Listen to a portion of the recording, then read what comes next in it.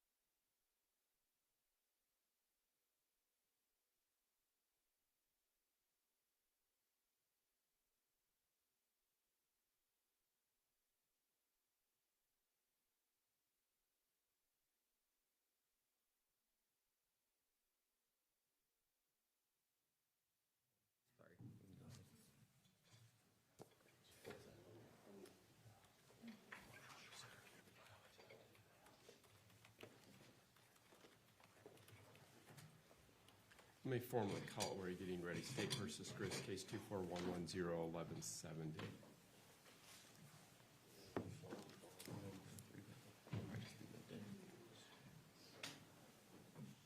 Well, let's see what he says.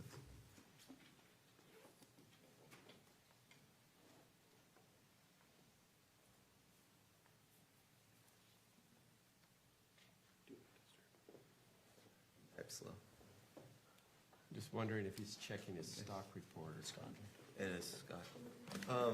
Your Honor, the issue with Mr. Williams, we're just texting with him right now at his available times. Looks like he's available at 10:30 and midday. I understand you've got 3 short witnesses. Do you want to do them right at midday at noon? Or 10:30? Which one? Let's do the 10:30 break. 10:30 break.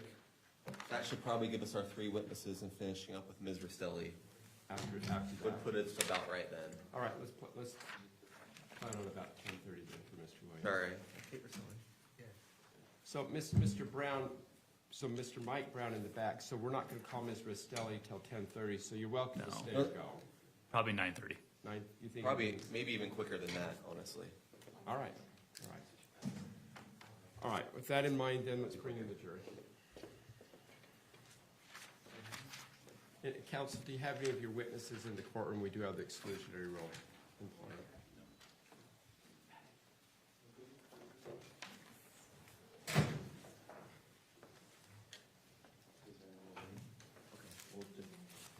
Good morning. Why don't you sit back out there and wait, come in with all the other jurors. Are you a juror? I am not a juror. Okay, don't sit there, go sit in. Yes, will do.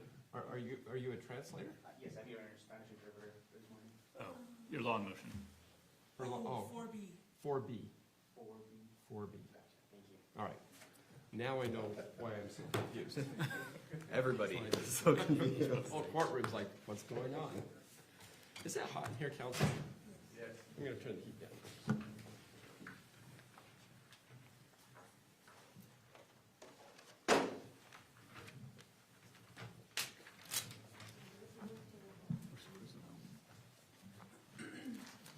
Great question. I think they hit traffic too. Hey, Dan. Yeah. So first witness will be. Sorry. So we have 911 calls 36. Messages are 37. I expected no, but thank you. Yeah, Tracey and I talked about foundation. All rise for the jury.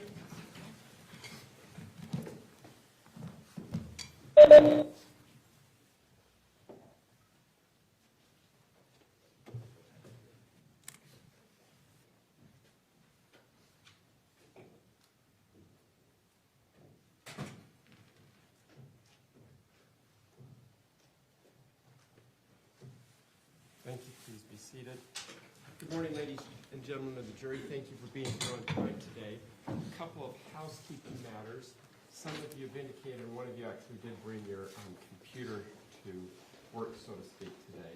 You're welcome to use any electronic devices in the jury room during breaks, subject to my admonitions about doing research about the case, using social media about the case. Any of that type of behavior would be inappropriate and shouldn't occur at all. Just remember, though, that your primary responsibility is for this trial, so don't focus in on what's going in there and focus in on this. When you go back to deliberate, those devices shouldn't be used at all until you've completed your deliberations, so just keep that in mind as well. The other matter is the attorneys have asked me to take 3 short witnesses out of order before we continue with Ms. Restelli. There's 3 neighbors that have some conflicts, so we're going to bring them in, do their testimony quick, and then we'll go back and finish with Ms. Restelli. That in mind, I'll turn the time over. Who's going to handle that? Is that you, Mr. Pomeroy? It is, Judge, thank you. The state calls Caitlyn Laney.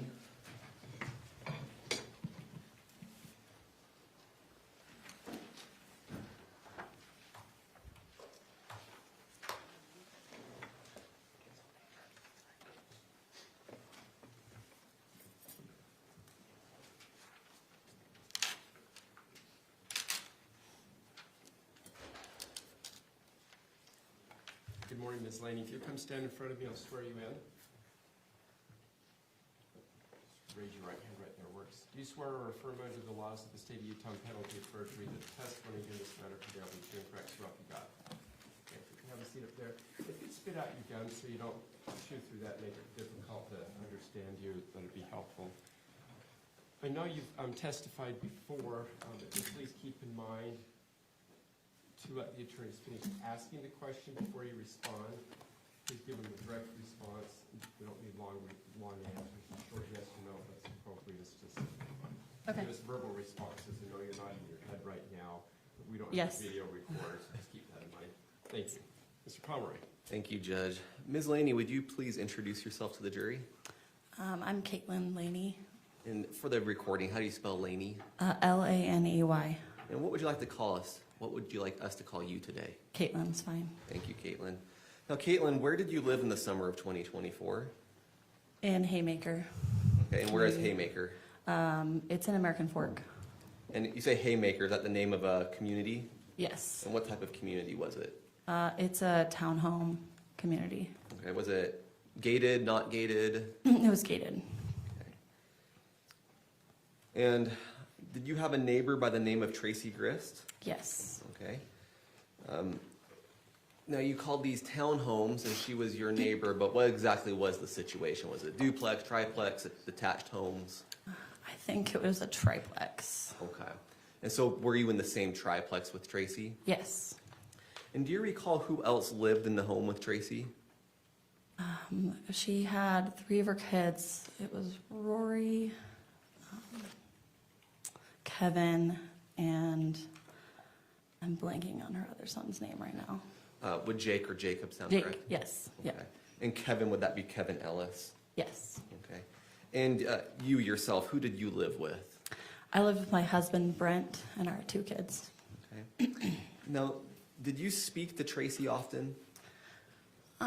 Sometimes, like, we were neighborly. Conversations in passing then? Yeah, I would see her outside, gardening. Our garages were next to each other, so sometimes coming in and out. She and Rory, they watched our dog for us a couple times when we went out of town. She's the one who gave me my garage code.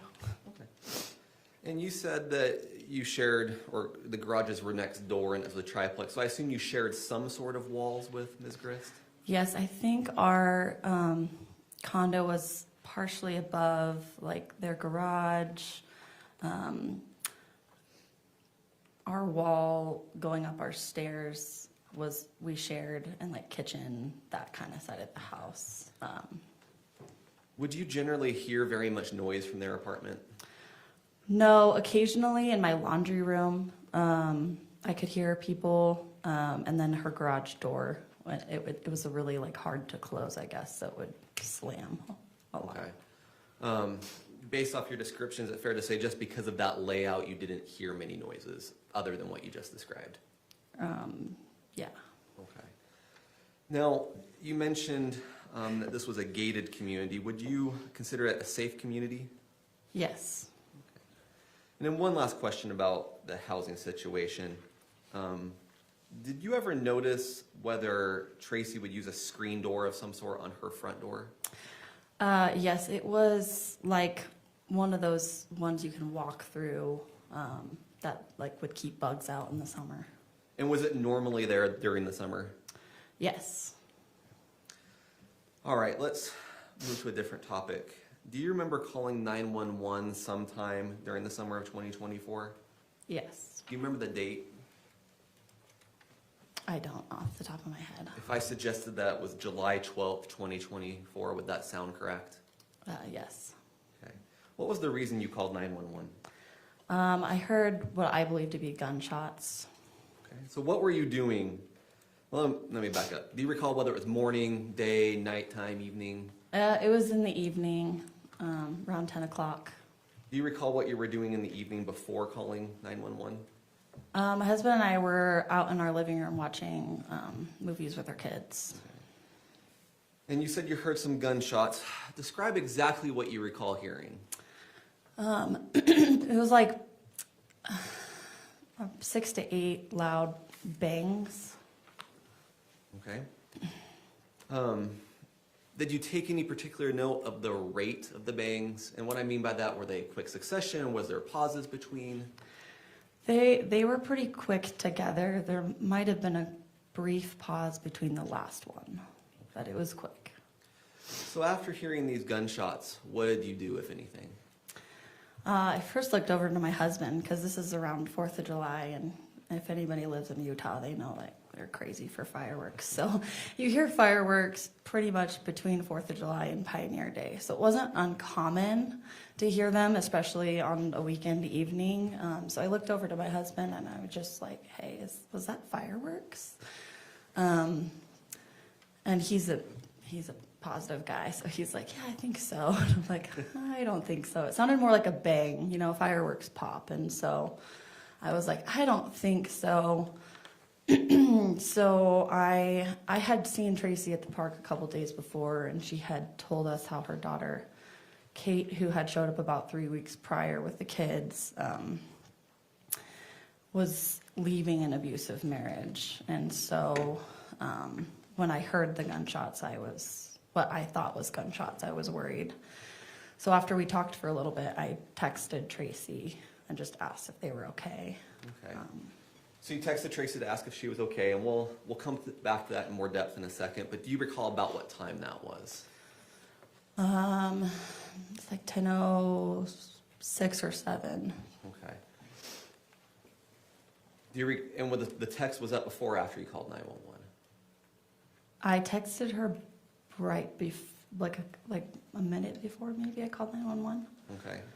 And do you recall maybe just the amount of time between when you heard the gunshots and when you called 911? Between a minute and 2 minutes. It was pretty quick. And then lastly, did you look outside to see what was going on? Did you do anything else to kind of see what was going on before you texted and called? I texted her. I got up and went to my kitchen counter and I texted her. And then I went and looked out our bedroom window. We could see in front of her garage. And sometimes her kids would come over on the weekend. And people weren't supposed to park in front of the garages. The townhomes share driveways. But sometimes they would. So I checked for a car there. Didn't see anything. And then I went to our bathroom window, which faces the streets. And it's a pretty small window. But I looked out the window and saw a truck running, and it looked like an older Ford. It looked like it was running, but the lights were on, like the flashers were on. And I noticed there was cardboard underneath it, which I thought was really weird. That was when I decided to call 911. The truck was not a usual vehicle in the neighborhood? No. Your Honor, the state has identified the 911 call as Exhibit 36. The state now moves to admit Exhibit 36. Any objection, Mr. Faceborough? No, Your Honor. So admitted, thank you. Permission to play for the jury? Yes, please, thank you. July 12, 2024, 22:09:42. 911, what's the address of your emergency? 112 South 920 East, my neighbors. What city? American Fork. And the address one more time? I'm at 112 South 920 East, it's my neighbors, but What's the phone number you're I think calling I- on in case we're disconnected? 559-907-7484. Okay, so the address is your home, it's your neighbors, and tell me exactly what's going on with them. I'm pretty sure I just heard gunshots, and Okay, there's a car with flashers. I know that her daughter just left her husband in California, okay, but I tried getting a hold of her and I haven't heard anything, but okay. And you said it's the neighbor's daughter is going through a divorce, or? she left her husband. Okay. In California? Yeah. Okay. But there's a sketchy truck in front of her house, and it sounded like gunshots. Okay, what kind of truck is that? It looks like a Ford, What color? silver, older, got a lot of rust on it. I can't tell if the plates are California. Okay. Mm-hmm.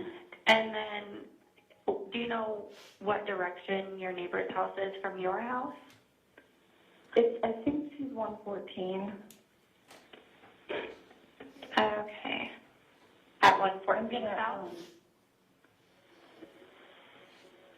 yes. Okay. And you're gonna what? I'm gonna see if my husband can try calling her, but I don't know. And you still see the truck outside? Are you Yeah, able it's to from see a the- license plate? I really can't tell. Like, I can see it from my bathroom. Okay. And it's dark outside, so I cannot tell where it's from. And the gunshot, was it one shot? Did you hear multiple? It sounded like, what did it sound like to you? It sounded like I talked to you too. It sounded, I don't know, maybe 6? 6 shots? I think. I don't know. I don't think it was fireworks. Okay.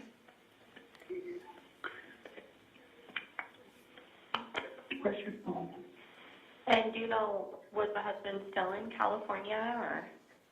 I don't know. I don't know all the details. I Okay. guess there's a sketchy looking truck in front of their house. Okay, and you've never seen it before in the area? Yeah, I'm gonna try to call her from my husband's phone, but Okay, yeah, I'm gonna keep you on the line, keep me updated with that. yeah, I'm gonna try to call her. What's her name? Maybe. Her name is Tracey. Her daughter's name is Katie. Okay. I'm gonna see if I can get a hold of her. It didn't sound like fireworks to me.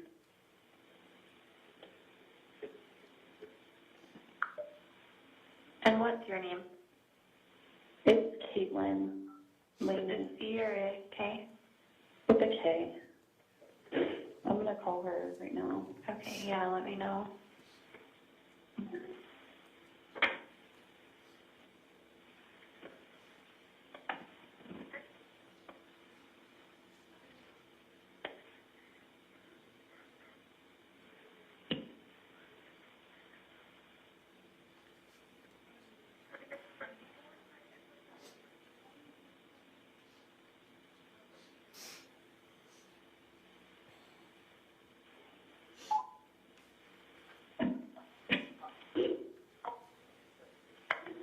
She didn't answer. Okay.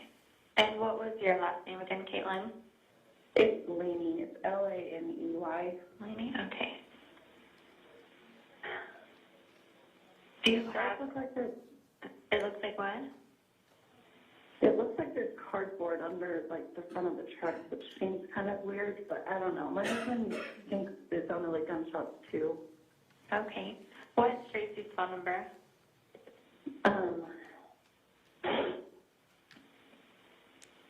801-651-2695. Okay.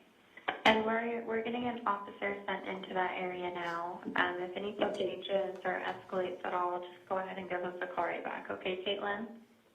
Okay, there's a gate code. It's pound 1212, if you want to let the officer know. Pound 1212? Yeah. Okay. All right, we'll get them sent into that area. Okay, thank you. Yeah, thanks. Bye. Okay, thank you. Caitlyn, do you see a binder in front of you? Yes. Could you please turn to tab 37? That's what's been marked as State's Exhibit 37.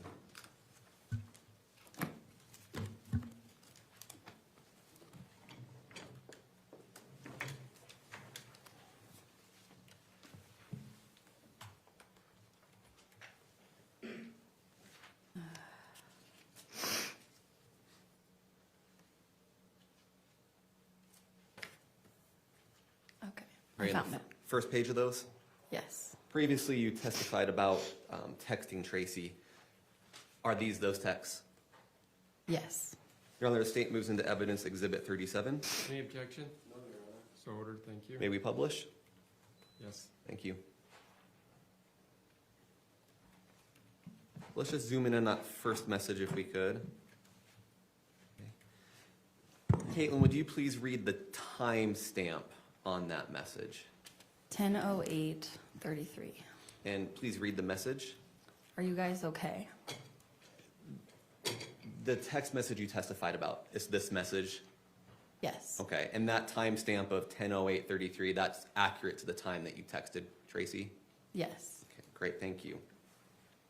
Now, these text messages weren't just texts on that night. They extend into the next day. Is that accurate? Yes. Okay. So I'm going to have you read a select few of these messages, okay? Okay. So the next thing I want you to do is turn the page to page 2. And if we could also move this to page 2. Thank you. And so Tracey didn't respond on the evening of the 12th. She started responding the morning of the 13th. Is that correct? Yes. Okay. Let's go to your, let's clarify one more thing. The green bubbles are from Tracey, is that correct? Yes. And the blue bubbles are from you? Yes. Okay. So let's go to your first bubble on the 13th. What did you ask Tracey? Was it your son-in-law? Continue to the next message, please. And how does she respond? Yes. And then please read your next message to her. A bullet went into our garage. And how does she respond? OMG. Do you know what that stands for? Oh my God. Okay. Let's continue to the next message. And what did you say in response? I said, oh man, just him, question mark. And what was her response across the next 3 messages? Yes. Excuse me. He had a knife. And my son Kevin shot him. Okay. And that message, again, the time on that one was? 6:58 a.m. in the morning. Okay. Yes. So I'm going to ask you to just skip forward to page 8. Sorry. Let's go to page 9. The first green message from Tracey on this page. What's the time there? 7:02 a.m. Okay, so this is just a few minutes after that prior text. Yes. So it's the same conversation. Yes. Okay. What did Tracey ask you? What time did you call 911? Okay. And then this next message, this just appears to be out of order. You're responding to something previous in the conversation. Is that correct? Yes. Okay. So Tracey asked, what time did you call 911? And then her next message to you is what? Did you call 911 or did another neighbor? And what's her next message to you? I was on the phone with 911 and they were there so fast. And then let's read your last text message on this exhibit. I called at 10:07, I think. We were in the living room watching a movie with the kids and I heard the shots and texted you. And then I saw the truck with Cali plates and called. I was on the phone with them when I called you. Thank you. You can go ahead and put the exhibit aside now.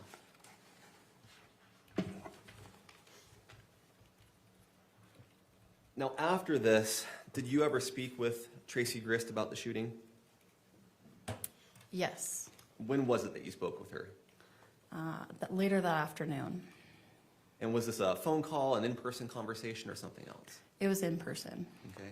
Did she tell you what had happened the previous night? She said that her son-in-law, sorry, I'm blanking on it, Matthew. She said that Matt, she called him Matt, had come into the house with a knife and that he was being erratic, and that he wanted to see Kate, and that she had told him that he was upstairs, and then he turned the corner to go upstairs, and then Kevin shot him. Did Tracey tell you where she was when this all happened? She said she was in the kitchen by the fridge.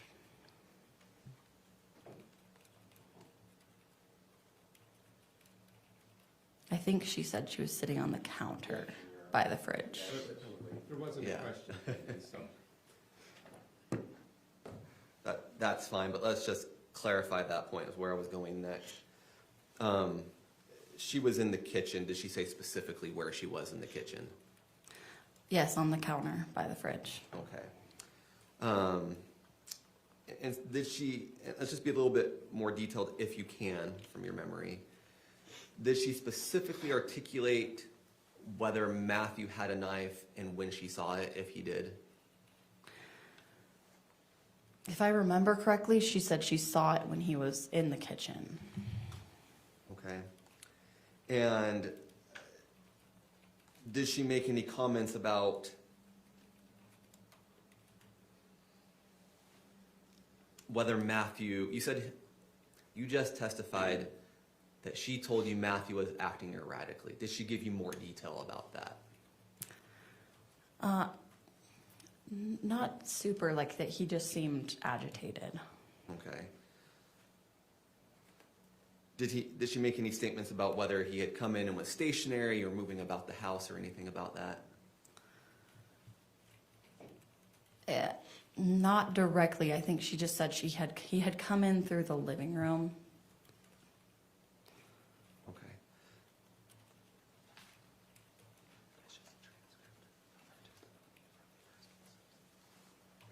You remember testifying at a previous hearing?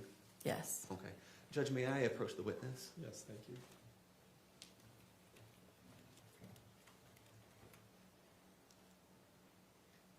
Don't read that out loud. So we have a transcript of one of the prior hearings. That section marked in blue, you can ignore everything else. Just please read that to yourself and not to the jury. Okay?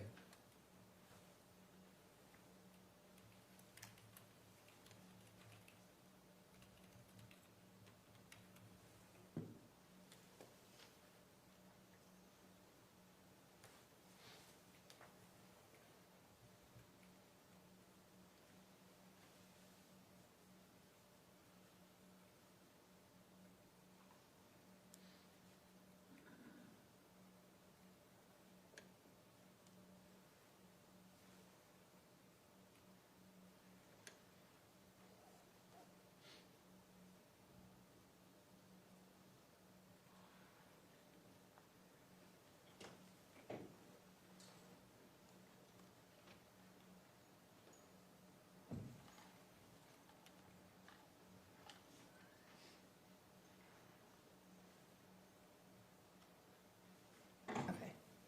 I'm going to come grab it from you.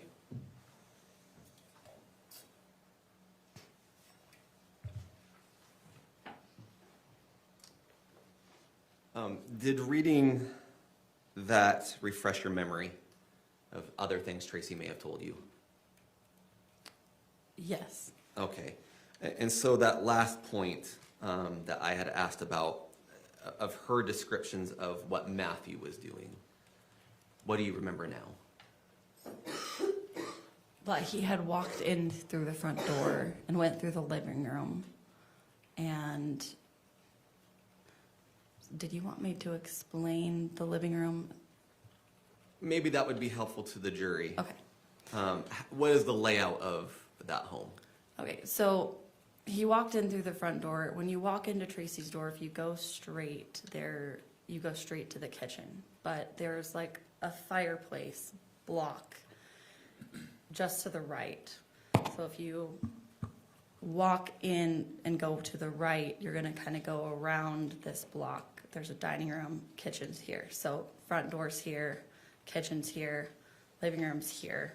There's a block in the middle.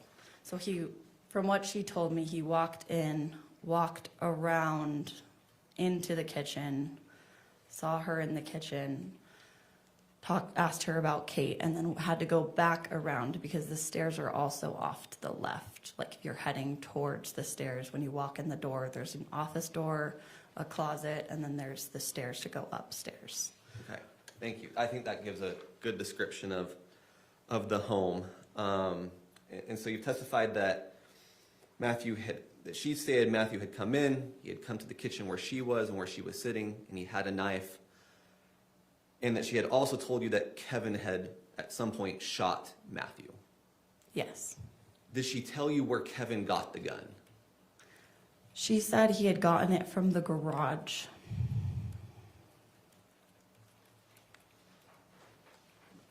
And where is the garage in relation to these rooms?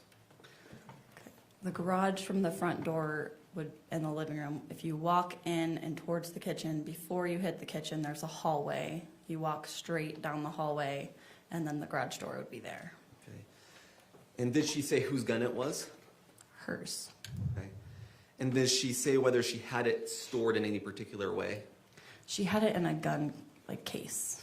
And did she show you that gun case? Yes. Okay. When she showed it to you, did she have to obtain it from any part of the house?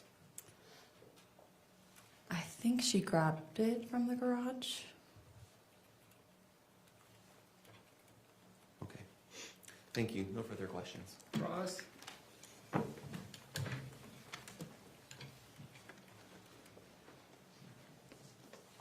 Hi, Caitlyn.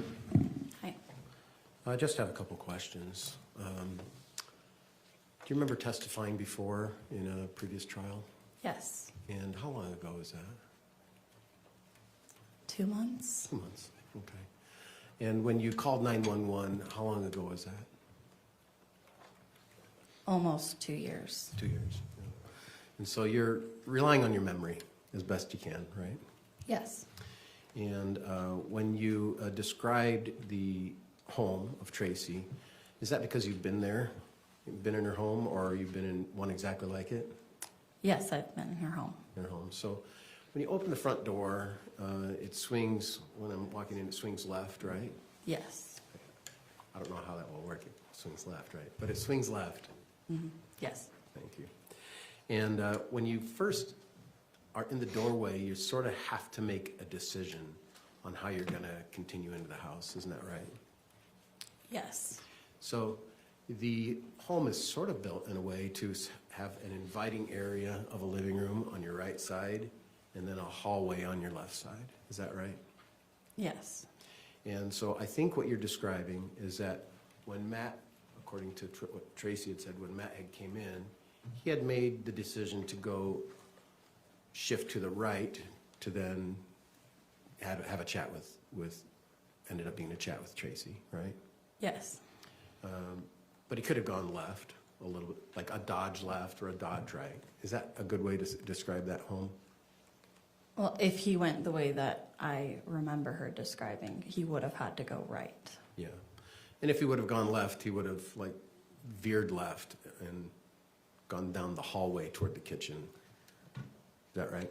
It was more of like a straight shot, maybe Okay. slightly to the left, but it was more of a straight shot to the kitchen. There's this wall, this obstruction wall, sort of right in front of you, that is where the fireplace is built in and provides this ambience for the living room, right? Yes. Okay. In your recollection of your conversation with Tracey, are there things that you might have forgotten?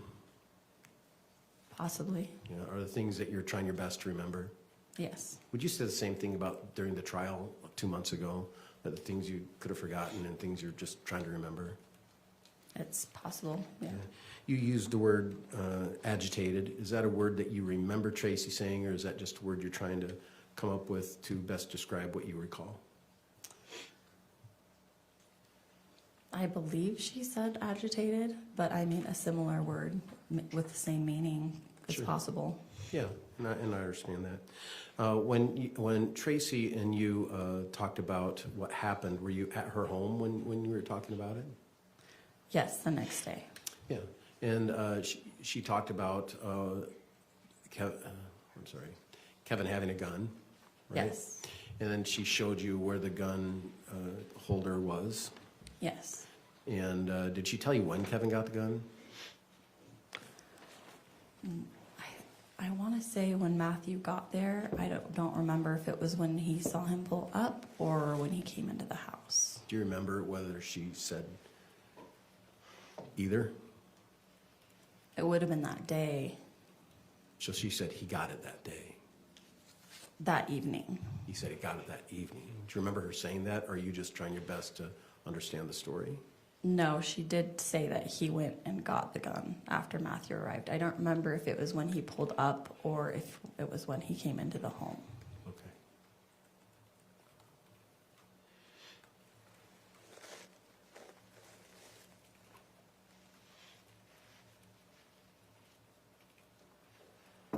And this was how long after the shooting occurred?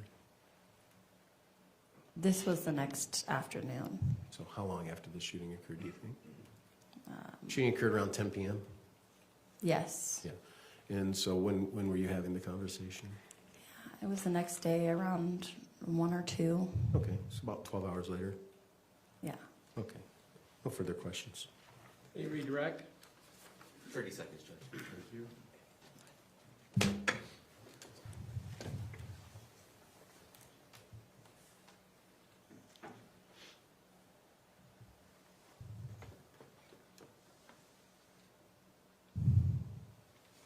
No further questions. Thanks, Judge. Thank you, Ms. Laney. Thank you for coming today. Please call your next witness. State calls Brent Laney. Thank you.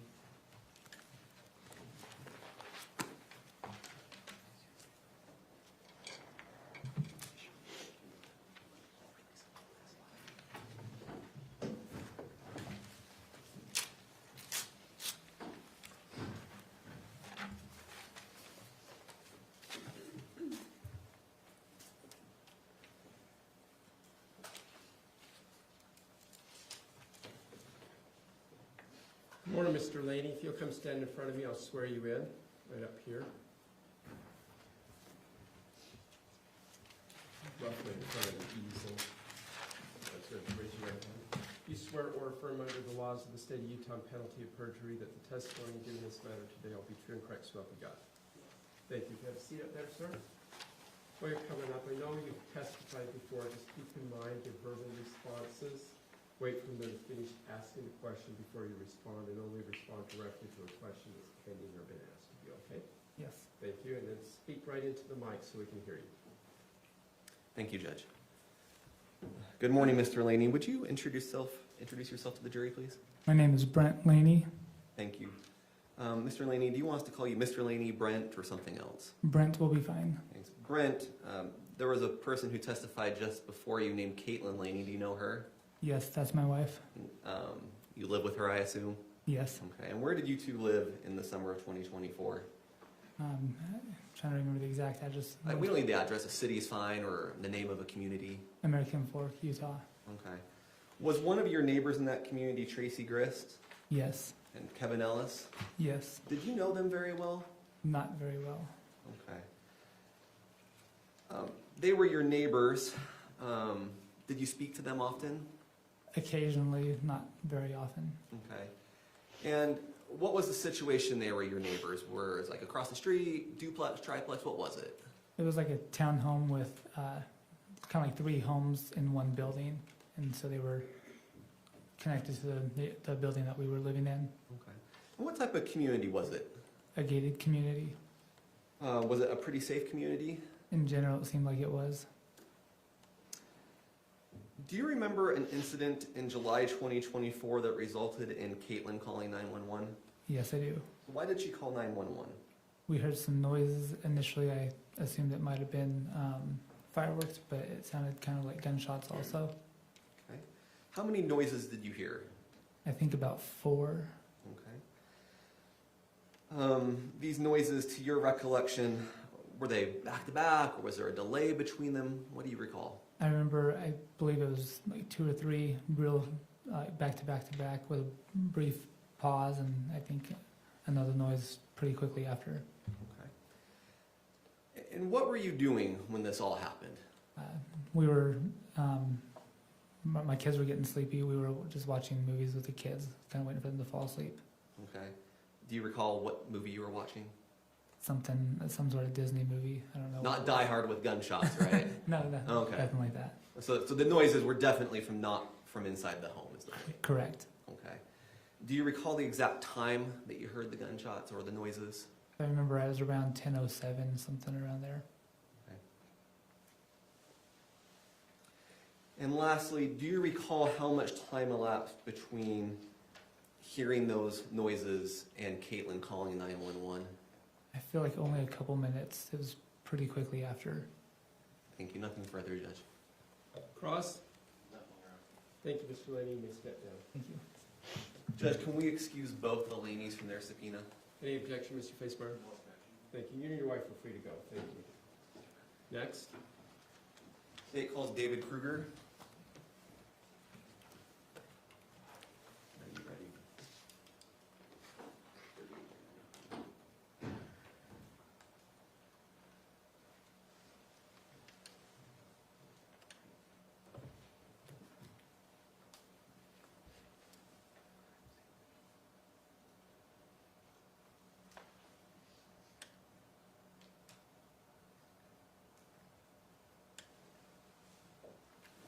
Good morning, Mr. Krueger. If you'll come forward and stand in front of me, I'll swear you in.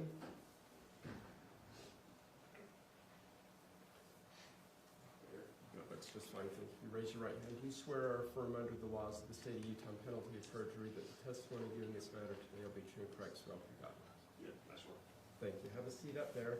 I know you've testified before. Just a couple of reminders. Please give verbal responses. Only respond to the questions that's been asked of you to give a direct response, please.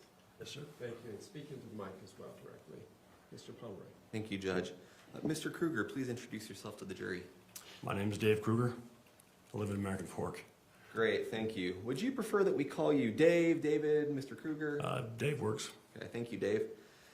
Dave, more specifically than American Fork, in the summer of 2024, did you live in American Fork? Yes. Okay. Did you know a Tracey Grist at that time? Yes. How did you know her? She was my across the street neighbor. Okay. And did a Kevin Ellis live in her home with her? Yes. Okay. And you say across the street. Could we be a little bit more specific of how that was? Yes, so my home is west facing. She is directly across the street, so west and slightly to the south. Okay. If I was standing in your driveway looking towards her house, would that be left or right? It would be left. And then what type of community was this? It's a small gated community. Okay. Was it a nice neighborhood? Yeah, nice neighborhood. Was it a safe neighborhood? Yeah. Okay. Did you have any surveillance cameras on your home? Yes. Was that just kind of a routine thing you did? I mean, you called it a safe neighborhood. Yeah, it was. I take extra precaution just for out of convenience. Okay. What type of cameras were they in the summer of 2024? They were, let's see, ADT Blue. It was the name of the devices, or that was the service. Is that one of those paid services where they come do everything, or is it more of a do-it-yourself setup? Do it yourself. Okay. And these particular cameras, how would they work? Off motion sensor. So anything, they don't work extremely well, but when something, it goes by that sets off the motion, starts recording. Okay. And the cameras that you had on your home at the time, where were they pointed? The one above the garage was pointed just in front of the driveway. Had another one right by the front door that was pointed just, in front of and from the front yard. Those were both pointed to the south towards Tracey's home. At the time, were both of those Yes. working? Does this system record the time the videos are taken? Yes. Is the reported time on the video accurate? Yes. To your knowledge, does the system record only to the hour, to the minute, to the second? It's to the minute. I don't believe it counts seconds, so just every minute. So it's not going to record seconds. Okay, so like if we're looking at this clock, it counts down each second. If you're looking at these videos, it flips every minute. Every minute, yeah. Okay, thank you. Do you recall police reaching out in July 2024 to obtain some of your surveillance footage? Yes. Do you recall the date and time for which officers were looking for? I don't recall the exact date or time, no. It was a couple days after. Does the evening of July 12th sound about accurate? Yeah. Okay. And did you provide that footage to the officers? Yes. Would you recognize it if you saw it again? Yep. Okay. Your Honor, the state moves into evidence exhibits 38, 39, and 40. Any objection, Mr. Facebar? No objection. Thank you. Exhibits 38 through 40 are admitted without objection. Thank you both. Please publish 38. Okay, what is this? This is my app that shows security footage. Okay. And specifically, I see a couple different things here. Which is the one that was of interest to the police? The driveway motion detected. Okay. That would be the black and white image kind of in the middle. Yep. Okay. And what's the timestamp of that? 10:06. And that would be the timestamp of when it activated. Correct. Okay.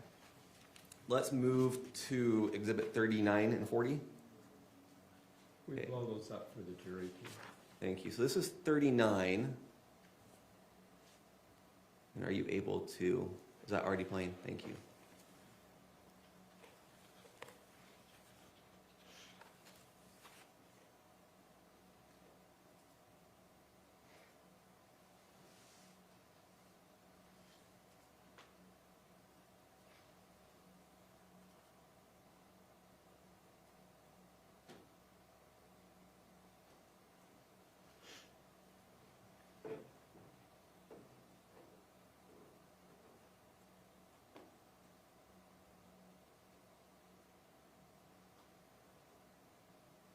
Okay.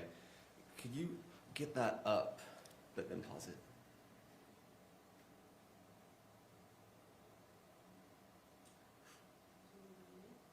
Yeah, sorry, get it back in. There you go, so pause it. Thank you, right there. Okay, so this was the clip. Correct. And this is the clip that started at 10:06. Yes. Okay. And we saw the entirety of it just now? Yes. And how many seconds is the entirety of this video? 30 seconds. Okay. And were you able to see the object that caused the movement that triggered the camera? The truck, yes. So it was a truck that Yeah. caused it. Okay. And that's what we saw in the still frame. And in fact, where it's paused right now, can you still see that truck? Yes. Where on the screen would it be? The top, middle to the left. Okay, thank you. Now we can go to exhibit 40. Is this that same video, Yes. just enlarged? Yep. Thank you.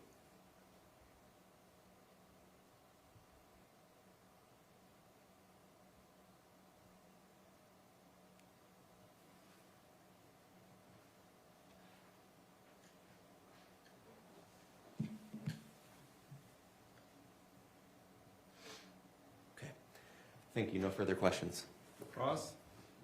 Thank you, sir. You may step down. Thank you. May he be excused from his subpoena, counsel? Please, Judge. Thank you. You're free to go, sir. All right. Please call your next witness, Mr. Pomeroy. I believe we're returning to Mr. We're going to return to Facemeyer. Ms. Restelli, Mr. Facemeyer. All right, let's bring Ms. Restelli back, and I'll re-swear her in for today.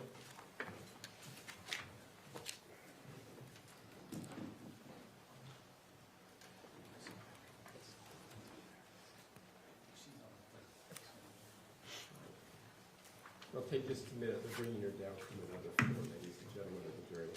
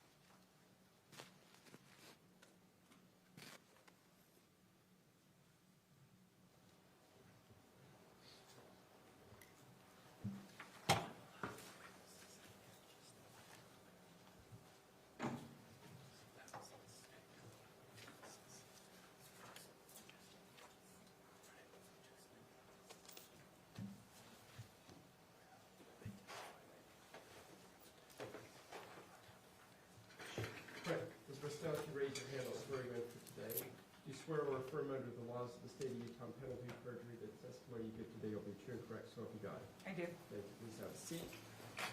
Mr. Faceman, I'll turn the witness back to you. Thank you, Your Honor. Good morning, Kate. Good morning. Kate, we left yesterday speaking about your brother Kevin, and I wanted to go on to a different train of conversation now about how this case has proceeded. Previously, Kate, I had shown you a picture. Do you recall this picture?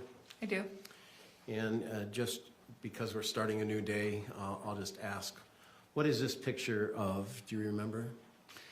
The interview I had with the American Fork Police Department and the state. Right. And do you recall the date of this interview?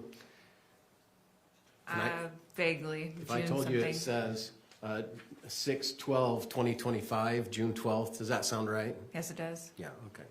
Not trying to trick you, but just to give an idea. So on June 12th, you went and met with the prosecutor and the investigating officer, right? I did. Your attorney was there, who's here today, right? Yes, he is. And in preparation for this, we had talked about, you had provided your attorney with a proffer of evidence, right? Yes. And as this proffer of evidence, that's your best recollection of the events leading up to the death of Matt, right? Yes. And in return for that proffer statement that your attorney drafted, you received an offer. Is that right? Yes.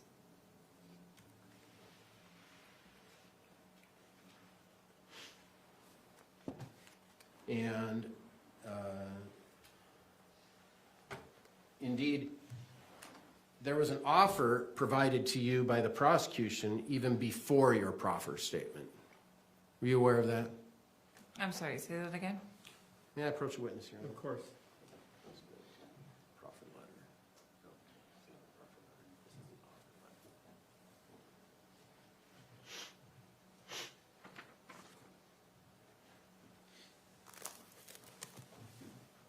I'm sorry, one moment, Your Honor. Is she handcuffed? I am. Or are we keeping her handcuffed? We did yesterday. She was looking through exhibits. I was handcuffed in the front yesterday, but today it has to be. So she can look at exhibits like we did yesterday. We'll have to bring her downstairs for our policy. We're not allowed to have our weapons on us while we're restraining, so we'd have to go download and then. All right, let's take about a 10-minute break and do that then. All right, we'll be in recess while we get that taken care of. All rise for the jury.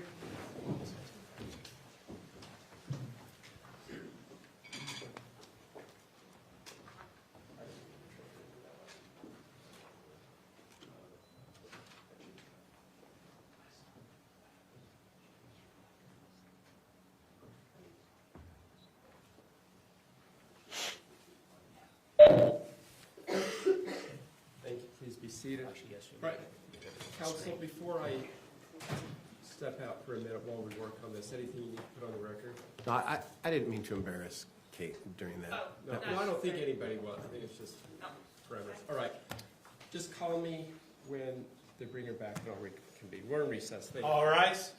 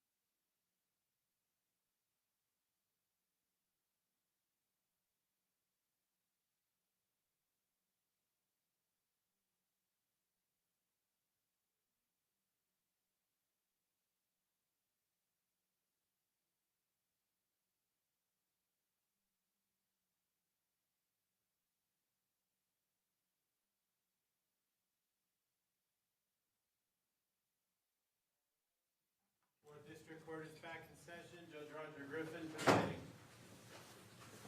Thank you. Please be seated. Let's go back on the record of the matter of State versus Grist, case number 241101170. You ready to bring the jury out again? Let's bring the jury out.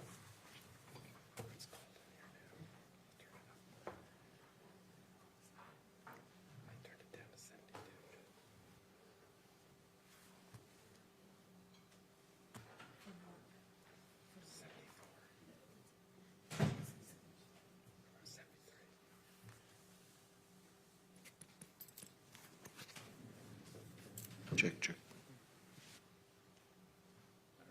Yep. All rise for the jury.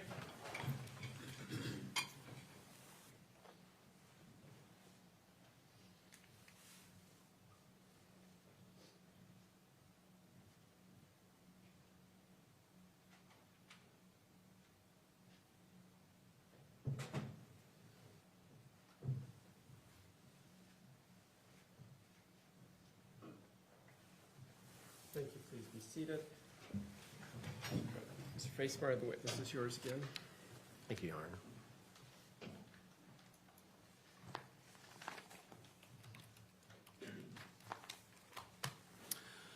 I'll approach the witness, Your Honor. Of course. You have ongoing permission. All right. So, Kate, I've provided you page 1 of a letter, and at the top of that letter, it says what? The very top. Plea offer letter, Correct. And what's even above that? Utah County Attorney. Right. So this is a letter drafted, it appears by the Utah County Attorney, is that right? Yes, And it's a plea offer letter to you, right? correct. And what's the date of that letter? May 16th, 2025. All right. I'd like to offer this as an exhibit, Your Honor, Any objection? No objection.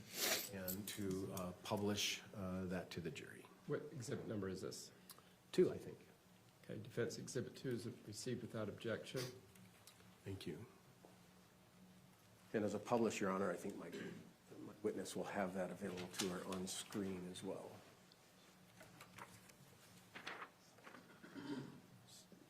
Let's give the Switobby's paralegal just a moment.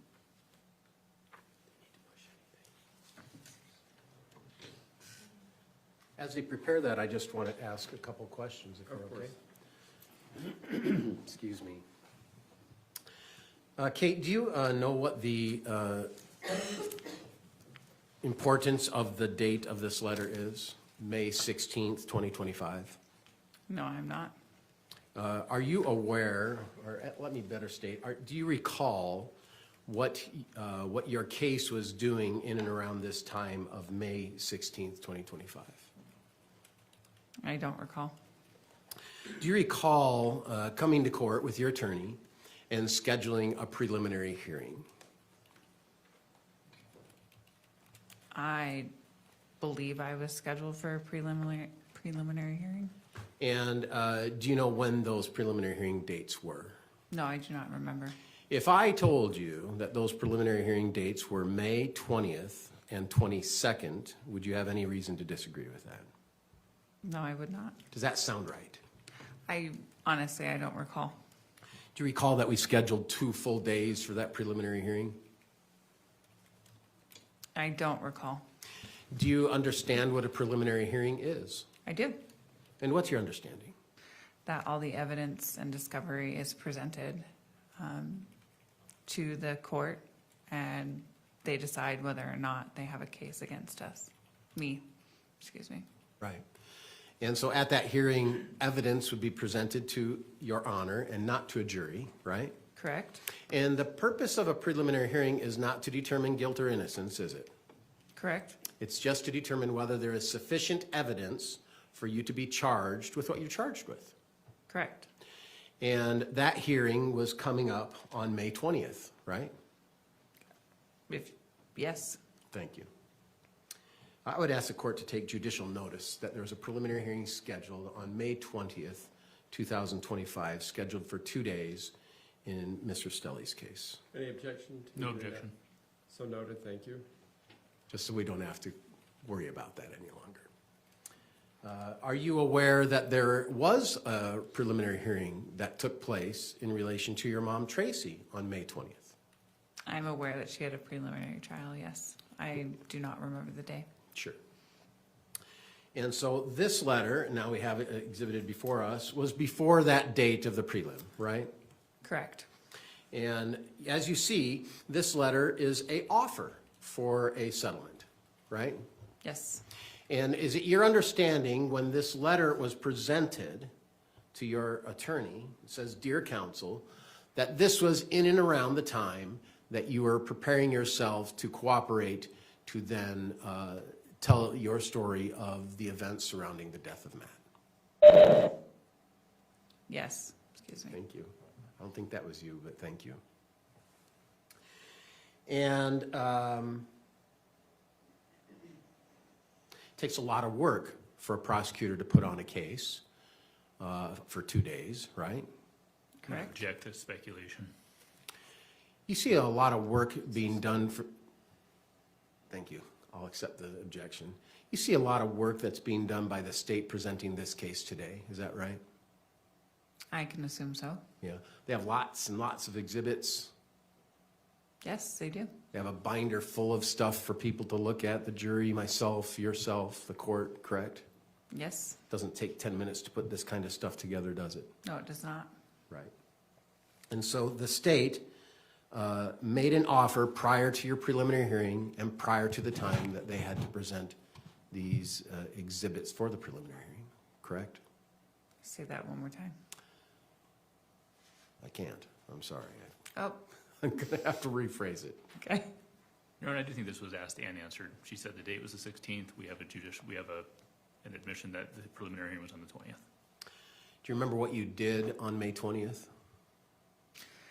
I was taken to court and I met with Judge Griffin in his chambers and forewent my right to a preliminary hearing. Thank you. In the law, we call it a waiver. Is it true that on May 20th, you waived your right to a preliminary hearing? Yes. And did you waive your right to a preliminary hearing because of this offer that you received from prosecution? I did. And you did not have to go through a preliminary hearing and endure the evidence that they were going to present to the court at that time? No, I did not. But you did know at that time that you waived your preliminary hearing the evidence that they were going to present on your case. Is that right? I was given discovery, yes. And so you knew the evidence they were going to present at the preliminary hearing. Not all the audio or picture files, but yes, the discovery.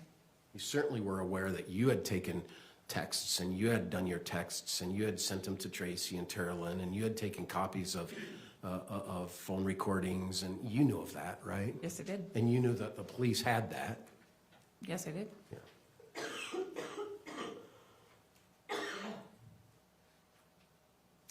And in this letter, it indicates that you're currently charged with murder, conspiracy to commit murder, obstruction of justice, commission of DV in the presence of a child, counts 4 and 5. A little further down on that page, if we could. And so you were informed that that's where your charges, which you already knew of, correct? Yes. And now the agreement by the state on what the plea offer would be, correct? Yes. Which was murder from a first-degree felony to a second-degree felony, conspiracy to a second-degree felony, which remained, and then felony discharge of a weapon, first-degree felony, right? Correct. And in May, you knew that you were going to have to provide, in the month of May, a statement to law enforcement and the prosecution to preserve this offer. Yes. And you were able to prepare for that, and how did you prepare for that? Did you talk to your attorney? Yes. And you talked to your attorney so much that he came up with a proffer letter, which is Exhibit 1, right? Yes.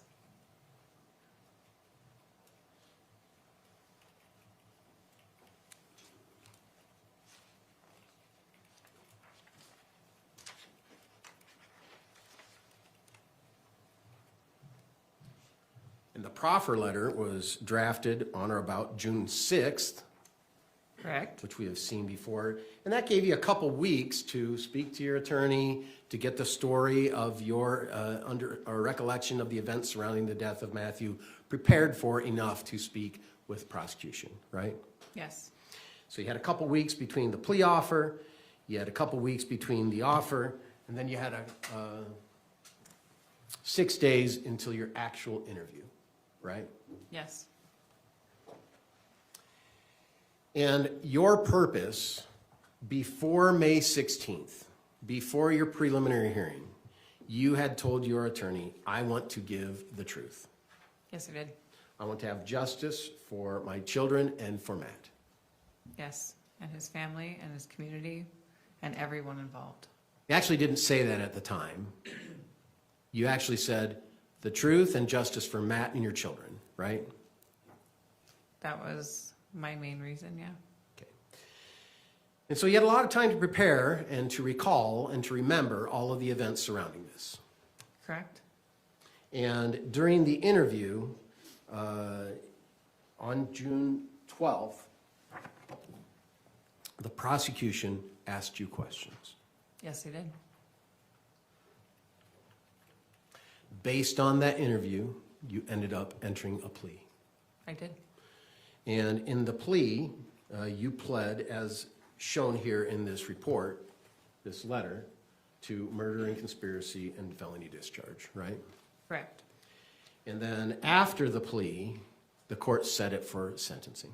Is that right? Yes. Did you know what the benefit of pleading to these 3 charges would be as opposed to the 5 charges that you were charged with originally? No. You didn't.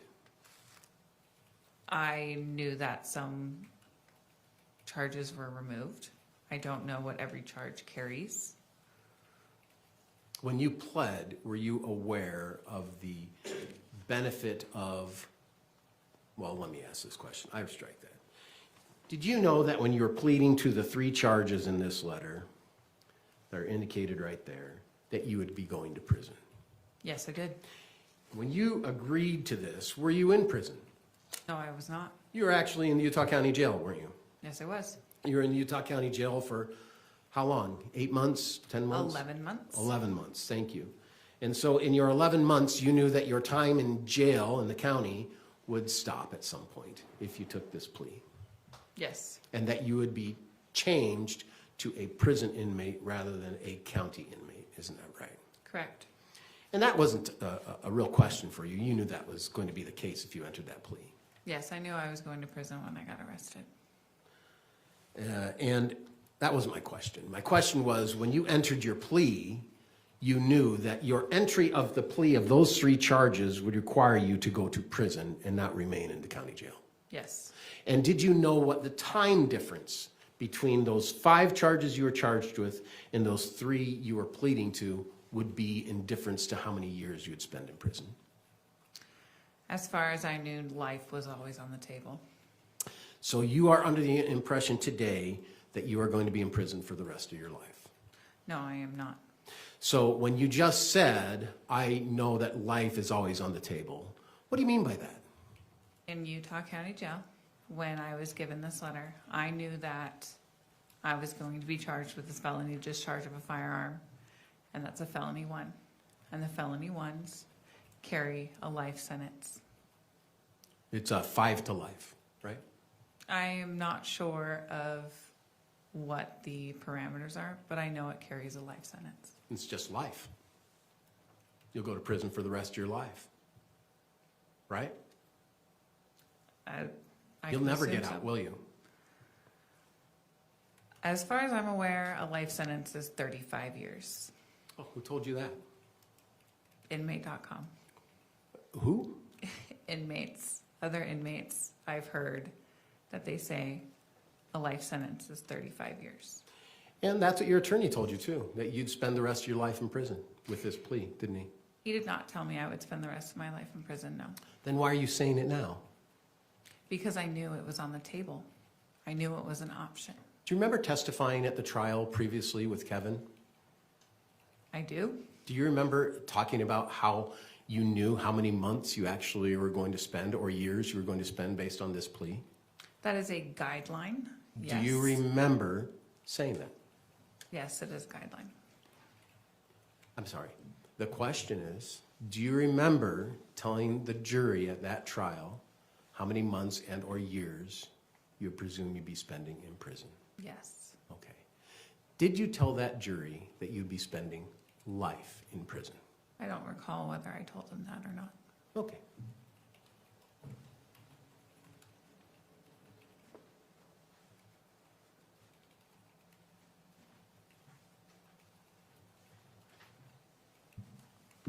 This will take me some time, Your Honor.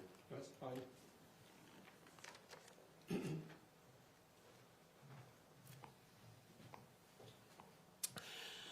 This is a transcript of your testimony at the trial of Kevin Ellis. Do you understand what I'm saying? Yes.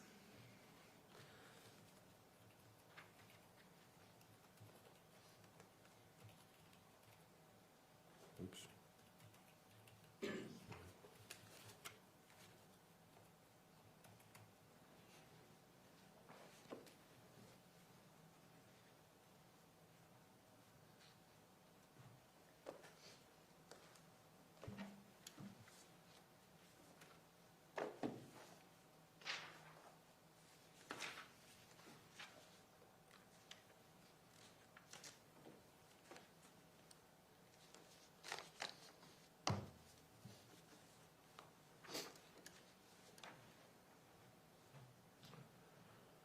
With transcripts at the end, are you aware that the transcriber will put in the words and when they appear in the transcript?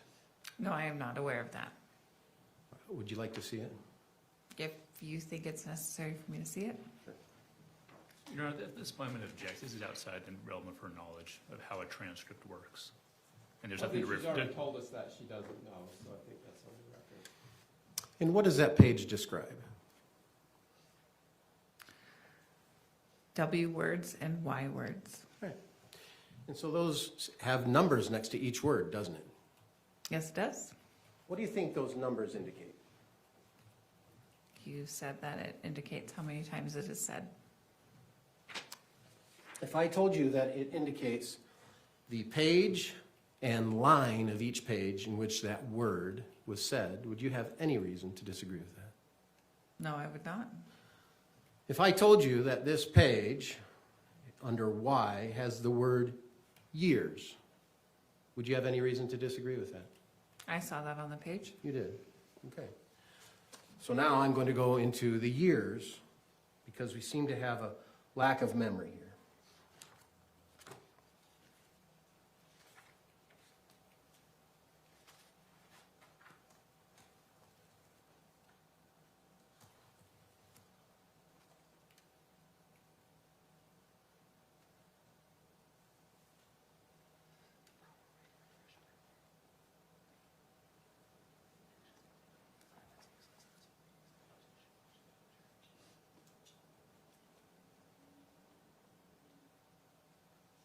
And do you know why I'm doing this?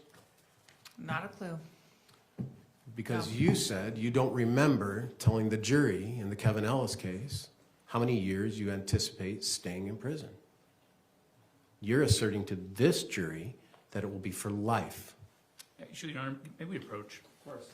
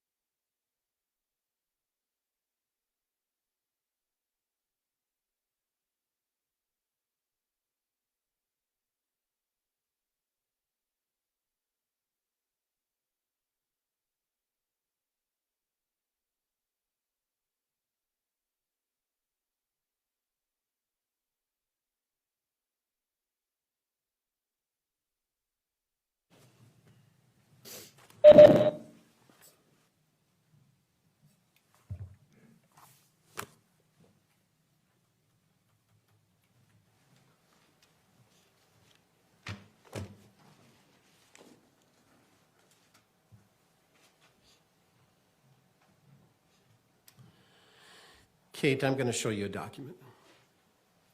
Okay. Let me pull up the transfer by matrix.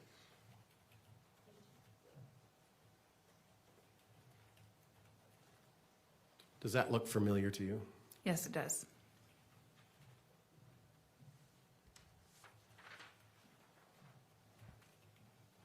And what does it look like to you? It is a page from my pre-sentence report. And when you have this page from your pre-sentence report, what is it indicating? It is interesting. It is the criminal homicide matrix. And when you were sentenced, was this matrix used in your sentencing? I believe so. Were you aware at any time before your sentencing that this would be an approximate amount of months and or years that you would spend in prison? Yes. Yes. So you were informed before sentencing that your plea deal would have a matrix that would come out to this amount that's right in front of you, isn't it? Correct. And in that box that you see squared off, I would ask for the court to allow this as exhibit number 3, defense number 3. No objection. Thank you, so noted and admitted. And a publish, Your Honor. We'll publish it.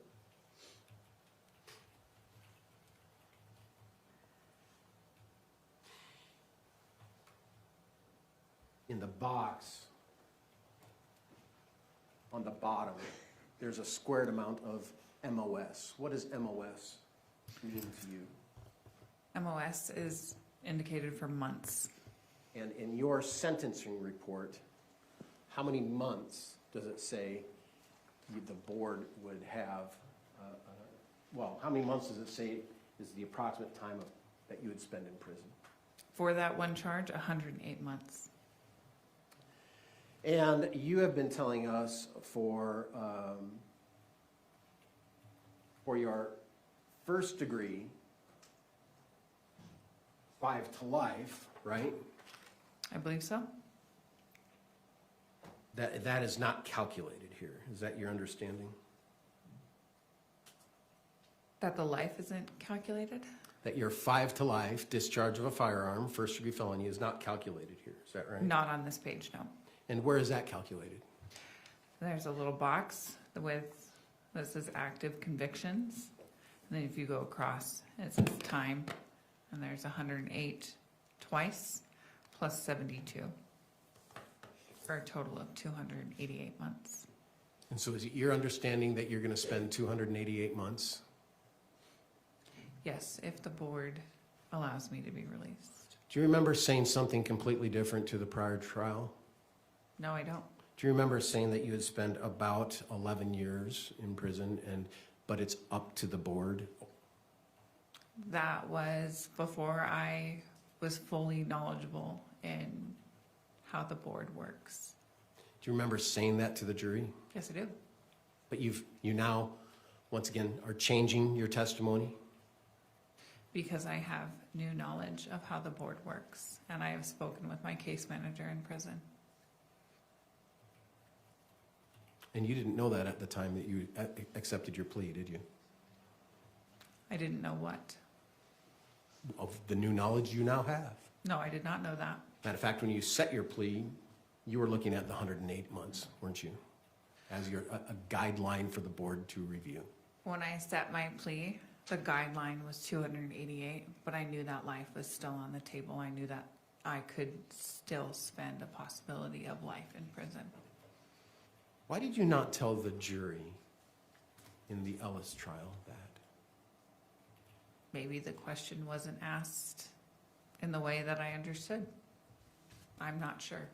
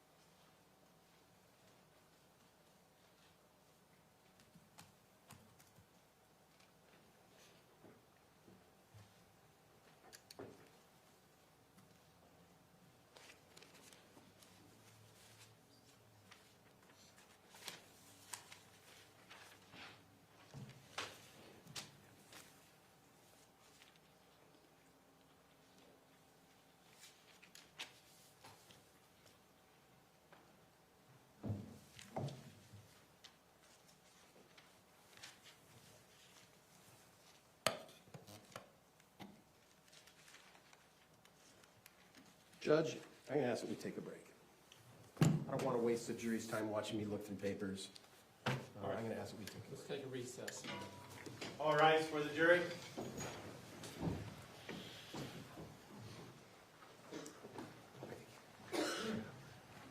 Mr. Traceberry, did you see maybe your papers on the floor? You might Yeah, want to- I think. Thank you, Judge.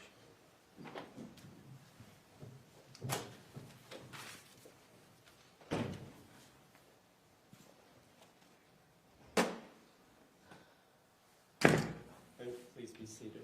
All right, counsel, we'll be in recess until Mr. Traceberry found the information that he needs. Thank you. All rise.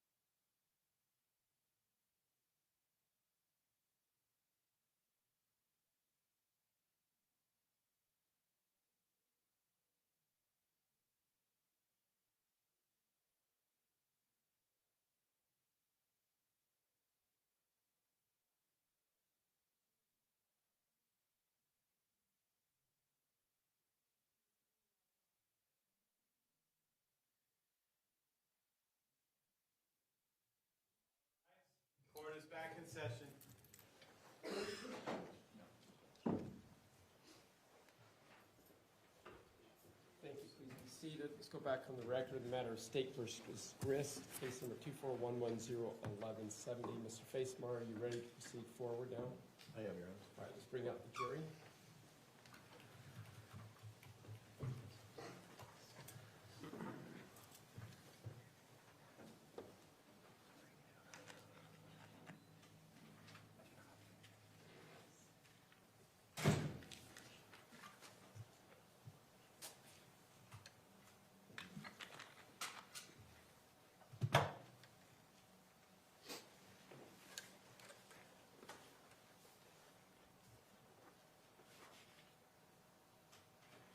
All rise for the jury.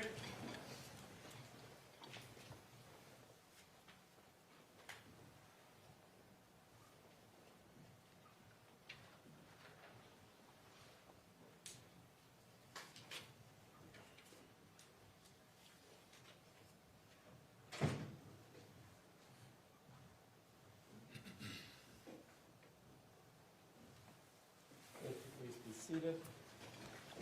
Mr. Facemar.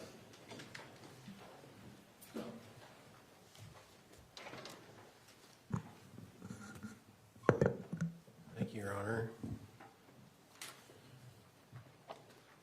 Kate, is it fair to say that you know more now than you knew 3 months ago about your prison sentence? Yes. When were you sentenced? I don't recall. I don't remember the day. Do you remember the month? September. September. I believe September. So you've had an opportunity to be in the prison system for September, October, November, December, January, February, March, April, 8 months, right? Yes. You have an opportunity to learn a little bit more about life in prison and about your sentence, right? Yes. But there's certain things you know now that you didn't know at the time that you were negotiating for a plea resolution, right? Correct. And what I'm asking you is what you knew at the time of negotiating for your plea, did you know and think about your sentence to be? Do you understand that? Yes. And although it might be a little different than what you know now, it is certainly relevant to talk about what you thought at the time of not only the negotiation for your plea, but the actual sentence of your plea on the amount of time you would be serving. Do you understand that? Yes.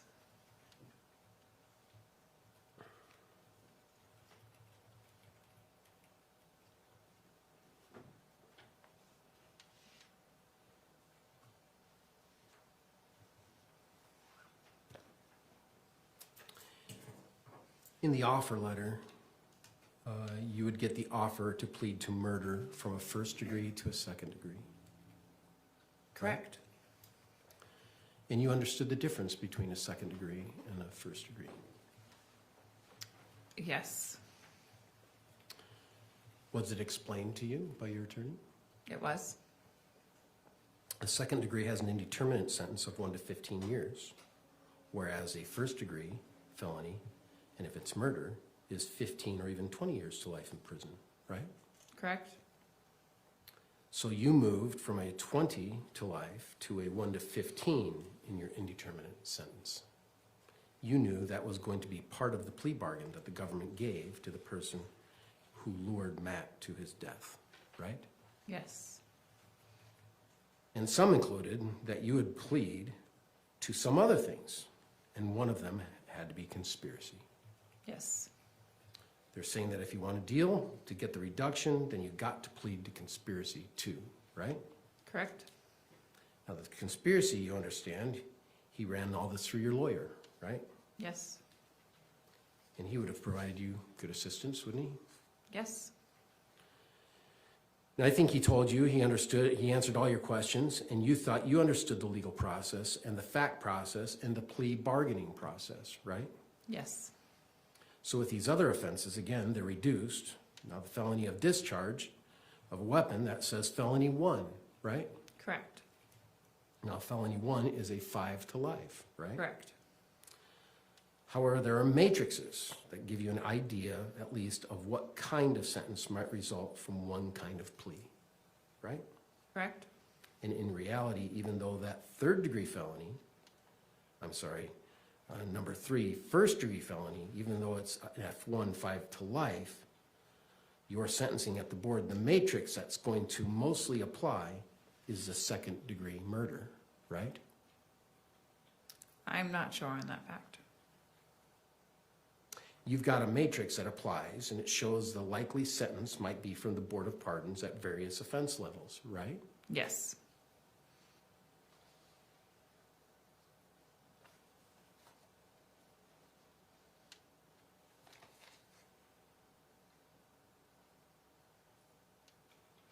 So as we have the matrix before us,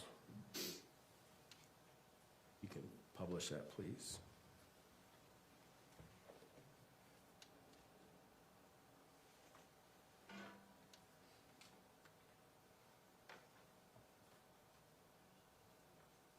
At the time of negotiation, at the time of plea, at the time of sentencing,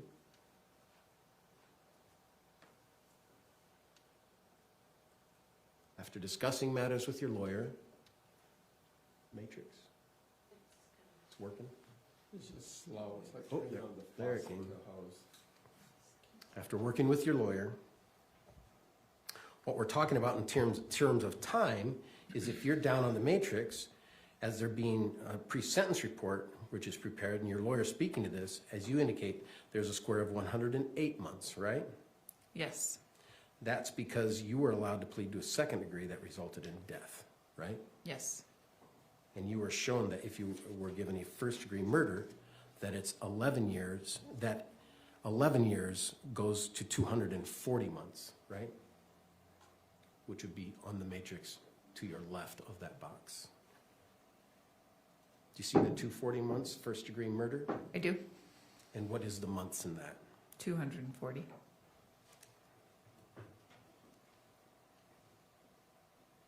So that matrix gives you an idea, and your lawyer talked to you about this, and it gives you an idea of the difference between murder and a second degree felony that you're allowed to plead to. Yes.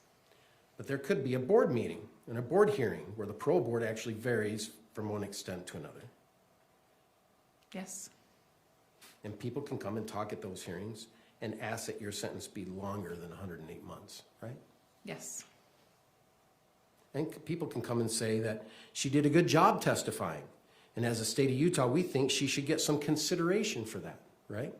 It's possible. And they can actually help you out with that for you to get 108 months later. The government can help with that, right? Yes, if they saw fit.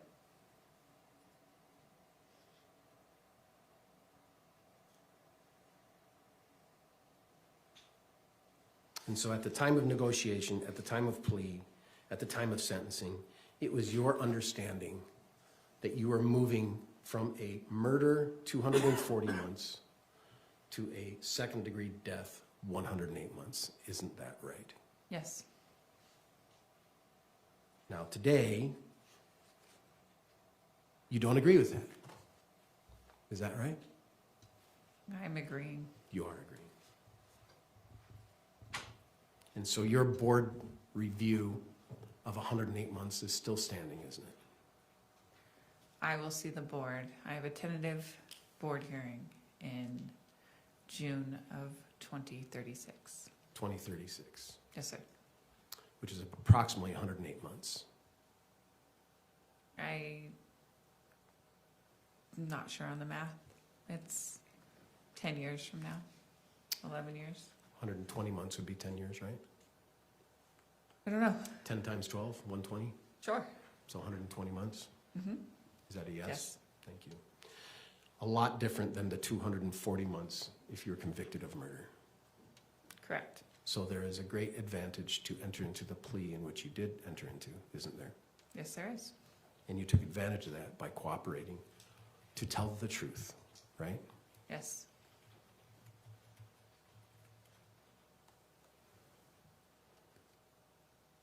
It virtually cut your sentence in half, didn't it? I'm not sure of the math on that. Well, 240, that's 20 years, right? If life is still on the table, there's nothing cut in half. 240 is 20 years, right? Yes, Thank you. And you said you have a board date in 120, right? yes, And the recommendation on the matrix is 108, right? correct. And you've essentially cut your sentence in half, haven't you, with that plea offer? On that charge, yes. Well, on that charge, it's 108, not 120.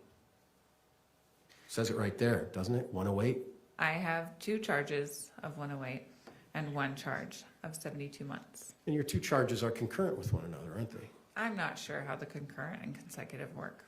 If I told you that concurrent means they go as you're sentencing at the exact same time, would you have any reason to disagree with that? No, If I told you in your plea statement that you made, it talks about concurrent, meaning the time goes at the exact same time with one another, would you have any reason to disagree with that? I was under the assumption that 2 run concurrent and 1 runs consecutive. Do you remember my question? No, My question was about concurrent. Do you remember me saying the word consecutive? no. Because I didn't. So, Object argumentative. I think we're getting a little argumentative, Mr. President. thank you, Judge. So in your plea statement, it describes the difference between concurrent and consecutive, doesn't it? Yes, it does. And in concurrent, it describes your sentence as concurrently would, not does, but would concurrent run together at the same time, Correct. right? Which means if you had a 1-year sentence and another 1-year sentence and it was concurrent, you would do 1 year on both charges, correct? I believe that's how it works. And in your plea statement, which you signed, didn't you? Yes, it did. And you read, didn't you? Yes, it did. And it tells you all of this, doesn't it? I believe so, yes. Yeah. And then it says consecutive would be 1 sentence, and then when you're done, the other sentence, right? Yes. Okay.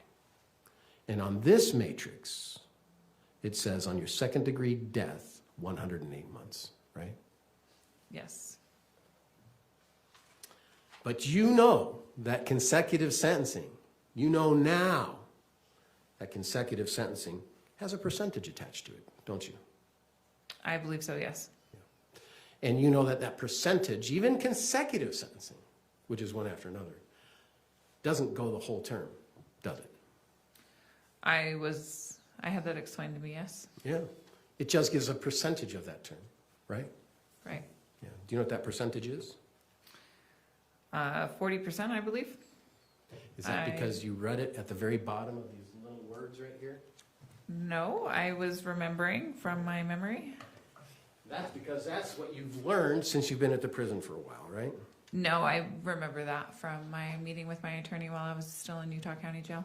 And at the time of the trial with Kevin Ellis 2 months ago, you were expecting the 108 months to be a good range of time you would spend, but not a perfect amount of time you would spend. Isn't that accurate? Yes. Thank you.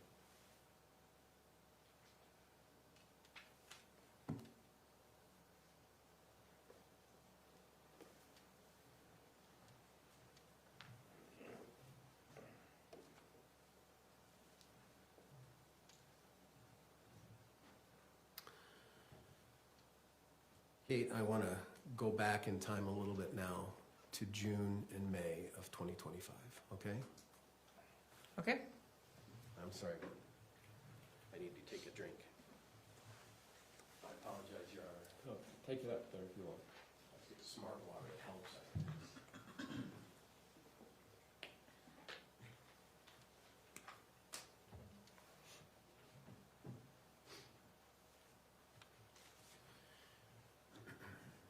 Tracey, at the time you went to speak with the prosecutor, I'm not Tracey.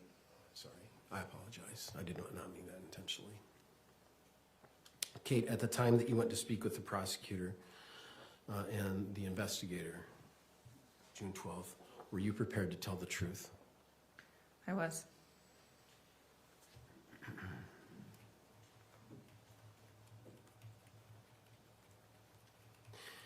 Do you remember how that event occurred? Yes. How did that conversation occur? I'm not sure what you're asking. Well, we have this picture. It shows you and Mike Brown. There's Mike in the back of the courtroom. You and Mike Brown on one side of the table, right? Yes, And then on the other side of the table is our prosecutor friends and then the investigator, right? yes. And how did that conversation transpire? Did they ask questions or did you just say, hey, I have something to tell you? I believe they asked questions. And did you respond to the questions? To the best of my ability, yes. Did you respond truthfully? To the best of my ability, yes. Did you find that during your questions with them that they were telling you things that they thought were true? I believe so. And were you telling them what you knew to be true? Yes, I was. And during that conversation with them, did you tell them about whether or not there was a plan to hurt Matt when you left California? Yes, I did. And what did you say? Do you recall?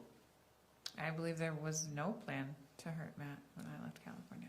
You believe there was no plan. Indeed, you said there wasn't any plan at this point to hurt Matt. Correct. So I need to get my dates right. On June 20th, right, there was no plan to hurt Matt. Correct. But there had been a conversation about a plan or about hurting Matt previous to that. Is that right? As a figure of speech, possibly.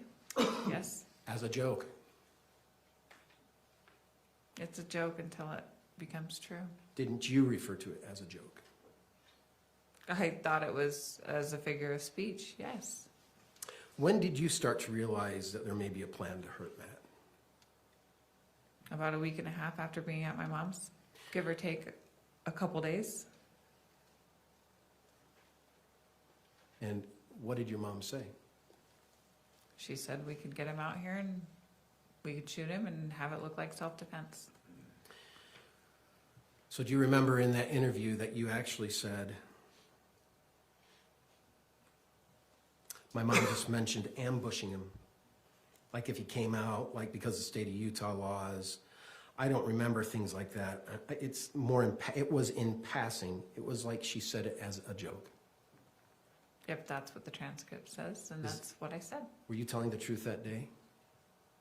To the best of my ability, yes. Yeah.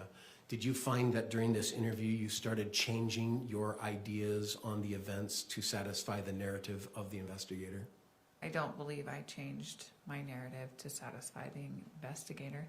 Then why would you say during this first interview, when this is your first chance to just tell the truth, that you said a week after you came that your mom talked about an ambush, but it was in passing and it was like a joke? Were you lying? No, because, no, I was Is that not the lying. truth?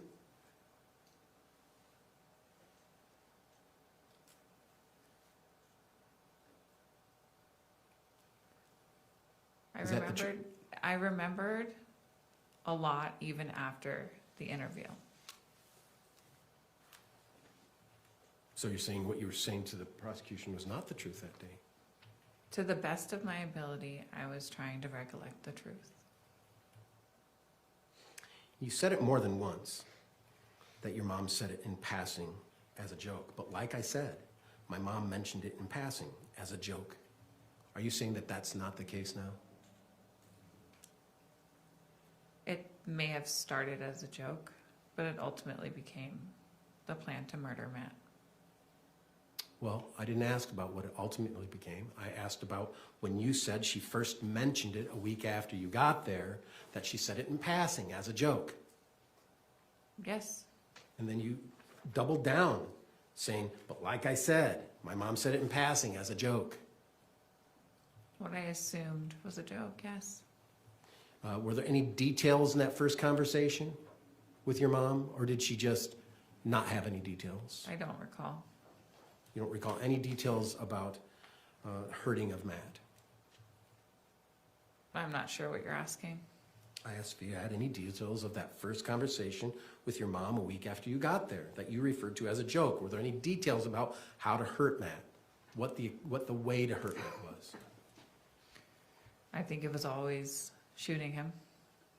Do you recall if that was the conversation, in that first conversation you had with your mom about it? No, I do not recall. Do you recall testifying to the court today, or not today, yesterday, about the knife? Yes, I do. About how your mom showed you the knife? Yes, I do.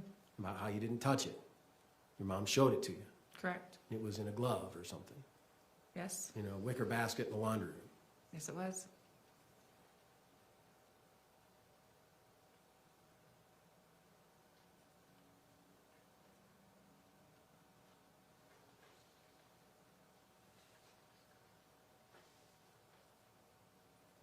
Do you recall talking about the knife when you were with the prosecution and the investigator on June 12th? No, I do not. Do you remember saying that I just grabbed it? And I was like, I don't want to touch it. I never grabbed it. I went to grab it, and then I thought, oh, I'm not touching that. Do you recall saying it was a really short conversation? She showed it to me, and I don't know where. There was so much else to the conversation, and then they said, what was your response? And you said, I just grabbed it. And I was like, I don't want to touch it at that point. So here we are, still a week out from coming in. I think so. Do you remember saying that? I don't remember saying that because I know that for a fact that I never grabbed the knife. Then why did you lie to the prosecution and to the detective saying that you grabbed it? That may be a misprint, honestly, because I never grabbed the knife. I thought about it, and when I went to grab it, I said, nope, I'm not touching that.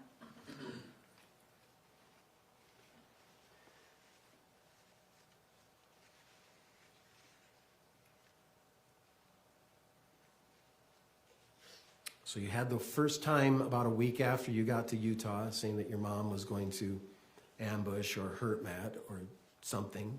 You said it was a joke. When was the second time? I don't recall. When was the next time? There was many little conversations about it.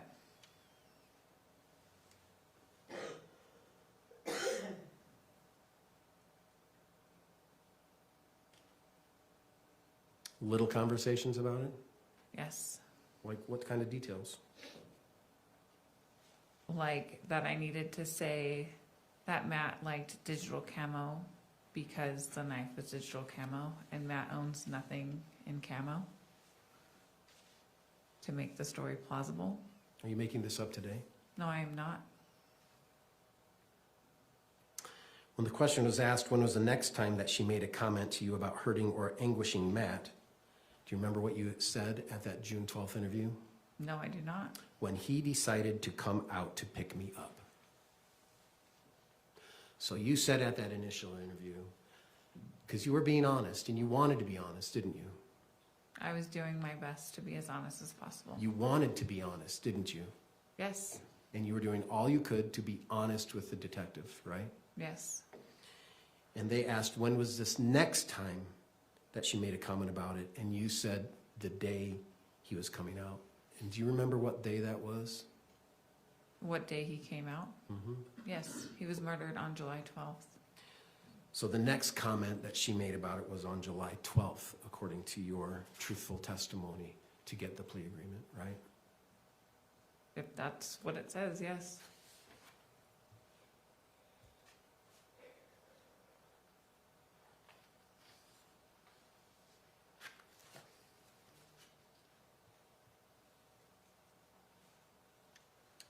And on that day,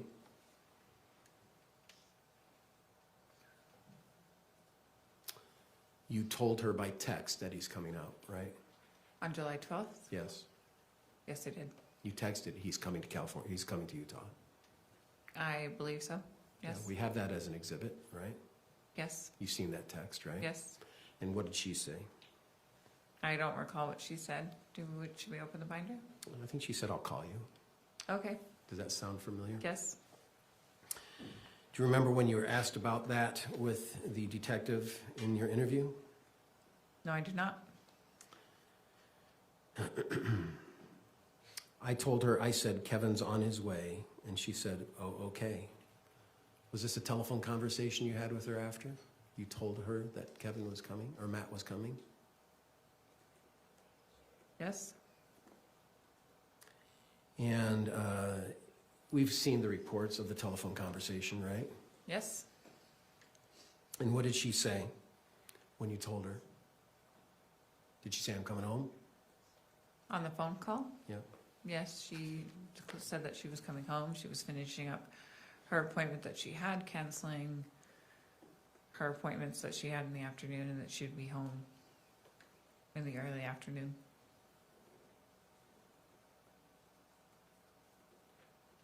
And then you said she seemed ready to do it. She did.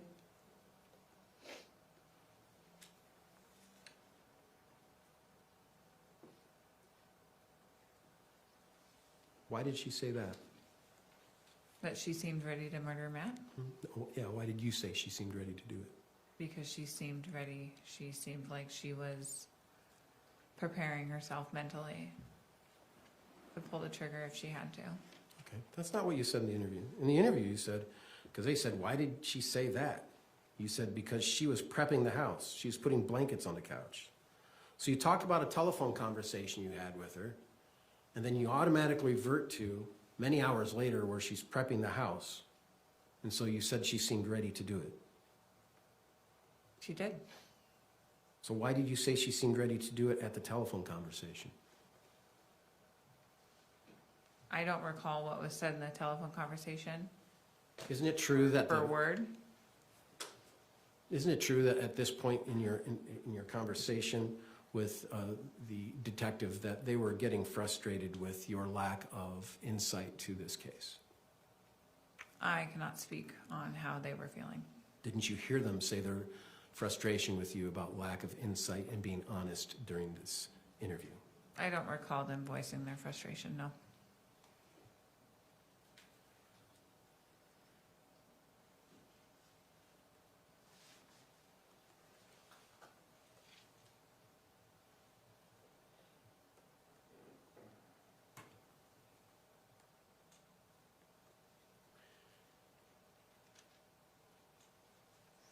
Did she discuss any other logistics with you that day? Logistics as far as what? The killing of Matt? On how it was going to happen? The logistics, yeah. Yes, on who was going to pull the trigger, where Kevin was going to be, where she was planning on being, where Rory and Jacob were going to be, yes. Where my children were supposed to be, yes. Do you remember what you said to the police officer on June 12th? When asked that exact question? No, I do not. Did she discuss any logistics with you? And your response was, I don't think so. Remember saying that? If that's what it says, then that's what I said. There wasn't really much like how it was going to happen. Do you remember saying that? We talked about where Kevin was going to be. No, you didn't say that. On this day of the interview, you said there wasn't really much like how it was going to happen. She kind of left me in the dark with that. Remember saying that? I don't remember saying that, but if it's written, it must have come out of my Do you mouth. acknowledge you said that? Yes, And this is the day you're there to be as truthful as possible, right? to the best of my ability, yes. And this is the day that the prosecution had all your text messages available and they had opportunities to question you about your story on how this homicide of Matt occurred, right? Correct.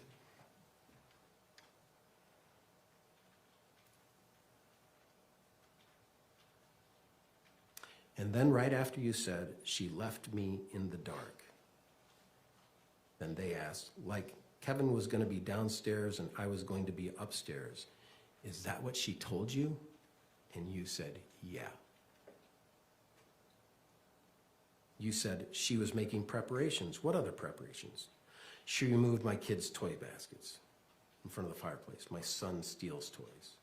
And so she moved those into the garage so they'd be out of the way. Remember saying that? Yes.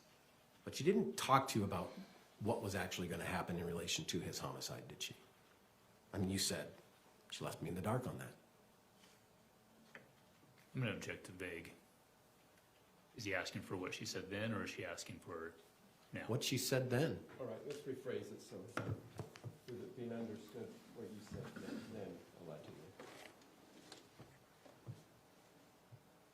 State that one more time, please.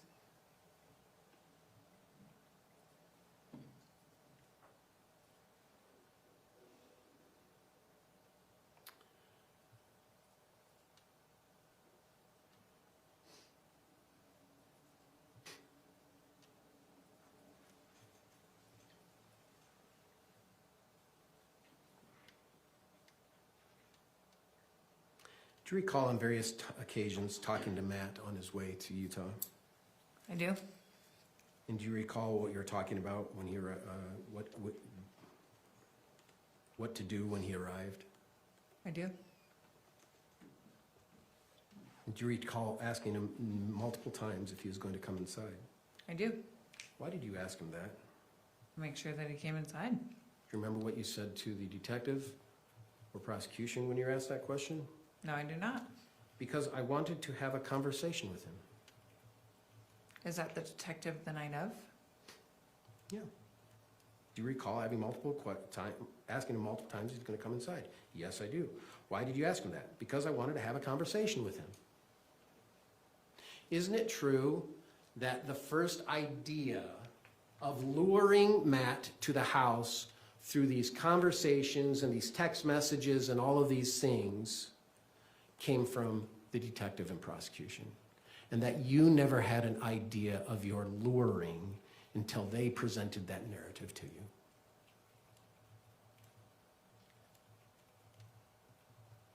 I knew I was luring him to Utah.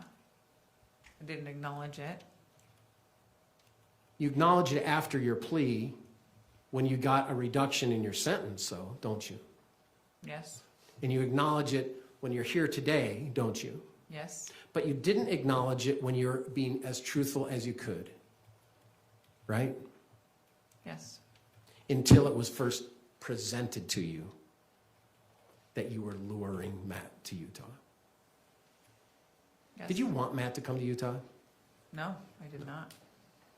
So the whole idea of luring him to Utah had nothing to do with any plan. Your plan was to keep him in California and avoid him, right?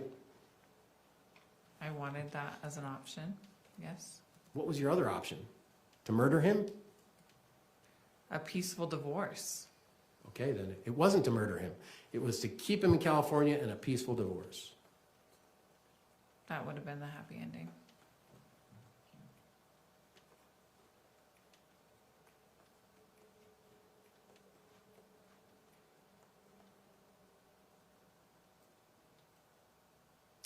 What did you think was going to happen when Matt finally said, I'm driving the truck, the 250? I knew what it meant. What did you think was going to happen when Matt decided to drive to Utah? I knew it would end in his death. Really? Do you remember what you said to the detective and the prosecution on the day you were going to be your most honest because you wanted to be honest? Do you remember what you said? No, I do not remember. I honestly thought she was going to let me talk to him. Remember saying that? No, I don't. Who is the she in that sentence? Tracey. Yeah, you thought that Tracey was going to let you talk to him, right? On some level, I guess. Yes. Thank you. Because that's what you really thought, didn't you? You thought you would have to have that very, very awkward conversation about divorce, right?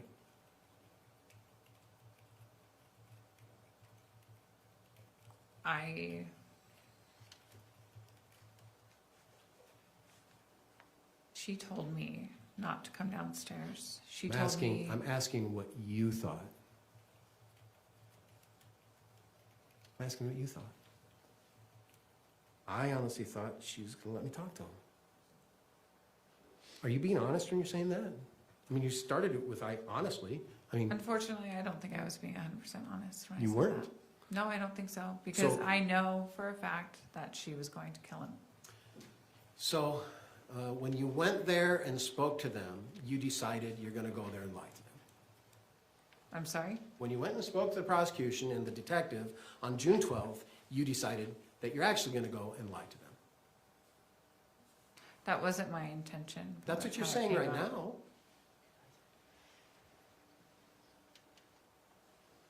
Isn't that what you're saying right now? Yes, that wasn't my intention, but it's how it came out. I honestly thought she's going to let me talk to him. And then they said, what do you mean? I didn't think that she would ambush him like that. Is that a lie? Were you lying on June 12th on that one too? Honestly, I didn't think that she was gonna ultimately kill him. I didn't Thank think that you. she would actually pull the trigger.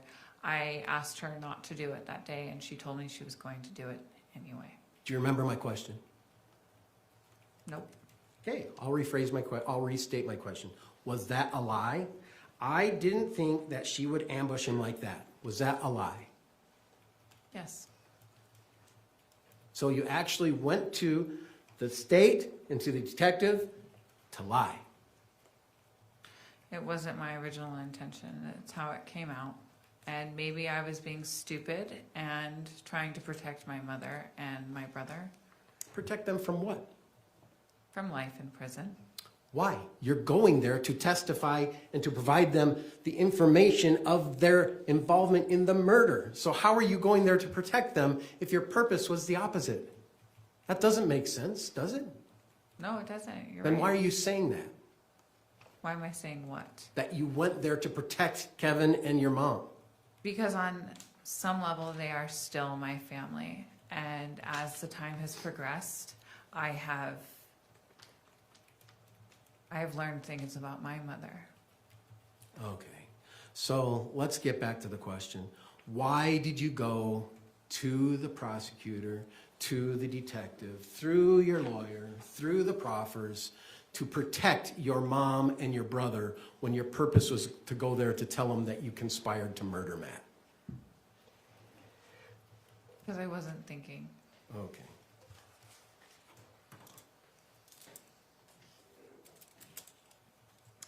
I thought that I would be able to at least talk to him and have a little conversation with him. I'm trying to get to you, Kate, is you're telling the truth here. You actually did think you'd have an opportunity to have a conversation with him, didn't you? No, I did not. Okay. Even though you said it 3 times to these detectives, to these prosecutors. Objection. I also Asked said and- it. Asked and answered Let's several ask times. and answer. Let's move on.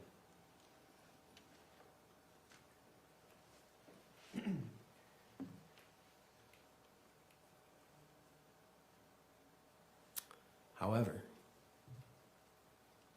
you had talked to your mom earlier or later that day and asked to not go through with it, didn't you? I did. You said that. Told her you didn't want to do it, right? Yes.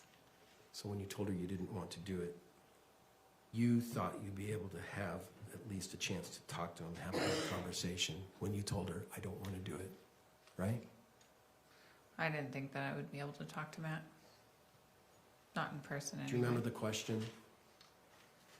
I mean, I know you want to always answer the way you want to Objection, answer. argumentative. I think it's argumentative. Then I'd ask that she be instructed to answer the questions and not to give her narrative of whatever she wants to narrate about. Stella, you need to ask the question that's asked you, not the question you want to answer. Yes, Your Honor.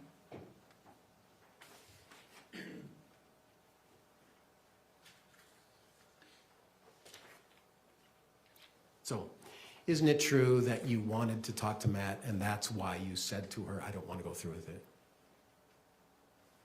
No, Then why did you say it to her? because I didn't want him to die. So you didn't want to talk to him, but you didn't want him to die. Correct.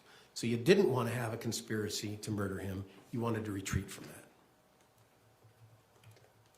Yes. Thank you.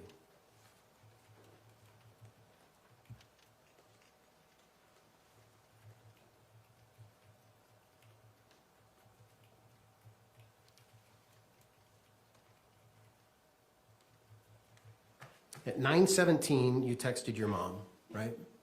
AM or PM? AM. July 12th, 9:17. Right? Yes. And then she said, I'll call you, right? Yes. And then at 10:45, so it was like an hour and a half passed away, right?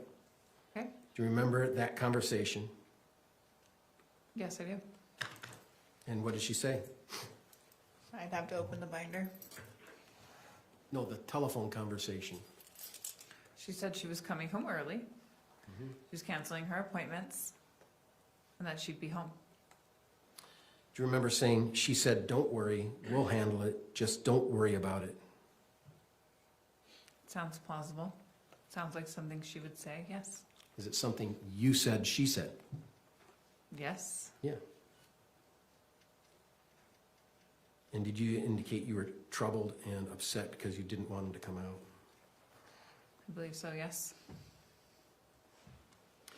And right at that point is when the prosecution and the detectives were just sort of fed up with your lack of accountability, weren't they? Object to speculation.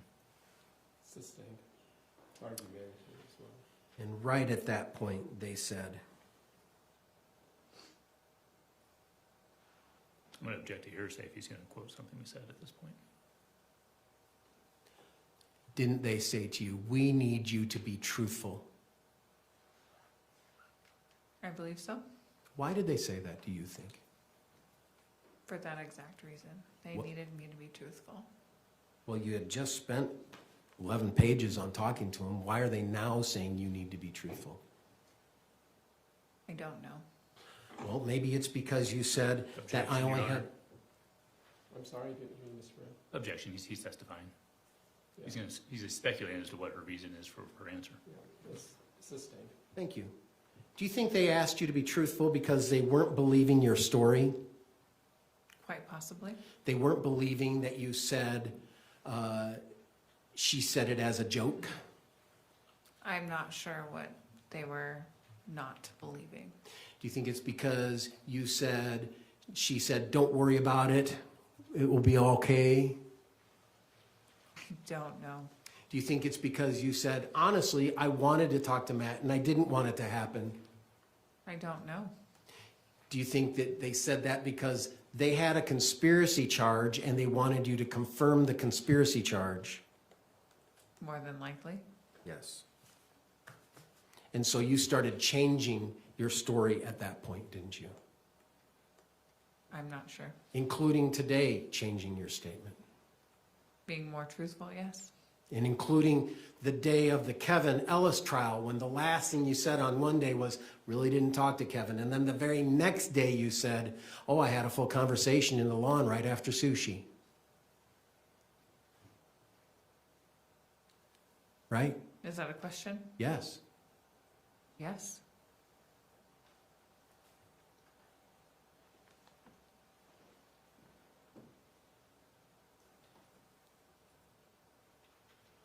And when they said to you to be more truthful,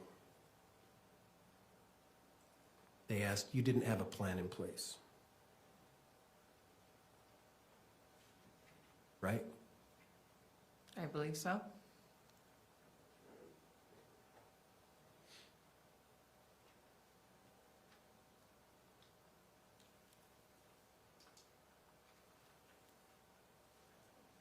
They said, but you had to do something with the plan for him to come out. And you said, right? Do you remember saying that? Not off the top of my head, but if that's what's in the transcript. So yes. you knew that to be correct. And do you know what you said to that? No, I do not. You said yes. And they wanted, I want to hear it. And you said yes. Their narrative for you to comply with. Correct? Yes. Yes.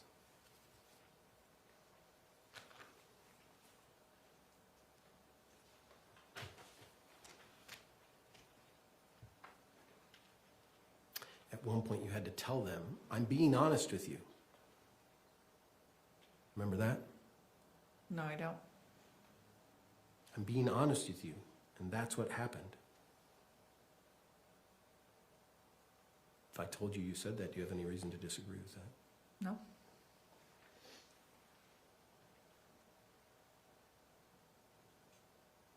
And then they said, you keep saying I didn't want him to die.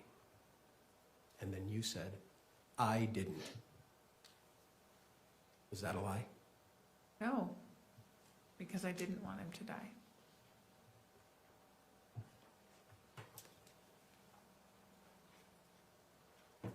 And it was at this point where they used the word lure. Do you remember them using that word with you? Yes, I do. And is that when it clicked in your mind that I did engage with him and lured him to the house? That's a strong possibility.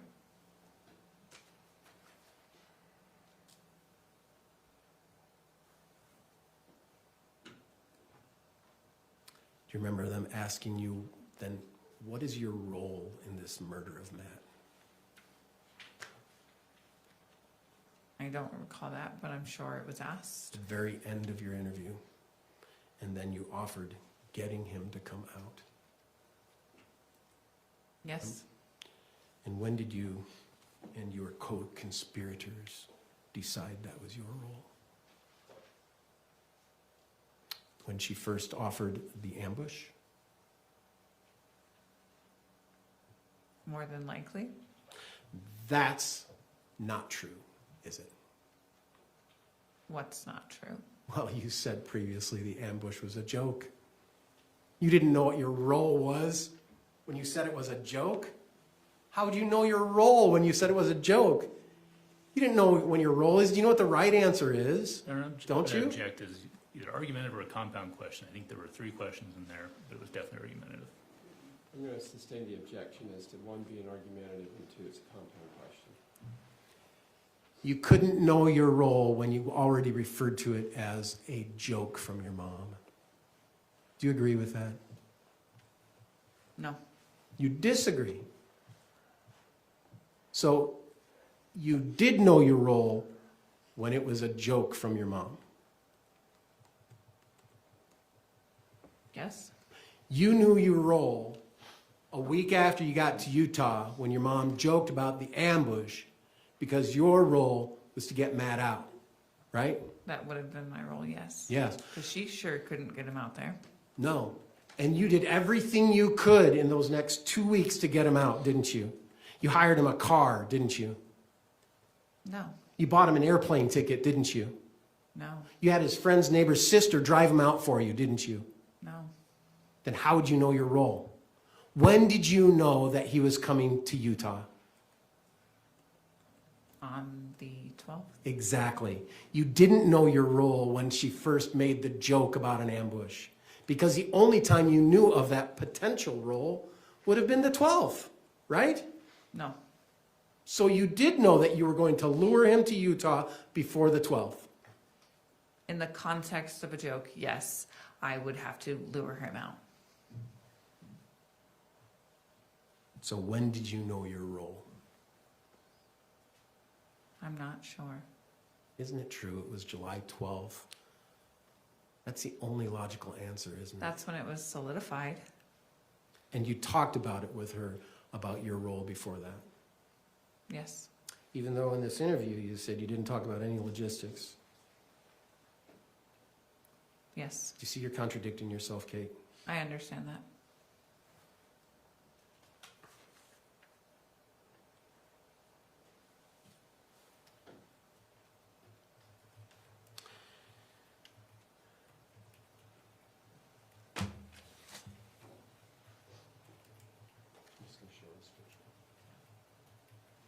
Here's a second picture.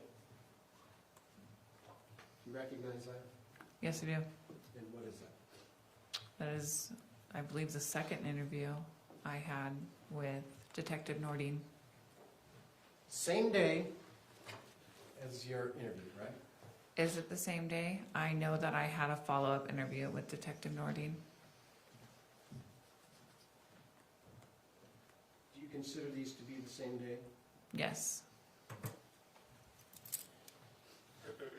And so after you concluded your interview with Detective Nordine and the prosecution, there was a break in the interview, wasn't there? I believe so. And then you waited, and then at least Detective Nordine came back in to talk to you again. Do you remember that? Yes, to ask follow-up questions. This is after you came to be truthful, right? Yes, And after you said your story in the beginning, right? yes, And after they then had to remind you, you're here to be truthful, right? yes, And then after you said, I'm being honest, right? yes, And then you came back for your second batch of conversations.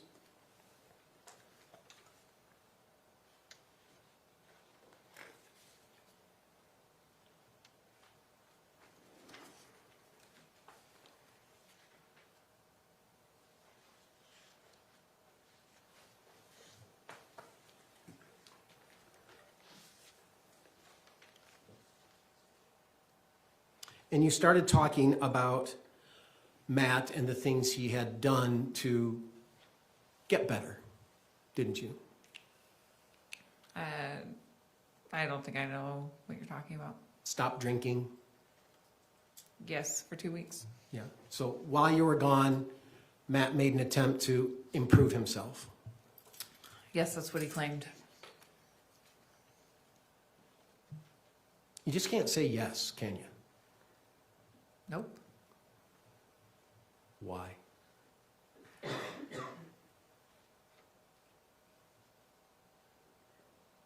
I don't like the. Being honest? I do like being honest. Why don't you just say yes? Why is it hard? Because I feel like you're not telling the whole truth. Just reading your words, Kate. Do you believe that? Yes. Thank you. And isn't it true when you came back after your round of interview and came back with the detective, you said like at this point it was solidified that he was going to be murdered. And they asked what time. And do you remember when that time was? No, I do not. You said 2:10.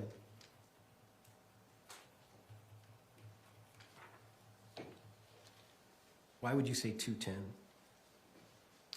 I was assuming the time. I misspoke. You said, like at this point, it was not solidified that he was going to be murdered. Do you remember saying that? No, I do not. And what time was that? And you said 2:10. Do you know what 2:10 was referring to? No, I do not. It's referring to July 12th, wasn't it? If that's what it says. Well, do you have any reason to disagree with it? Did you say, I was super happy I'd stopped drinking? I was hopeful, yes. Did you say, I was super happy that he stopped drinking? Yes. Thank you. And were you being honest about that? Yes.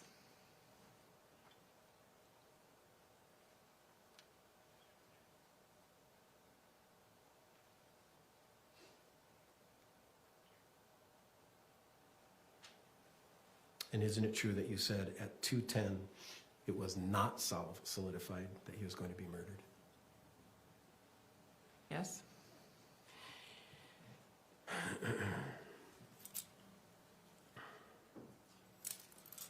And then a little bit later, you talked to the detective about the hotel money that your mom offered. I'm sorry? You talked to the detective about the hotel money your mom offered. Oh, Do you remember that? yes. And your mom offered to let Matt stay at the house, right? She told Is me. that a yes? She told me to tell him yes. Yeah, okay. So your mom offered that, right? Yes. Thank you. Your mom also offered, instead of staying at the house, that she could provide a couple $100 for hotel if needed, right? Yes. Your mom also indicated she knew he had driven 10 plus hours, right? Yes. And that if you're leaving right away, there might be a hotel maybe in St. George that she would provide for, right? Yes. Your mom knew that he was coming for a long drive, right? Yes.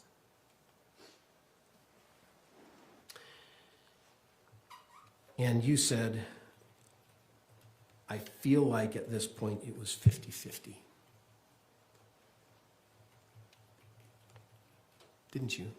Yes, So even after the texts about the hotel, after the texts about staying at the night at the house, at that point, you're being honest, and you still felt like it was 50-50 whether or not he was going to be murdered, right?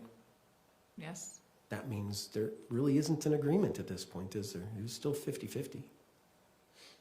to my understanding, yes.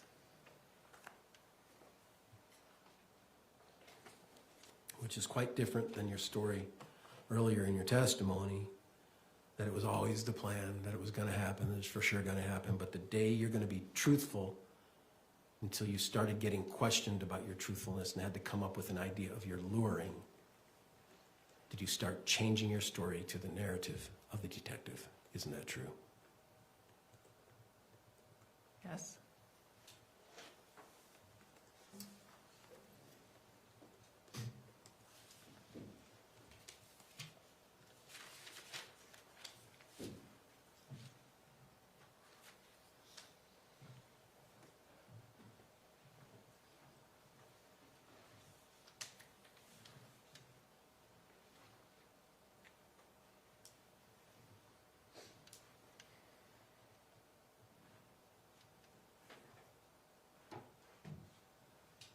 Sorry.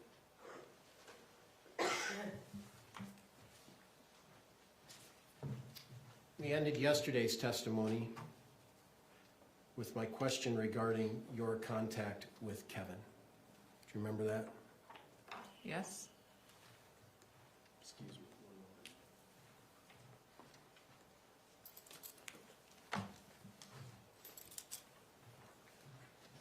And the last question, virtually, asked in your testimony,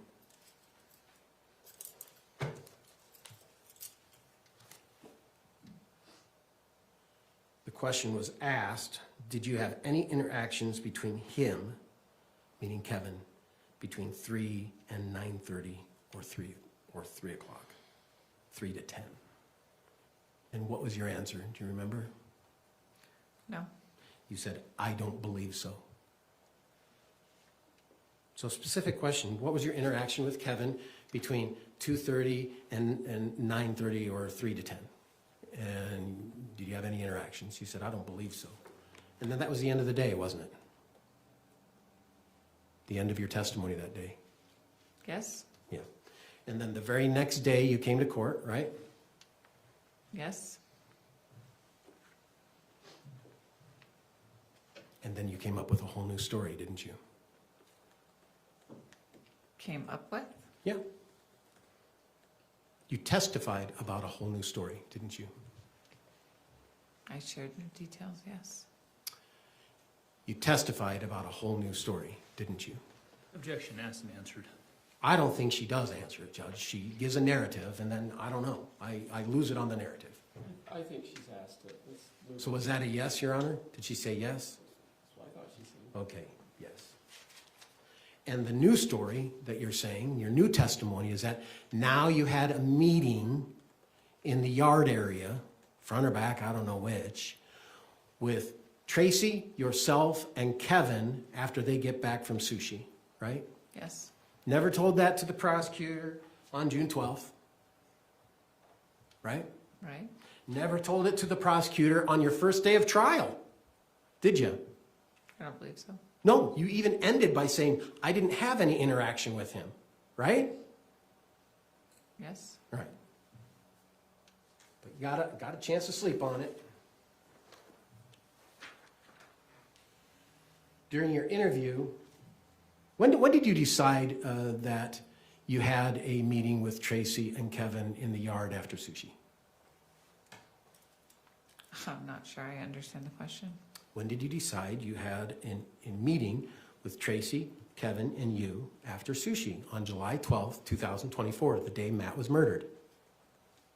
When did I decide? I'm not sure I understand why you're using that question or using that word. You didn't decide to tell people of it during your interview on June 12th, right? I'm going to object as vague. If it's, when did you decide to tell, or when did you decide? I think you changed your question. Let's rephrase it so we know what you're asking.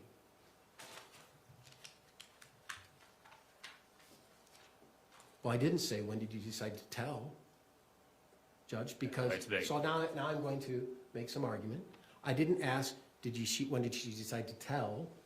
Because we all know when she decided to tell. It was the next day at court.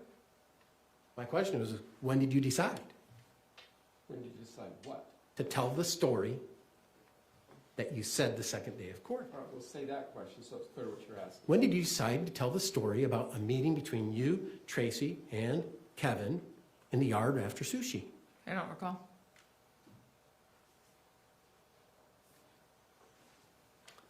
But you would acknowledge your time and interaction with Kevin was minimal, right? Yes.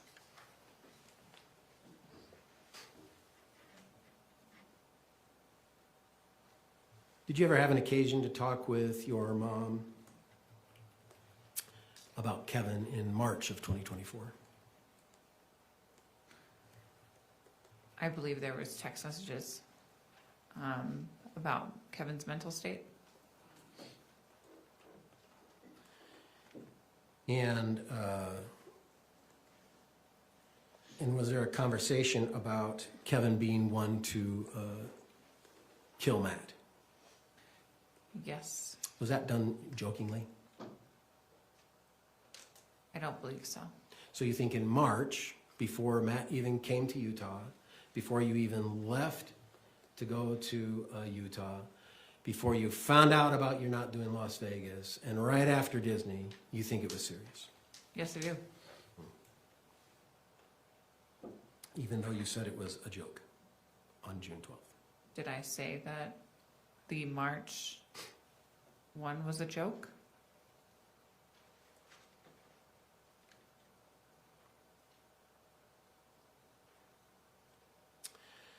Well, the question was asked. That's a good question.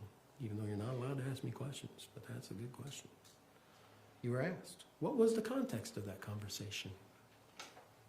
You said, just simply that. It was sad. She was talking about Kevin feeling, how Kevin was feeling, and it was, again, she made it sound like, what do you think I'm going to say?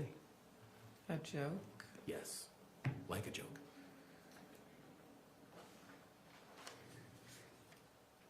And then, a few seconds later, she's like, well, Kevin's sad, and he'll take care of it if you need him to take care of it. As a joke, right? I mean, it's time to be honest, so. What she was thinking was probably a joke, but I knew that she was serious, and I know that I shared that information with Tara Lynn, and we both thought it was very sad. I can't talk for Tara Lynn, Your Honor, and I ask that she not talk for someone else. She can only talk for herself. That's hearsay. Only talk about you, please. Thank you. I know when I spoke with Tara Lynn that I thought it was very sad. And you considered it a joke. I don't think it was a joke. Okay. At that time, you were sending texts like, I hate Matt, right? Yes. I can't stand having kids with him, right? I believe is, I hate the fact that I have kids with him. Right. Yes.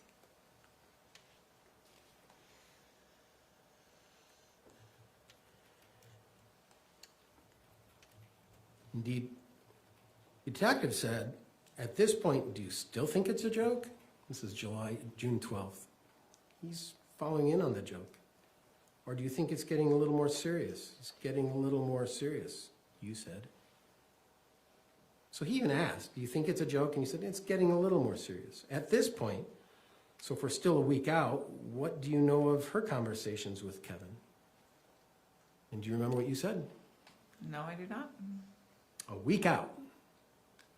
I don't know of any conversations with Kevin. Were you lying to him? I was not a part of any conversations between my mom and Kevin. Well, you know of a conversation between your mom and Kevin on the day of sushi when you had it in the yard that you decided to drop a bomb during the last trial. Yes, that is true. Weren't you just really being honest here when you said that? In which? When you said, I don't know of any conversations with Kevin. No, I don't believe I was being honest.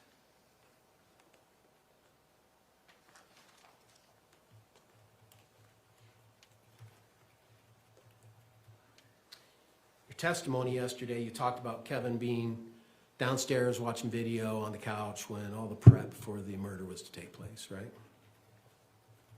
I don't believe that's what I stated, What did you state? that he was downstairs on the couch watching movies when Matt was said to arrive, not during the prep of the house. Do you remember being asked, did Kevin watch Mom make any of the preparations? No, I don't remember that question.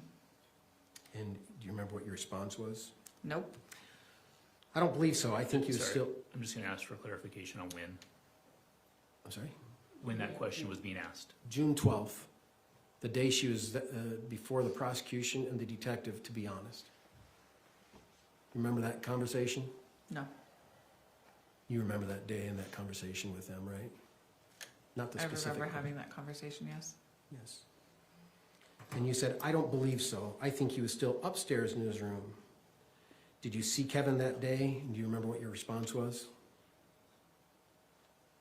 My response was no. Your response was, in passing. Not in the front yard having a conversation about the murder. On the day you're there to be most honest, on the day you're clinching your plea. Your Honor, I'm gonna Is that object a to, question? I'm gonna have to Yes. strike that. And that was the day in which you were clinching your plea, wasn't it? I'm not sure I understand your question. You were there for the interview based on the information you provided the prosecution to clinch your responsibilities related to your plea, to provide them a statement of the truth. Yes. And you said, I saw him in passing. Correct? Yes.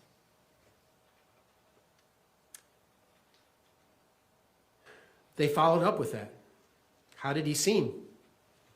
So now they want to know, like, is there anything else that happened on that day? The day Matt's driving out to Utah? You know, we really want to know what's going on that day. Your Honor, I'm gonna object to that and ask that it be stricken. Speculating as to any of our intentions. I think you need to tone it. And they said, how did he seem? I'll accept it. And they said, how did he seem? And do you remember what you said? No. He seemed fine, like normal, like any other day. Do you remember saying that? No, I don't remember saying that. Do you agree you said that? Yes. He doesn't have kids, so my kids are a lot. Yes, I remember saying that. And so he just keeps to himself and just avoids me and my rambunctious kiddos. Yes. And then they said, what was his demeanor? Was it different after sushi? So they really get on the line here, don't they? Yes. They want to know about after sushi, don't they? Yes. Do you know why that's important? No. Well, would you acknowledge that this would be your first opportunity to have a face-to-face with your co-conspirator murderers once you find out Matt's on his way? Right? My first opportunity? To be face-to-face with your co-conspirators. Yes. Because Mom's at work, isn't she? When you found out Matt was coming from California. Yes. Yeah. And so they asked. And then do you remember what your response was when they said, after sushi? No. You said, no, I don't think so. His demeanor wasn't different. Did you see him after sushi? Maybe. Isn't it true you said maybe? If that's what's written, yes. He seemed fine. Isn't that true? Yes. Your Honor, may we approach briefly? He seemed happy. Certainly.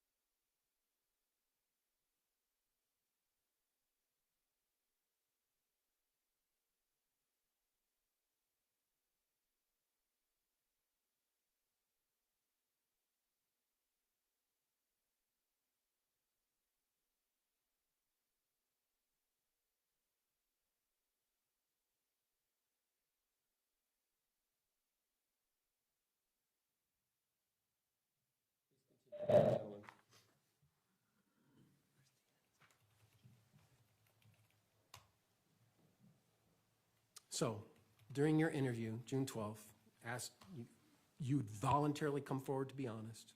They ask you about after the sushi between Mom and Kevin, and they said, did you see him? And your response was, maybe. Is that accurate? In what's written, yes. And what you said, Yes. is that accurate? And you also said he seemed fine. Is that accurate? Yes. He seemed happy. Is that accurate? Yes.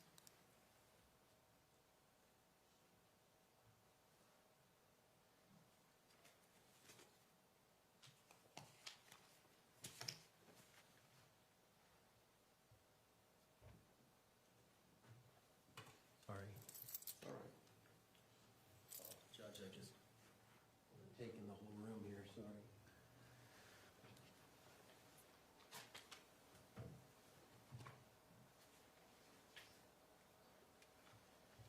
Well, that's all right.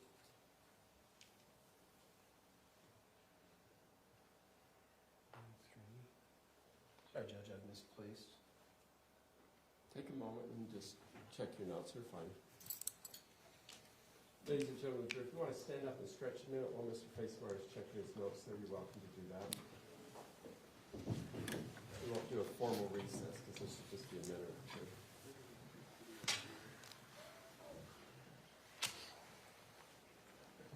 I didn't say counsel. Sorry, You should stand up.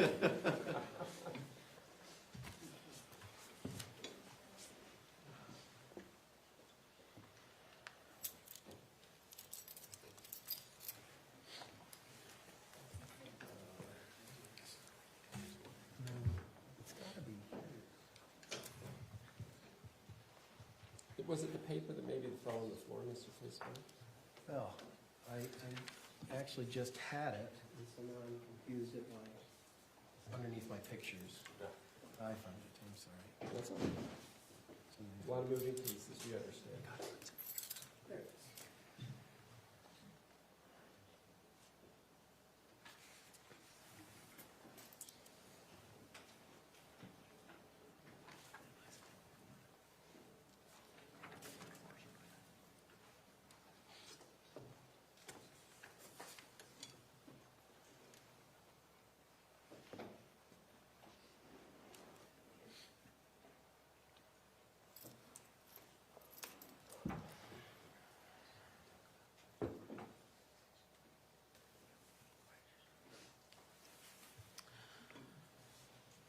Okay.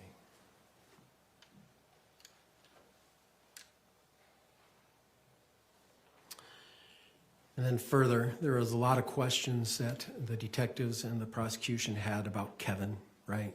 Yes. And the reason they had questions about it was because we all know Kevin is the one who shot the gun, right? Yes. And so they want to know, obviously, what your communication with Kevin is like. So they asked those questions, didn't they? Yes. And they said, tell me everything about that part of it. And do you remember what you responded to by saying? No. You said, I didn't talk to Kevin that much. Remember that? Yes.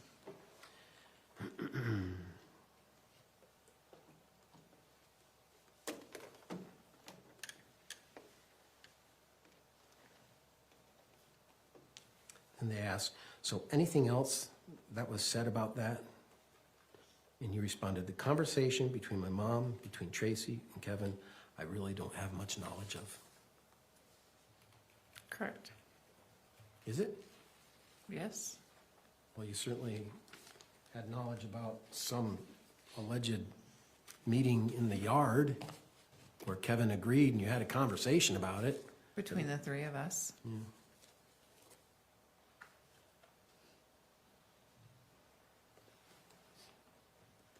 Is there something you didn't know about Kevin as a result of this case?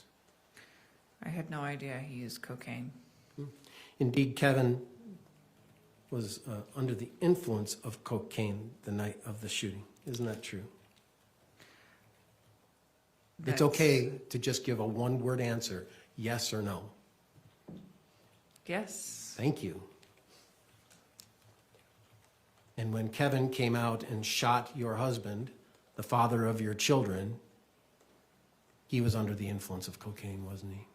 Yes. Kate, isn't it true that you came to prosecution to be honest? Yes. Isn't it true that you were going to present to them your honest statements of what you knew best? Yes. Isn't it true that you were going to come to them with your best ability of memory? Yes. Isn't it true that in your first interview with the detectives and the prosecution that you gave them your honest answers? No. Now you're saying you lied. I wasn't 100% truthful, correct? Isn't it true that you came to them and informed them that you didn't have communications with Kevin during that June 12th interview? I'm sorry, what's the Isn't question? it true? I'll restate. I'm going to object to asked and answered. I think it's asked you. Isn't it true, Kate, that your versions of the events have constantly changed based on the narrative that the detective was informing you of the conspiracy? No. It has not changed? I don't agree with the word constantly. Okay. That it is numerous times changed to conform with the narrative of the detective for the conspiracy? No. No? Isn't it true that Kevin just decided to remove from your life the hardest part of your life, being Matt, and he came out and shot Matt? I'm not sure I understand the question that you're saying. Isn't it true that you built up this fear of Matt amongst your family when you came to Utah? My family had first experience. Is that a yes or a no, Nate? Kate? Yes. Thank you. Isn't it true that Kevin knew you were fearful of Matt? Yes. Isn't it true that Kevin felt an obligation to protect you from Matt? Objection, speculation. I think it's speculation. Isn't it true that Kevin sent you a text advising you that he would protect you from Matt? The word protection was never used. What did he use? He said I don't recall the text message, but he said that he could be home. He could be home. And what did you think that implied?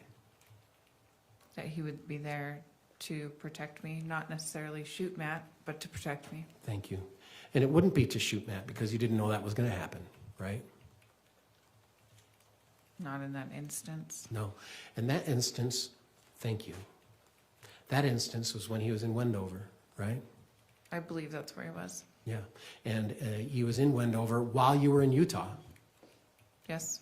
And so when you say not that instance, you're actually contradicting yourself because you say the whole time you were in Utah it was the plan to kill Matt. No, that's not what I stated. Okay. And that while he was in Wendover was when you had the conversation about him not using the word protect, but you felt it as being a protection, right? From day one, he was Yes. going to protect me. That Kevin said, I'll be back in case Matt comes, right? Yes. He never had to say that before, did he?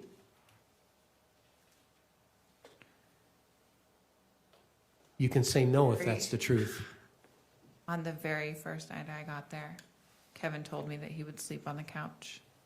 Because So Judge, I would ask that you strike this because she is not answering the question. It's non-responsive. You need to ask the question, answer the question that's asked you. So re-ask the question, please, Mr. Casey. Your understanding of that text was that Kevin was going to be a protection for you when Matt came to the house. Yes. And isn't it true that when he was in Wendover, Matt was not coming back at that time? Correct. So your inclination or your statement that him shooting Matt is just not an accurate statement, is it? I'm not sure I understand your question. I think it's a poorly phrased question. I'll retract.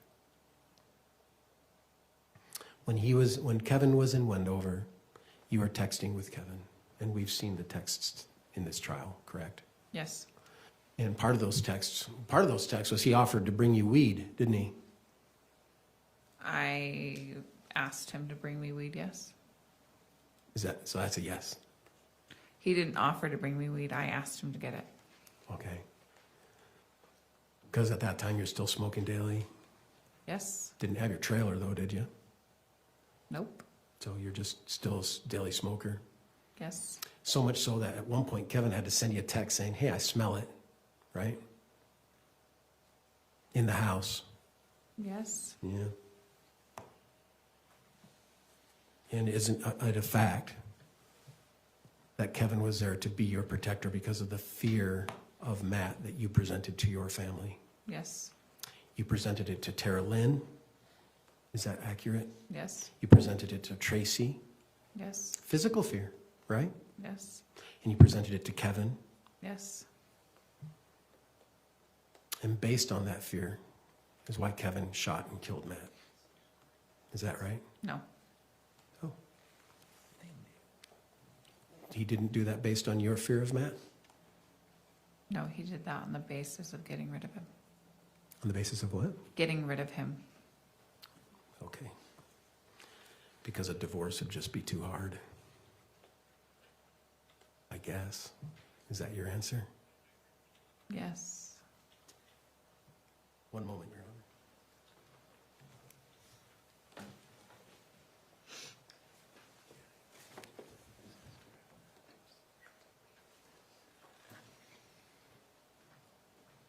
Okay, I have no further questions. Thank you. Mr. Brown, I believe you indicated you had some brief redirect. Yes, Your Honor, briefly. Thank you.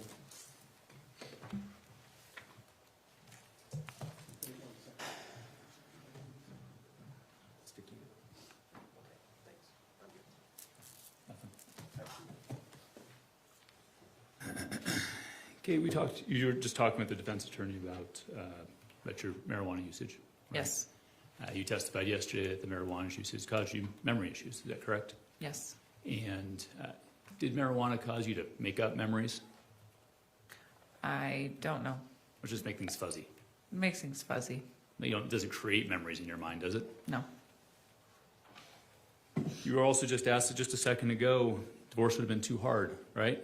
Yes.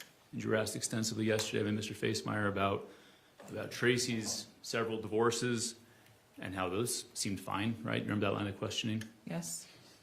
You talked to a divorce attorney. Yes, I did. It wasn't just Google, as you were asked. Google wasn't your lawyer, was he? No. You talked to a lawyer. Yes, I did. And you told the lawyer about your financial situation, right? I did. About your DV conviction, right? Yes, I did. About all the concerns that existed, right? Yes. And how did you walk away from that consultation feeling? Defeated. Was divorce an option? In my head, no. The recording of that call, you sent that to your mother, didn't you? I did.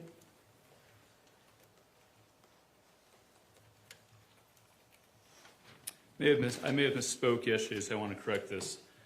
The recordings of you and Matt on the phone, did you record this with your phone or with your iPad? With my iPad. Okay, while you were on the phone with them? Yes. Okay, so those recordings would have come from the iPad? Yes. Okay, thank you for clarifying that. The defense asked you a question kind of towards the end, that your story has changed several times to conform to the narrative of the detective. I want to break that up. Has your story changed over time? Yes, it has.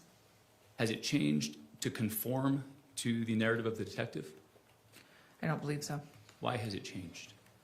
Because I've remembered things differently, and I want to be more truthful. Would you agree that in June of 2025, when we first met, would you agree you minimized your involvement in the case? Yes, I did. Would you agree you minimized Kevin's involvement? Yes, I did. Would you agree you even minimized your mom's involvement? Yes. Why? I believe I was attempting to protect them and not realizing that I was actually hurting myself. Okay.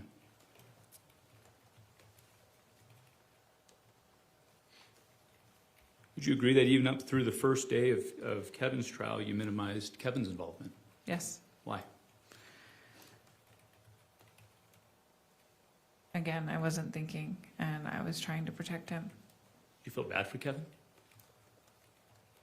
Yes, Why? because he put his life on the line to protect me from what he thought was a threat.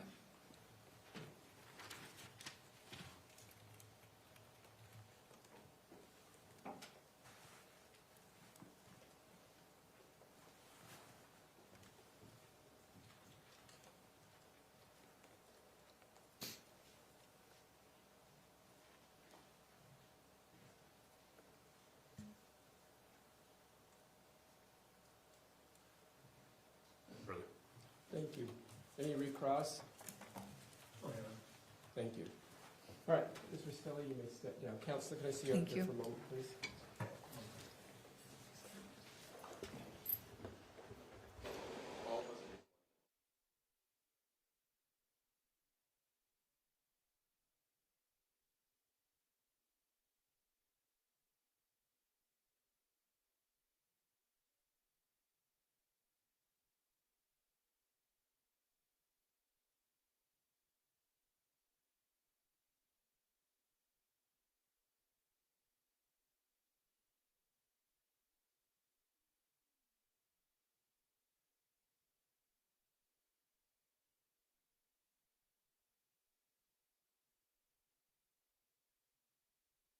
Ladies and gentlemen of the jury, we're going to take our lunch break.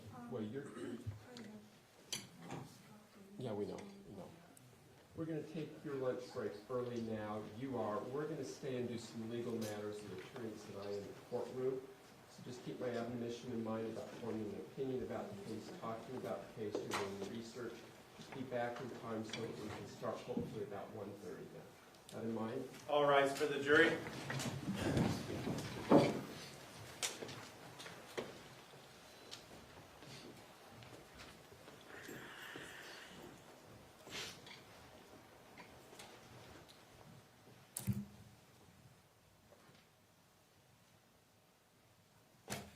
Thank you. Please be seated.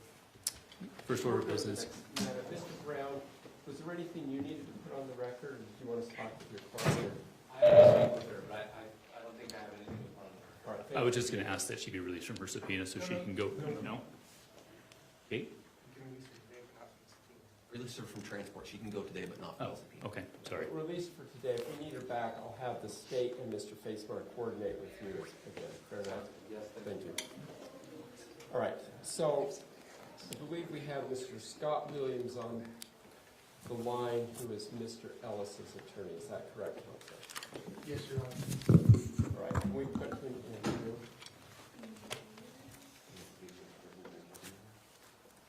Yes. And Judge, we are asking for the prison to bring Kevin into the courtroom.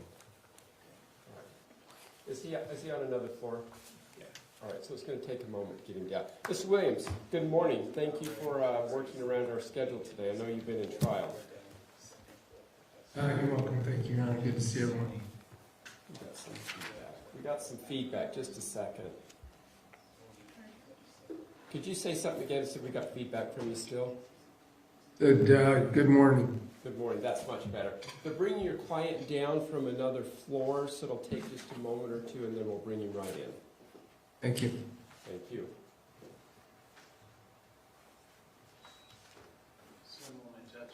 That's fine.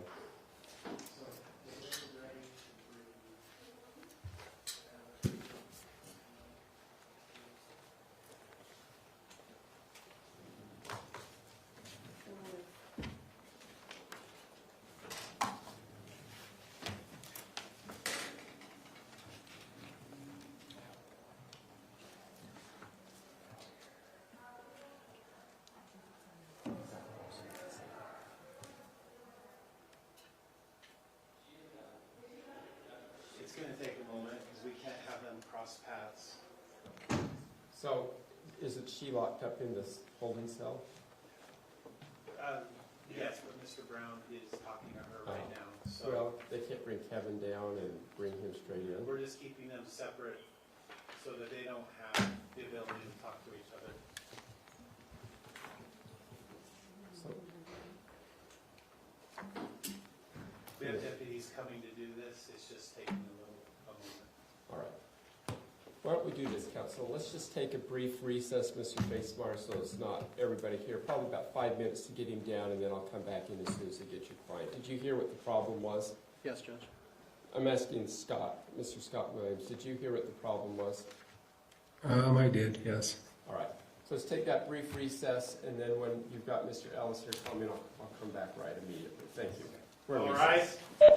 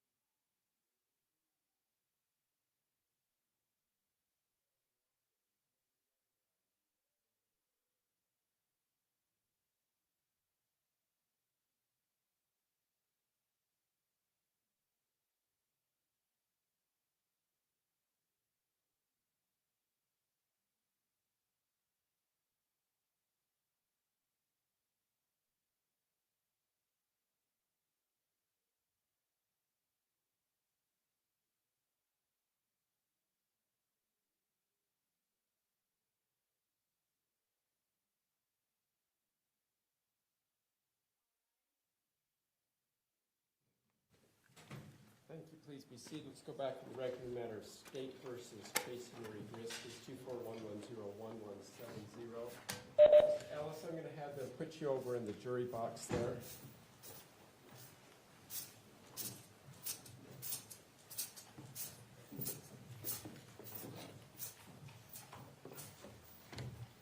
All right, Mr. Williams, as you probably just gathered, your client is present in the courtroom. He's sitting in the jury box right now. I'll turn the time over to the state and then to you, and then Mr. Facebar, if you have anything you wish to put on the record. Who's taking over for the state? Mr. Palmer? I'll take this one, Judge. Thank you. Your Honor, as the court knows, Mr. Ellis was a named co-defendant of Ms. Grist. He has already had his trial where he was convicted. The state would be interested in calling Mr. Ellis in this case. However, we have been informed by Mr. Williams' attorney that Mr. Ellis will assert his Fifth Amendment privilege and to not testify in this case. We previously discussed in motion work, specifically citing Mangrum and Benson on Utah Evidence Rule 804, that a valid claim of privilege by a privilege holder or a representative on his or her behalf is sufficient to establish unavailability. So the main reason we are here today, Judge, is I believe we can have Mr. Williams assert the privilege on Mr. Ellis's behalf. He can make whatever proffer he wishes to make about that. I do suggest that we have the benefit of the record here, and the court then just simply ask Mr. Ellis if that's accurate, that he intends to assert the privilege Mr. Williams will assert on his behalf. Mr. Williams. That's correct, Your Honor. I've informed Mr. Ellis of his rights. He is currently perfected a notice of appeal. In his particular case, I believe he clearly has a Fifth Amendment right that he can assert. And consistent with my advice, it is his intention to assert that Fifth Amendment right in blanket fashion. He would assert that to any question asked of him by the prosecution or any other attorney in this proceeding. Thank you. Is that good? Is the state offering any immunity, or Mr. Pomeroy? The state is not offering immunity, Your Honor, but for the record, it's my understanding that in the hypothetical case that were we to offer that immunity, Mr. Ellis would still elect to not testify even if the court ordered him to do so. And I believe, again, that Mr. Williams could proffer that. Mr. Williams. I believe that would be the case. I appreciate and agree, however, with the state that the invocation of his Fifth Amendment right does not require them to then provide immunity, subject him to the potential penalty that might be associated with a contempt finding, and that we are not to that stage, and appreciate not having to get to that stage. But were they to provide immunity, yes, my understanding is, now this would not be related to my advice, of course, but that he would not answer questions anyway. All right, thank you. And Mr. Ellis, do you wish to abide by your client's, or excuse me, your attorney's advice and assert your Fifth Amendment rights? Yes, I do. All right, thank you. All right, the record reflects Mr. Ellis is asserting his Fifth Amendment rights as advised by his counsel. Anything else you wish to put on the record, Mr. Pomeroy?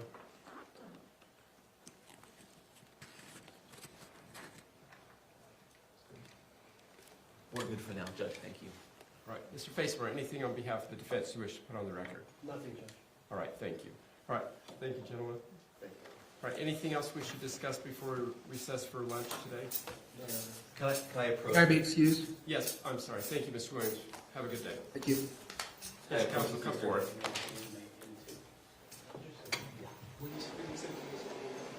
Yeah, that's got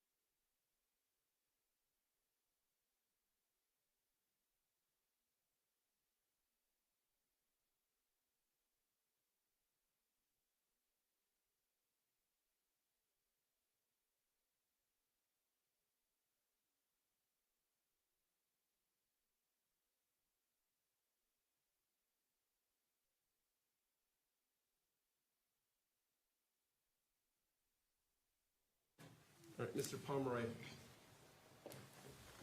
Thank you, Your Honor. As the court knows, we previously filed a motion to admit certain evidence subject to Rule 804 for when a witness is unavailable. We're asking the court now, based off of the invocation of privilege, to find that Mr. Ellis has asserted his Fifth Amendment privilege, and Mr. Ellis is now an unavailable witness pursuant to that rule and its exceptions. Thank you. Mr. Facebar, anything from the defense? Nothing, Your Honor. It's been briefed and discussed and anticipated how it would go as outcome. All right, thank you. All right, so as the court in a minute had discussed with the parties in chambers on the first day of trial, with us moving to this point today, I will find that the defendant is an unavailable witness based upon his exercising of his Fifth Amendment rights in totality. I think there's a few cases that allow us to move forward with the proposed testimony or the recording that we're going to use that I've referenced. And also getting to that point is U.S. versus Small 605 F3D 765, and then Salt Lake City versus Rocky Chad Williams, that's 2005 Utah Act 493, discussing the use of these out-of-court statements that were made by Mr. Ellis. So with that in mind, that'll be the order. The court, there won't be a written ruling as much as we're in the middle of the trial. I think it's pretty clear where we are at this point. Anything else, Mr. Pomeroy? Could we please release Mr. Ellis from his subpoena? Any objection, Mr. Facebar? No objection. All right, so Mr. Ellis will be released from his subpoena as well. Anything else we need to put on the record before we take our lunch break, gentlemen? No, Judge. All right, Mr. Facebar, anything else from you for the record? I'm sorry. Anything else you need to put on the record before we No, take Your our Honor, lunch thank break? I'm good. All right, the doors will be open about 1:15. I'll see everybody back just before then with the goal of starting at 1:30. We're in recess. All right.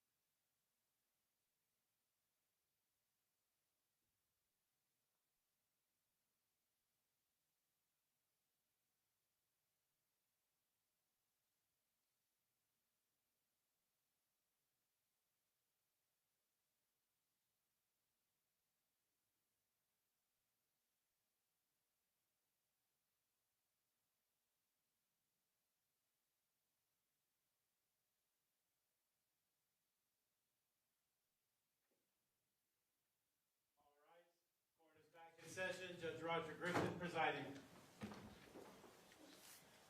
Please be seated. Do we have all our jurors back? We did. All right. Counsel, let me before I call the case, then I have some questions. State versus Grist, case 241101170. What's the plan for this afternoon, Mr. Otavi? You want to take it? Go ahead. I'll be taking the first witnesses there, Judge.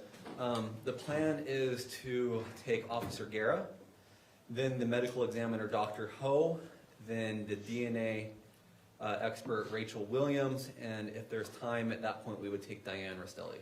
All right. Anything else you need to put on the record, Mr. Mason? No, Your Honor. If I may put on the record, Your Honor, only that the court remembers the issue of the autopsy photos.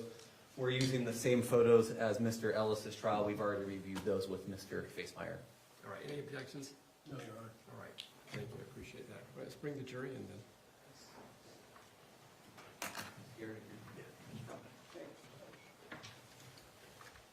Just probably look around the room before I ask.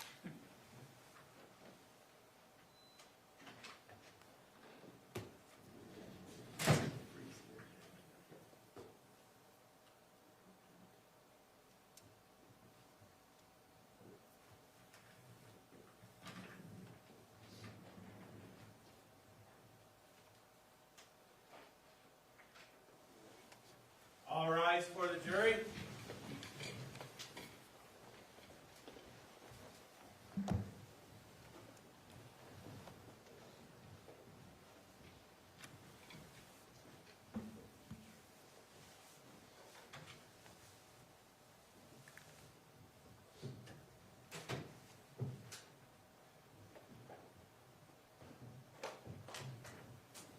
Welcome. Please be seated. Ladies and gentlemen of the jury, I hope you had a pleasant lunch. We're going to jump right back into it. Mr. Pomeroy, I'll let you lead off with your next witness. Thank you, Judge. The state calls Officer Garrett. Officer Garrett, if you come forward, please.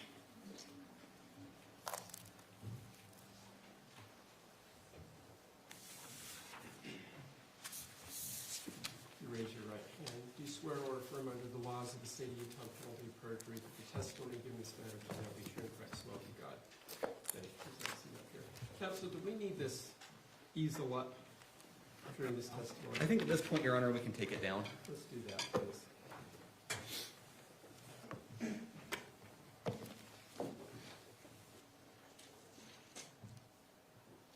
Excuse me, Judge. Were you needing this piece of paper, or was counsel needing this? Mr. Facemeyer, I believe that's his exhibit. Thank you for grabbing that.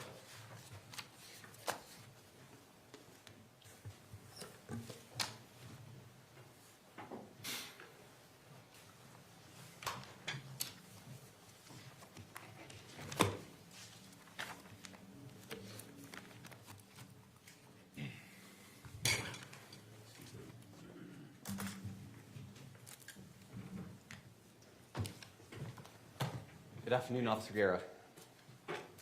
Would you please inform the jury of your name? David Guerra. Thank you.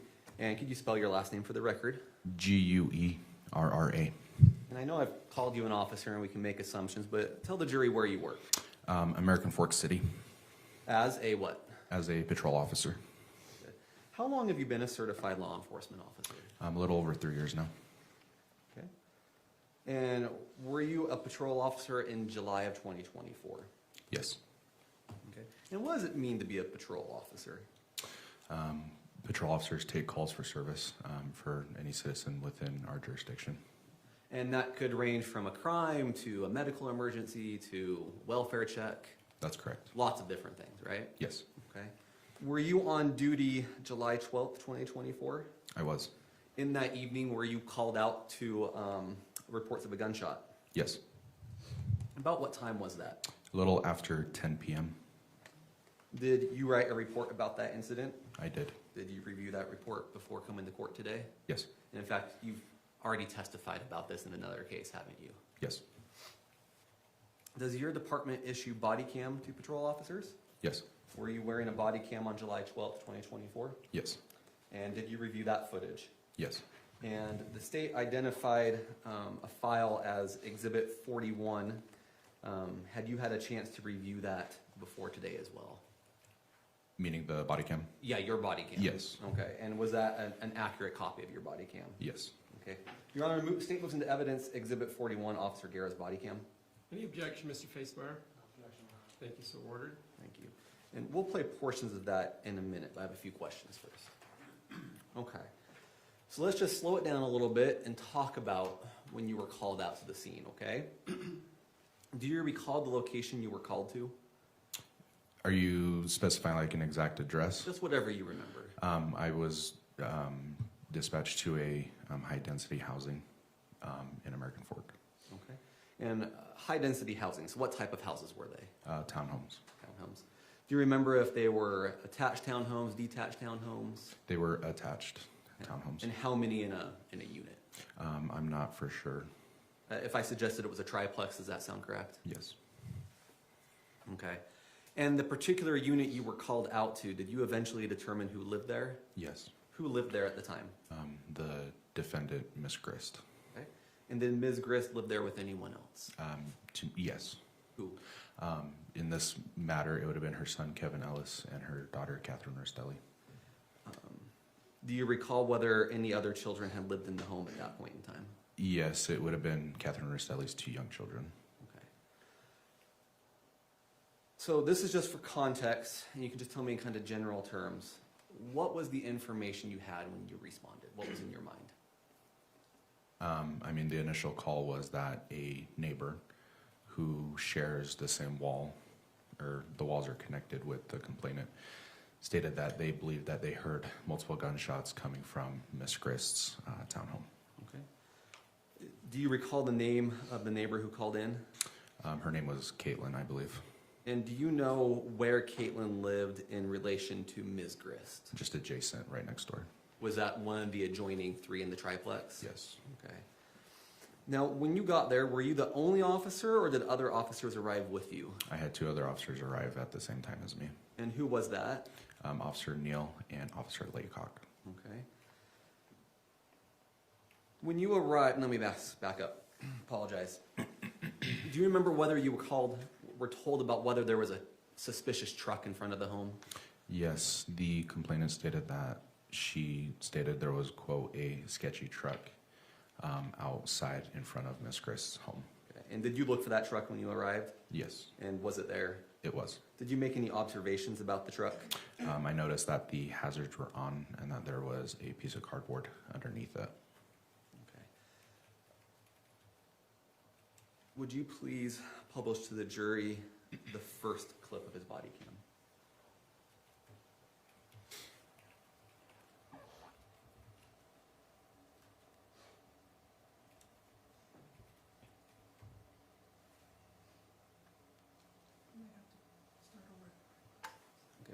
Yeah, pause it.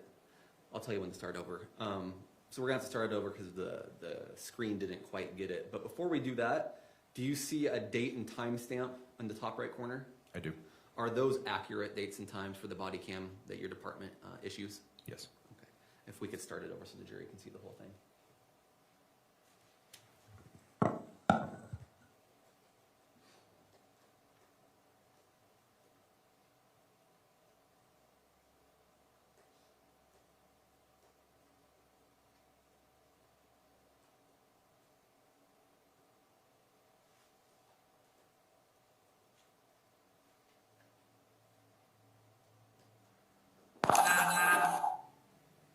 Okay, so that was that truck. Please put on Exhibit 27.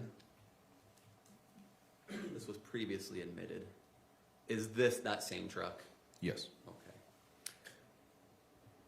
Now, I assume after this you approached the actual home? I did. Okay. And as you approached the home, did you make any observations of note in your mind? I noticed that most of the home, meaning the exterior of the home, was dark. The porch light was not on. However, there was a light inside the home that was on, believed to be somewhere in the kitchen area, so in the rear of the home. Okay.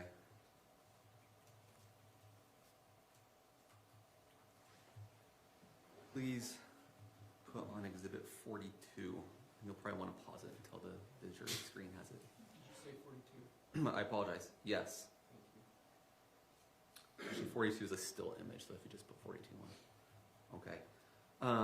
This is a still image of your body cam. Is this what the house looked like when you first arrived there? Yes, it is. I apologize. The porch light was actually on at this time. That's perfectly fine. So from the exterior, their porch light was on.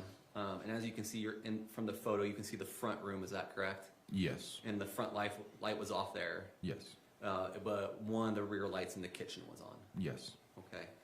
Now, I'm jumping ahead slightly, but after whatever was done that we'll get to in a second was done, did officers document the scenes through photographs? Yes. Okay. And that was after first aid and some other things that happened, right? Yes. Okay. Could we show 51?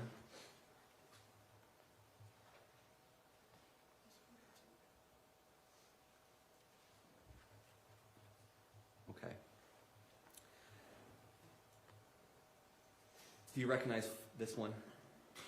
I have not seen this photo until today. Okay. But is this a photo of that residence? Yes. Okay. But it is slightly different than how the residence was when you first approached. That's correct. But other than the lighting and a few of those issues, it is the same residence. That's correct. Okay. Your Honor, the state moves into evidence exhibits 42 and 51. Any objection? No, Your Honor. Submitted, thank you. Now publish 51, please.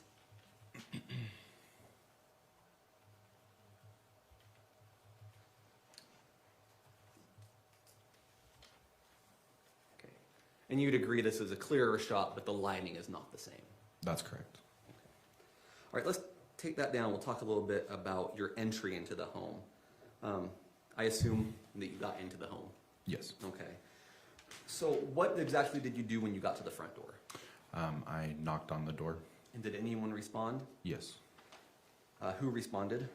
Kevin Ellis. Did you say anything to Mr. Ellis? I introduced myself, and it appeared as though Mr. Ellis was in a lot of stress, and I asked him multiple times what was going on. Okay. Do you recall if he said anything, and if so, what he said? He very quietly said he had a knife.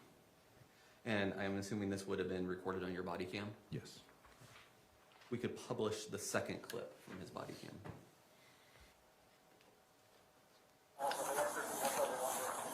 The RP's on 112.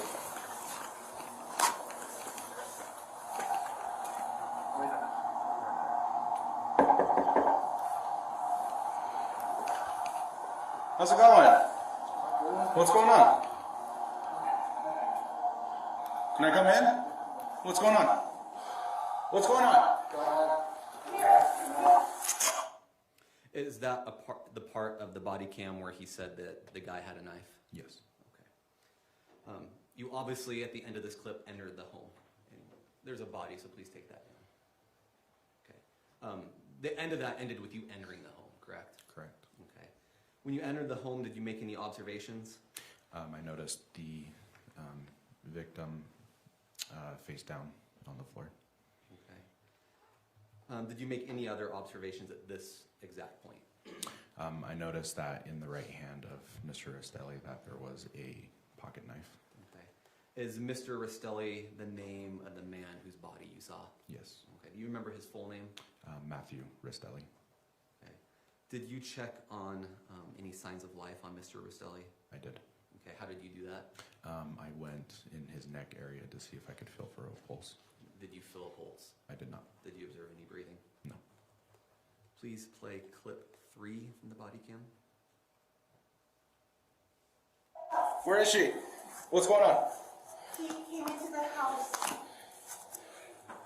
My daughter's here. This is for my daughter. Okay, can you step outside, please? Will you get medical?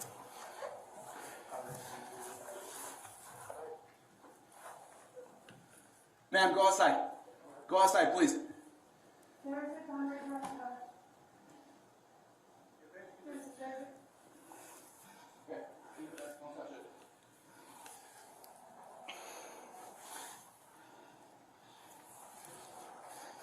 Hey, call condition. 5J46, we have a man down. He's possibly echo. What does possibly echo mean? In police terms, there's no signs of life. You called for assistance, but acknowledged there was no signs of life. That's correct. And in that body cam, we heard a woman's voice say a couple things, one of which is he came into the house. Whose voice was that? That would have been the defendant today, Ms. Grist. And we saw in that body cam video a knife. Is that the knife you were referring to a moment ago? Yes. Okay. After you checked on Mr. Restelli's body, did you do anything else? Yes. I, in a very loud voice, called out who I was, meaning I was a police officer with American Fork, and that if there was anybody else inside the home, to make it known. And did anyone respond? Yes. Did you eventually learn who it was that was responding to you? Yes. Who was it? That would have been Kathryn Restelli. Okay. Did she obey your commands? Yes. Did she say anything of note at that point? As she reached the landing, she immediately broke down in tears. I asked her if there was anybody else on the second level of the home, and she stated that her 2 children were. Okay. Were those 2 children eventually found upstairs in the home? Yes. Was she escorted out of the home at that point? Yes. Okay. After Ms. Restelli, I guess we have some overlapping names. So to clarify, Kathryn Restelli, after she was escorted out of the home, do you recall checking Mr. Restelli's pulse a second time? Yes. Okay. Play clip 4, please.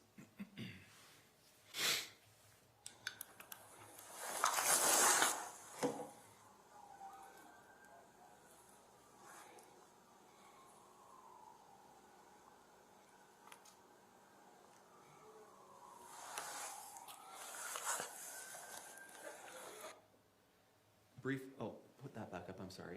Briefly pause it about halfway through.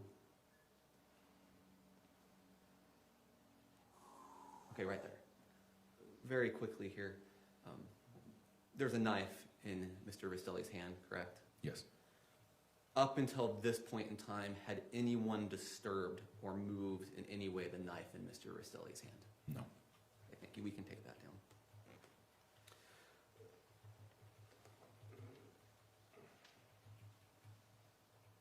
After Mr. Ellis and Ms. Grist and Ms. Restelli were removed from the home, were you asked to do anything else? I was asked to start CPR on Mr. Restelli. And to administer CPR, did you have to move his body? Yes. Did you have to move the knife in his hand? Yes. Was that you who removed it? Yes. Where did you place it? I placed it on a kitchen counter that was behind me. How long did you administer first aid to Mr. Restelli? Less than 2 minutes. Okay. And to clarify, you were the first person to start that process. That's correct.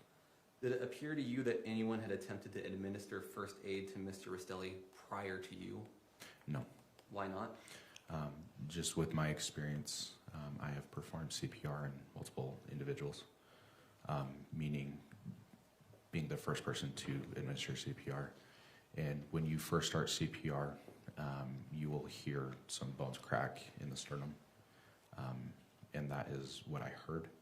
And as you continue to do CPR, the chest gets, per se, flatter. But again, I heard the cracking of the ribs and the sternum, and then as I was continuing my chest compressions on Mr. Restelli, I felt as though I was getting lower into his chest, and yeah. Please play clip 5. Compressions? Yes, compressions.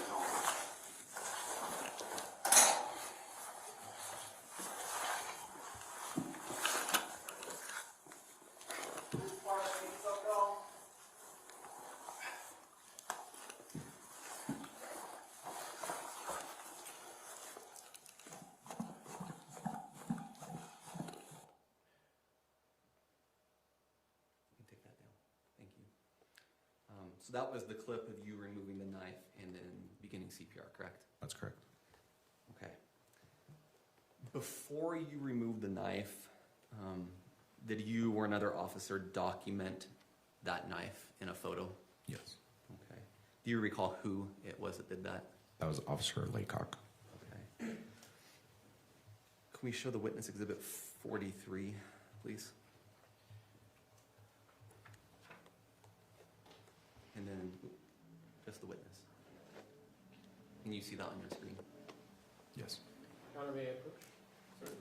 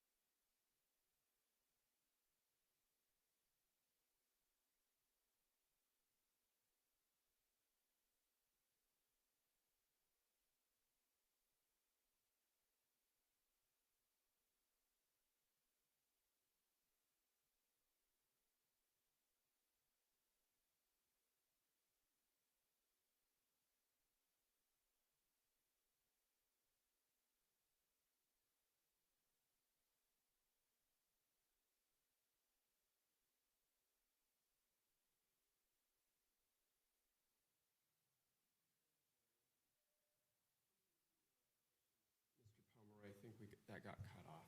So, asking me to remember the question, Judge. That's right, 43. Do you see Exhibit 43 on your screen? Yes. Okay. Is that's a photo from or a still frame from your body cam, correct? Yes. Okay. If we could show the witness Exhibit 44.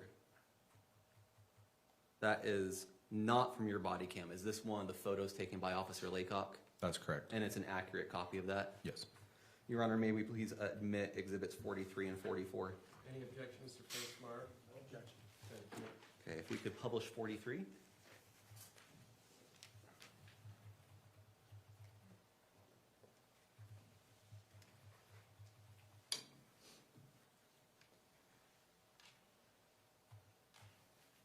Okay, it's on.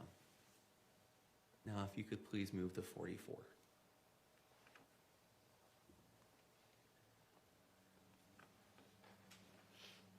Now, we previously admitted Exhibit 22. Could you show 22, please?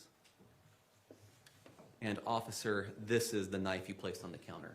That's correct. Okay. Now, we can take that down.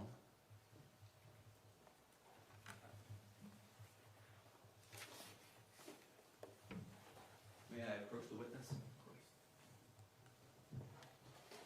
Have ongoing permission. Thank you, Judge.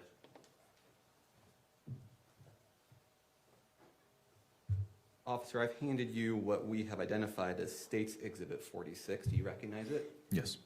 What is it? It is the pocket knife that was just shown, and the same pocket knife that was in Mr. Restelli's hand. Okay, so this is the actual physical knife. That's correct. State moves into evidence Exhibit 46. Any objection, Mr. Facemeyer? No objection, Your Honor. Thank you, so admitted. Thank you, Judge. Judge, we'd like to publish this to the jury. How would you like us to do that? We could have... Same way we did it last time. Why don't you hold it and you can walk right through down and show it to them. Let's not pass the mic back. Okay. May we invite the jurors in the back row to stand up for that? Gentlemen, ladies, please stand up. Please.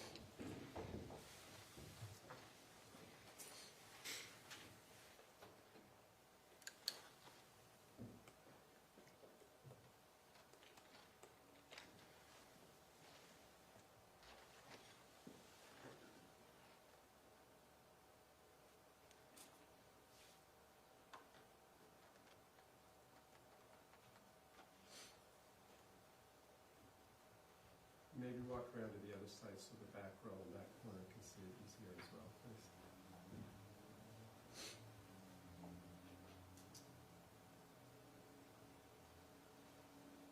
Aaron, could we invite any juror that wants to see it a little bit more to raise their hand, and I'll walk by again. Does anybody need to see it closer? So please raise your hand. All right, thank you. Please be seated.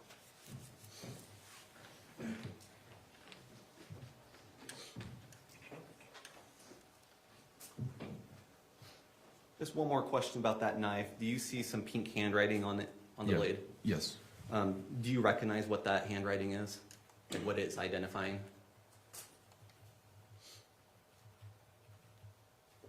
In all honesty, I do not. That's fine, but other than that pink writing, is it in the same condition as it was on that night? Yes. Could we please put exhibits 43 and 44 back on the screen?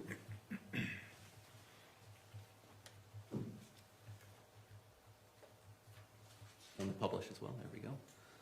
Okay. Did you make any observations about the position of the knife in Matthew Restelli's hand? It wasn't until after things were cooled off, meaning when tensions weren't so high, when the adrenaline wasn't running. Yes. Okay. And what was that observation? That the knife was, meaning the blade was pointed towards Mr. Restelli. Okay. Does that have any significance to you? Just with the circumstances after hearing that Mr. Restelli was presumably coming to maybe, quote, burglarize the home, and that he was, shot in self-defense from Mr. Ellis. I believe the knife could have been pointed a different way, meaning in a more aggressive way. Okay. The knife, I mean, you have it right in front of you. Does it have essentially a hand grip or a finger grip or anything on it? I do observe a hand grip. Okay. Given how you would have expected a knife like this knife to be held, does that match how it's actually being held in this photo? Yes. Okay. In the photo, you just think that the blade is turned not in a direction you would have expected? Yes. Okay. We can take that down. After the paramedics had taken over the first aid, did you do anything else on the scene? Yes.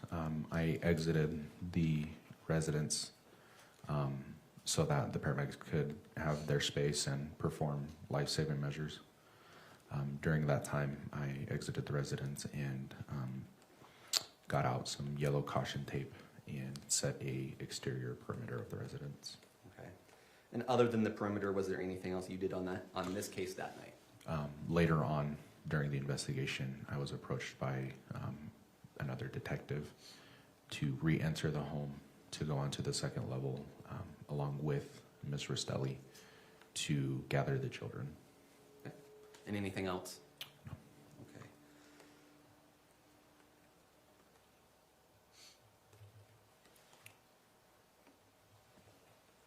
And we previously discussed that the scene was documented in photos, correct? Yes. Okay. And you would recognize those if we showed them to you? Yes. Okay. And you could describe some of them if we showed them to you? Yes. Okay. Your Honors, I move to admit exhibits 41, 42, 43, 44, 45, and those were all accepted. Just to make this easier, I'm now moving to admit in a batch exhibits 47 and then exhibits 51 through 85. Any objection to that? Your Honor, those were discussed prior to them being introduced and we have stipulated to such. Thank you, Mr. Facemeyer. So ordered. Thank you both. Please publish 47. Okay. Sorry, wait a moment. No, you go ahead, we're waiting for the screen to show it. Okay, there it goes. What is this an image of? This is the common area or the living room of Ms. Grist's home. Okay. And specifically it's from your body cam? Yes. And this is as you were leaving the home after completing your CPR responsibility? Yes. Okay. Show 51, please.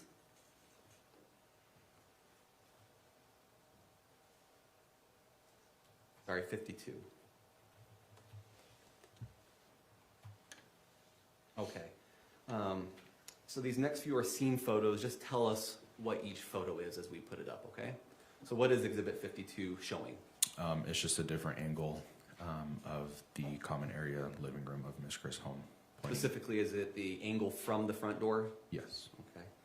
56, please. And this photo? It's a very similar still shot from my body cam. This is pointing to the front door. Okay. This would be the angle, say, from that dining area towards the front door? Yes. 55, please. Okay, and this one, what is it showing? Again, a different angle pointing into that little hallway that I initially walked into. Okay, and you can barely see some feet in the photo. Is that Mr. Restelli? Yes. Okay, 57, please. And what part of the home is this a photo of? The kitchen and dining area. We can take that down.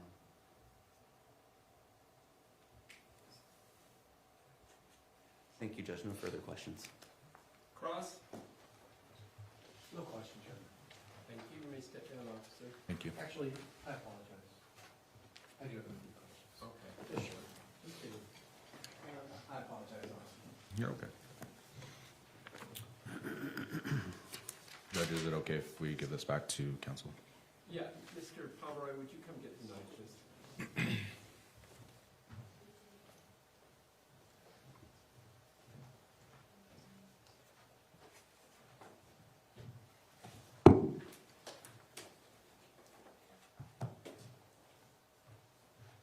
Mr. Pomeroy, put it over there. You want, or I can give it to the case officer.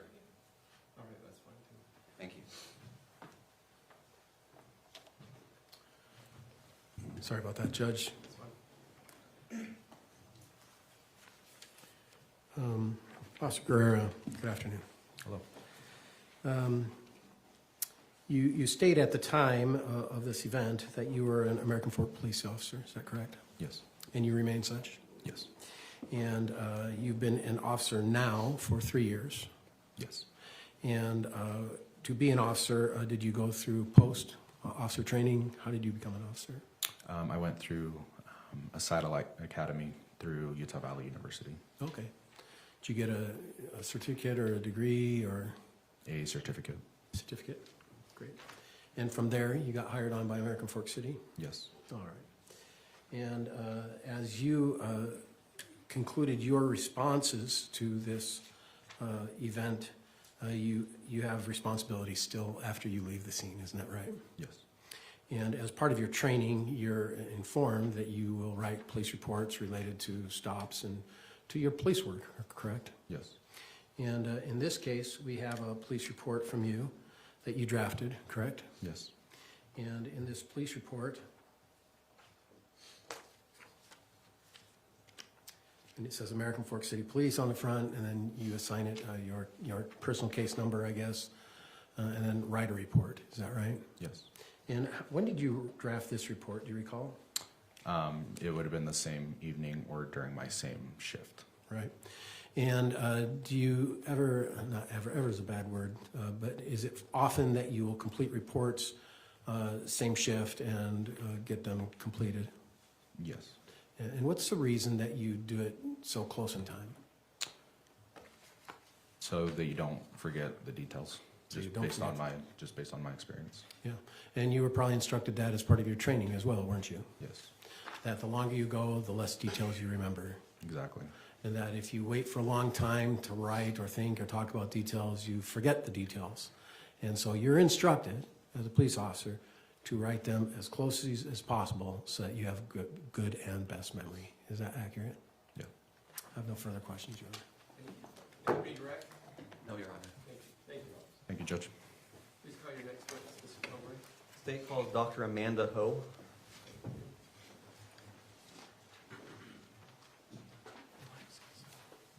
Could we please excuse Officer Garrett from his subpoena? Can you excuse? Yes, sir. Thank you, sir. You're doing a good job.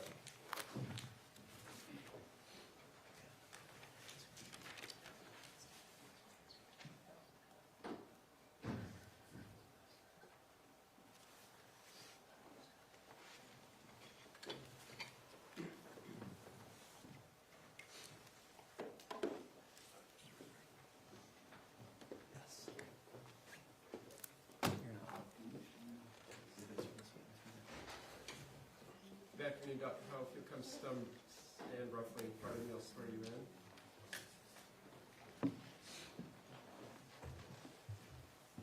You swear or affirm under the laws of the state of Utah, guilty of perjury, that the testimony in this matter today will be true and correct, so help you God. Yes. Thank you. Please have a seat up here. I know you've testified before in front of me. It's just keep my prior admonitions in place. Should be water for you as well. Good afternoon, Doctor. Hello. How are you? Good. Your drive down fine? I'd like you to take a moment to introduce yourself to the jury. Tell them your name, where you work, so on. Yes, my name is Dr. Amanda Ho. I'm a medical examiner at the State of Utah Office of the Medical Examiner in Taylorsville, Utah. Thank you. For the audio record, just please spell your last name. Yes, my last name is spelled simply H-O. And you're a medical examiner. Is your official job title assistant medical examiner? Yes. What degrees do you hold? I hold a Bachelor of Arts degree and a medical doctor degree. And where are those degrees from? My bachelor's degree is from Rice University in Houston, Texas, and my medical degree is from the University of Texas Southwestern in Dallas. Okay. After medical school, did you receive specialized training related to pathology? Yes, so after medical school, I went to, I did a pathology residency training program here at the University of Utah and ARUP Labs. After completing my general anatomic and clinical pathology residency program, I completed a one-year subspecialty fellowship training program in forensic pathology specifically at University of Texas Southwestern in Dallas. In pathology, and then you mentioned anatomic pathology, and then you mentioned forensic pathology. Yes. Could you define each of those terms for the jury? Yes, so an anatomic and clinical pathology residency training program would qualify me to be a hospital pathologist. That is someone who is examining specimens at a hospital and making diagnoses and running a hospital laboratory or a medical laboratory. And did these trainings, these residencies, include training in autopsies and how to perform a post-mortem examination? Yes, so the general anatomic pathology residency training program will train a pathologist to do autopsies in cases of natural death. These autopsies are usually performed in the hospital at the request of the family. A one-year forensic pathology fellowship training program will train someone to perform forensic or medical legal autopsies specializing in non-natural causes of death. You have the medical degree. Are you licensed to practice medicine? Yes, in the state of Utah. And do you have any board certifications with specific reference to pathology? Yes, so I've pathology medical board certification in anatomic pathology, clinical pathology, and forensic pathology. And the forensic pathology, that's a subspecialization of the other. Yes. Do you also participate in continuing medical education? Yes. Does that include conferences and training on forensic pathology? Yes. How long have you worked as an assistant medical examiner? Approaching 6 years. And in those 6 years plus your training, how many cases have you worked on? I've performed approximately 1,800 total post-mortem examinations. That number includes cases where I perform an external examination of the body only, as well as cases where I perform a full autopsy. Okay. Sorry, how many full autopsies approximately have you done? Full autopsies, let's see if I have the number. I've performed approximately 870 full autopsies. And that's since you've been fully accredited and certified? Correct. Okay. And we mentioned there's a difference between the post-mortem examination and the full autopsy, and it sounds like one of those differences is that the post-mortem is just the external examination. Right. So in a case where I would do a full autopsy, or I would say an autopsy has a post-mortem examination potentially has two parts. An external examination of the body, and then, if warranted, making incisions, examining the internal organs, and that would be considered a full autopsy. So the main distinction is the full autopsy is just more inclusive. Correct. It's a deeper examination into what happened. Correct. Okay. What is involved in each of those briefly? What's involved in an external examination? What's involved in an internal examination? Yes, so when a body arrives at our office for an examination, the external examination of the body will include examination of the body as it's received, dressed, as the body is received from the scene of death. Then the body will be undressed, cleaned, photographed, and I will examine for any signs of injury, any identifying markings like scars and tattoos, and then any evidence of medical disease, like, for example, swelling of the legs. Then, if warranted, I'll proceed with the autopsy portion of the examination, which includes making incisions into the body, removing the organs, and examining the organs to diagnose any natural disease or injury. Okay. Now, you've mentioned a few things that you're looking for in an autopsy, but from that higher level, why is an autopsy performed? An autopsy is performed. The ultimate goal in performing an autopsy at our office is to determine the cause and the manner of someone's death. Okay. Are there other questions an autopsy can help answer? Yes. The other goals in performing the examination and autopsy at our office would be to establish someone's identification, and in cases where a body comes to our office unidentified, and to gather any evidence that may be needed. You mentioned cause of death. What does that mean? The cause of death is the natural disease or the injury or the toxic exposure in the case of drugs that led to someone's death. How is that different from manner of death? Yeah, the manner of death describes how, or the circumstances under which the death occurred.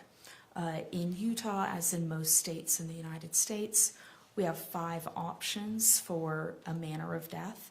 The death can be natural, accident, suicide, homicide, or undetermined, if there's not enough information to choose one of those preceding 4 options. Let's just take a hypothetical really quick. If someone died by a gunshot wound, that would be the mechanism of death. Yes, that would be the mechanism or the cause of death. And then you potentially could determine that it was accidental, it was suicide, it was homicide, or it might be undetermined. Correct. And then obviously, probably gunshot wounds aren't natural, but there may be times that you find someone, it's a natural cause of death. Correct. Maybe a heart attack or something. Correct. Okay. Now, when you're making these 2 determinations, what type of information do you consider?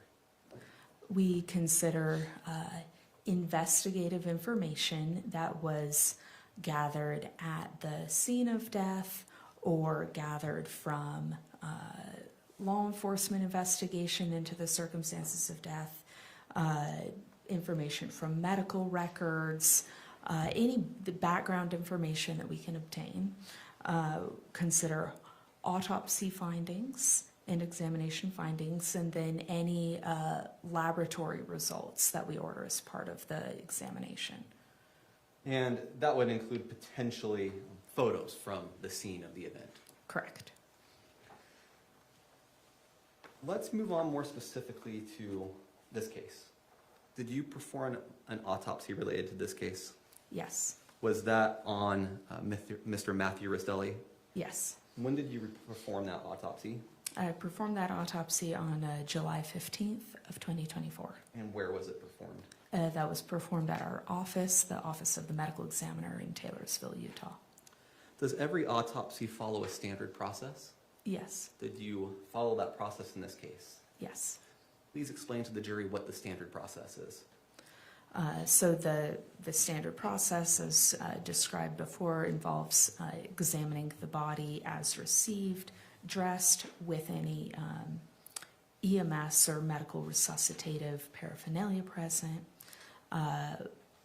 taking photographs at each stage, so photographs of the body dressed, photographs of the body undressed, cleaning the body, photographing the body again, noting any findings on the body such as injuries, measuring, describing them, taking notes, then proceeding with the internal autopsy examination of making incisions, removing the organs, examining the organs for medical disease or for injury. I believe a moment ago you mentioned photographs. Are photographs part of the autopsy process? Yes. Okay, and were photographs taken during Mr. Restelli's autopsy? Yes. Okay. We're going to show these only to the witness. If we could show her exhibits 95, then 96, then 97.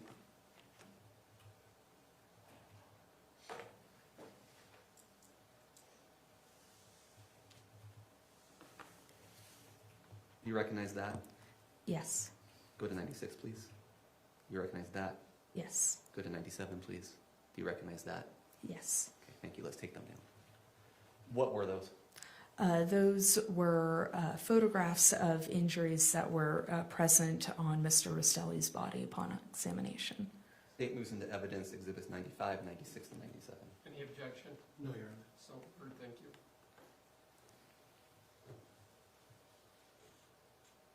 During the process, I'll ask that differently. What is a body diagram in the context of an autopsy? A body diagram is a sheet of paper on which we can make handwritten notes or sketches, drawings to aid in our written report, to aid in understanding of any injuries, disease, or findings on the body. And did you create a body diagram specifically for Mr. Restelli's autopsy? Yes. Please show the witness 94. Is this an accurate copy of the body diagram you created in this case? Yes. State moves into evidence exhibit 94. Any objection? No objection. Thank you, so ordered.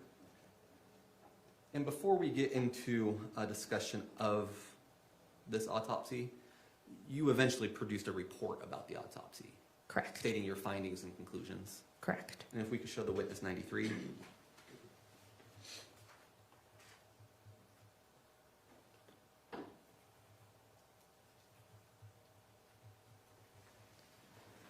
Okay. Do you recognize this? Yes. Is that your ultimate report? Yes. State moves into evidence 93. Any objection? No objection. So ordered as well, thank you. Thank you. We can take that down now. Okay, so we discussed the process or the steps of an autopsy. I would like to direct your attention to your external examination of Mr. Restelli. Did you observe any injuries on Mr. Restelli's body? Yes. What type of injuries did you observe? I observed that there were a total of 7 gunshot wounds. Are there physical characteristics that would enable you to distinguish between an entry and an exit wound? Yes. What are those characteristics? In general, in injuries can vary, just like natural disease can vary. But in general, entrance wounds on the body tend to be round. They tend to have an area of abrasion or scraping of the skin around the margin of the wound. They can have what we call firearm residue or soot or gunpowder particles on them. And then in general, an exit gunshot wound tends to be a linear wound or a star-shaped or irregular wound rather than round. They tend to not have any abrasion or scraping of the edges, and they would not have any firearm residue such as soot or gunpowder particles on them.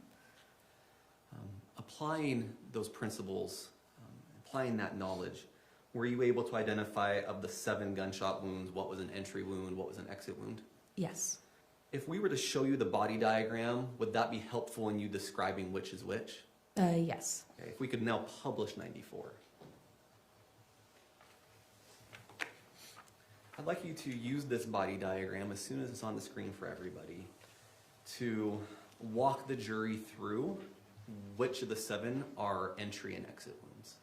Yes, so there's a total of 7 gunshot wounds.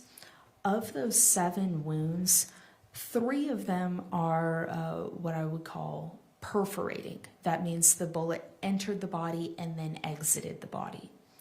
4 of those wounds are penetrating wounds where the bullet entered the body but did not exit.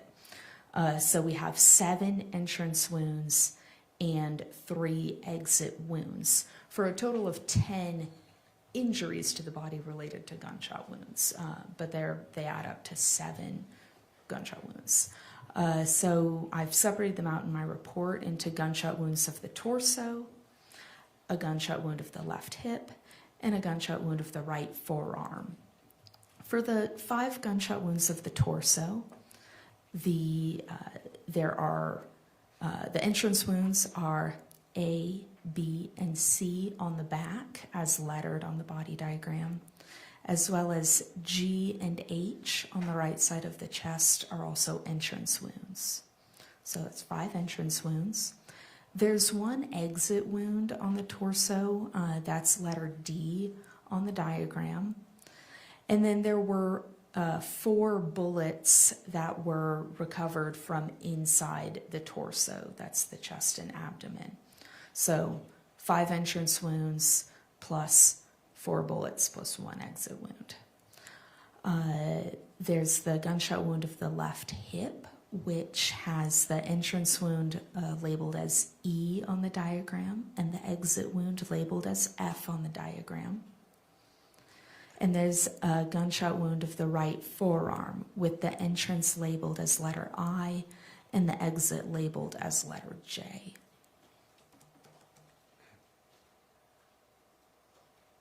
Really quick, I see there's a key in kind of the bottom middle of this body diagram. Looks like there's an acronym. Could you explain the acronym? Yeah, so for the key, I've used the acronym GSW as an abbreviation for gunshot wound. So you can note that entrance gunshot wounds are marked with a circle and exit gunshot wounds are marked with an X.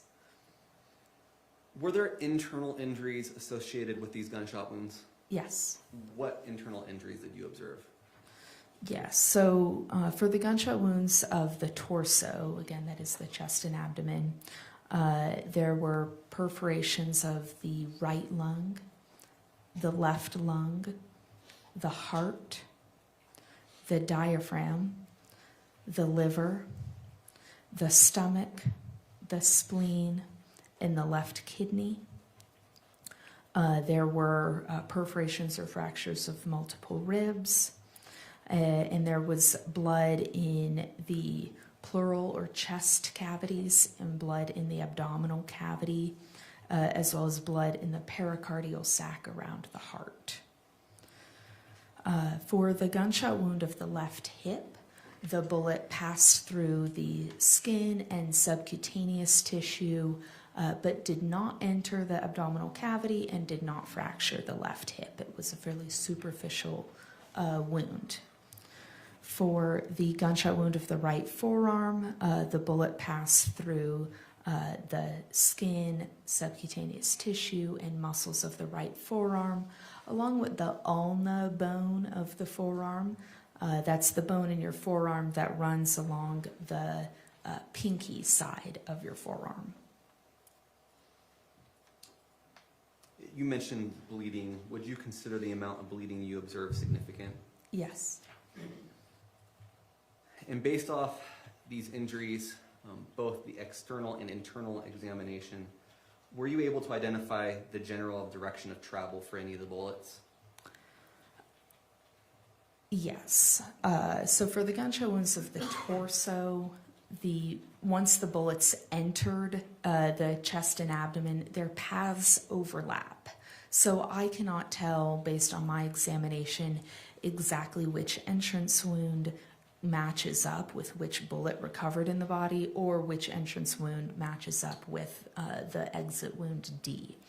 But I can tell a general idea of the trajectory based on the entrance wound characteristics. Is there a particular wound you'd like me to describe? Yeah, so I just want to make sure we all understood what you just said. Let's focus on the torso for just a second. Okay. Yes. And on the back, there's entrance wounds A, B, and C. On the front, there's entrance wounds G and H, and there's an exit wound D. Yes. Did I understand correct that basically for those 5 entrance wounds, you can't tell which one caused the exit of D? Correct.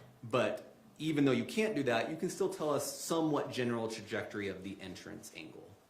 Correct. Multiple of the entrance wounds on the torso have some abrasion on the edge of the wound that tells me which direction the bullet was traveling as it entered the skin. Okay, so for the torso wounds, what were the general trajectories?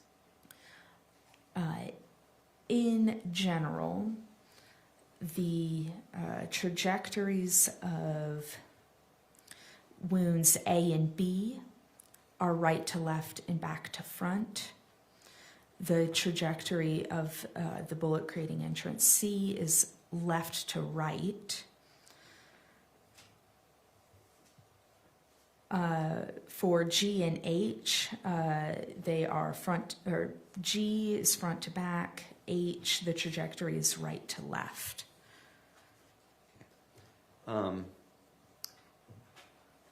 And just to clarify, when you give these directions, is that reference point from Mr. Restelli's reference point or from a viewer observing the body? That is as Mr. Restelli would have experienced it. So when I say right to left, it's from Mr. Restelli's right to his left. Thank you. Let's move on to the other wounds, E and F on the hip and I and J on the forearm. I think a previous answer may have implied it, but let's state it concretely. What can you tell about the trajectories of those wounds? Yes, so particularly for the wound of the forearm, I'll have you note the position of the body in the diagram. You see the diagram shows someone standing upright with their arms down by their sides and their palms facing forward with their thumbs facing away from the body. That's what's called anatomic position. So when I'm giving trajectories, it's the trajectory of the bullet in the body if the body were standing in that position. So the trajectory of the gunshot wound of the left hip is downward, left to right, and slightly back to front. And the trajectory of the gunshot wound of the right forearm is back to front, again, if the palms were facing forward, back to front, slightly downward, and slightly left to right. Thank you. We're going to move on to a different topic now. You can take down the body diagram.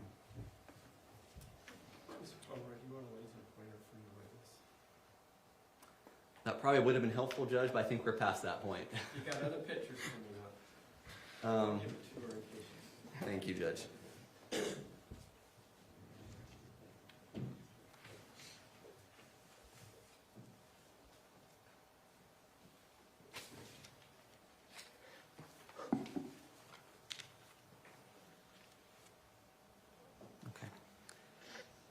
Let's publish Exhibit 95. I'd like to talk for a moment about the wrist or forearm injury you observed.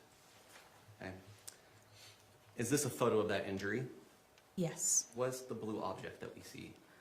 The blue object is a flexible rod that we use as part of the postmortem exam to match up entrance and exit wounds and to demonstrate the path of an injury through the body. Okay. So basically it helps indicate some of the characteristics about the wound. Correct.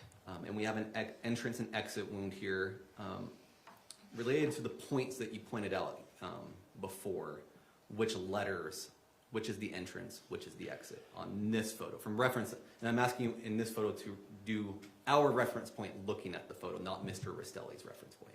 Correct. So you can see that the rod is passing through an injury on the back of the forearm. That's the side of the forearm closest to the back of the hand. And it's also passing through an injury that's on the side of the forearm closest to the palm of the hand. So the wound on the back of the forearm, that's the left of the forearm as you're looking at the picture, is the entrance wound. And the wound closest to the palm of the hand is the exit wound. Thank you. Move to exhibits 96 and 97, the side-by-side. We have both exhibits on the screen at the same time. Is this that same injury? Yes. Okay, just from a different vantage point? Yes. And so this would still be Mr. Restelli's right forearm wrist. How did this wound affect Mr. Restelli's skin? So it perforated the skin as the bullet was passing through. How did it affect any tissue in the arm? It perforated muscle and subcutaneous tissue within the arm. How did the wound affect any bones that are in? The ulna was fractured. That's bone.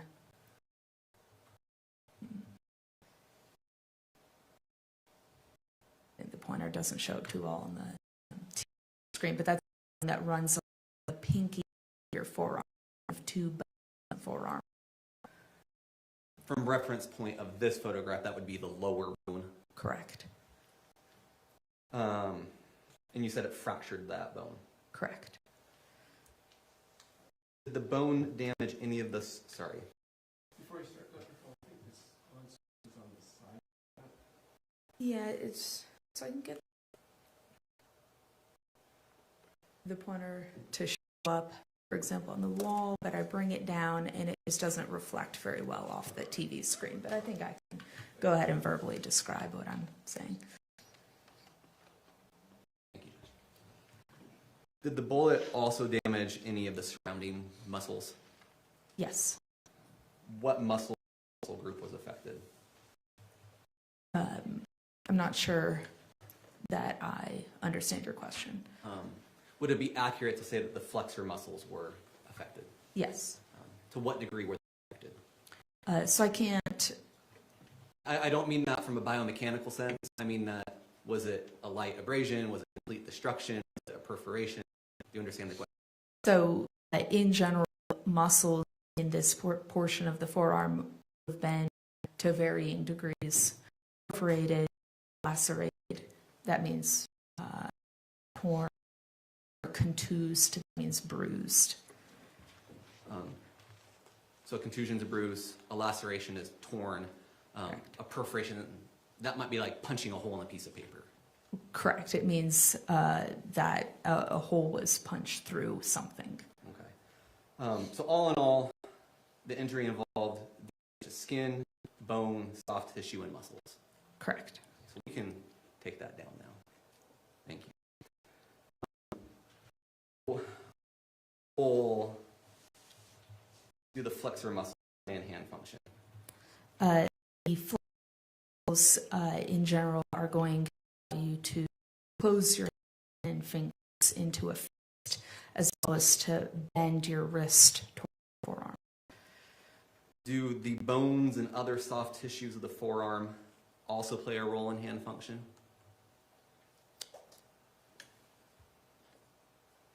The bones play a role in that the muscles attach to the bone. That's their attachment point to work off of. So,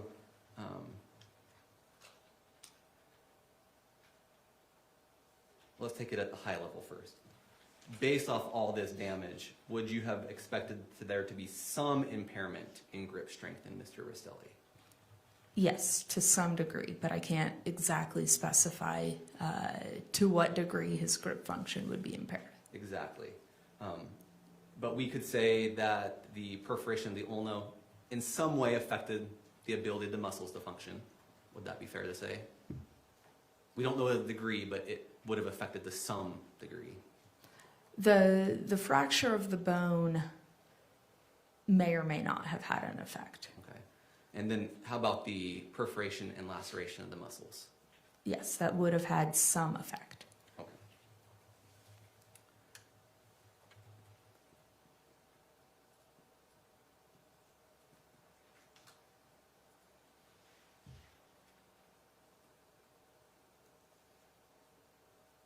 Did you review any of the police photos of this scene?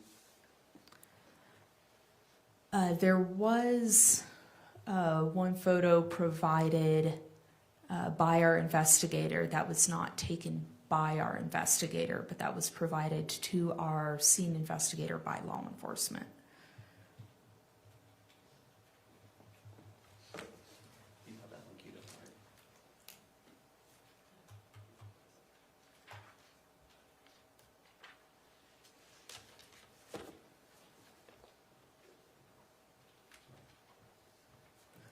Is this that photo? Yes.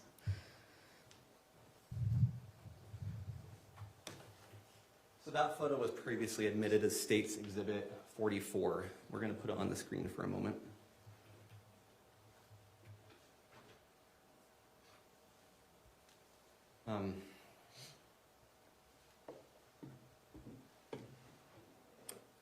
There we go. And this was identified as Mr. Restelli's body at the scene. Yes. And you can clearly see a knife in that hand. Yes. Is that the same arm that sustained that injury? Yes. Okay. And I just want to clarify a couple points. Autopsies can't determine when that object was placed in the hand. Correct. It can't tell if Mr. Restelli himself picked it up or someone placed it. Correct. It can't tell whether he had it in his hand before or after his death. Correct. But it can tell you that his grip strength or his ability to hold the knife would have been affected to some unknown degree. Yes. Okay, we can take that down now.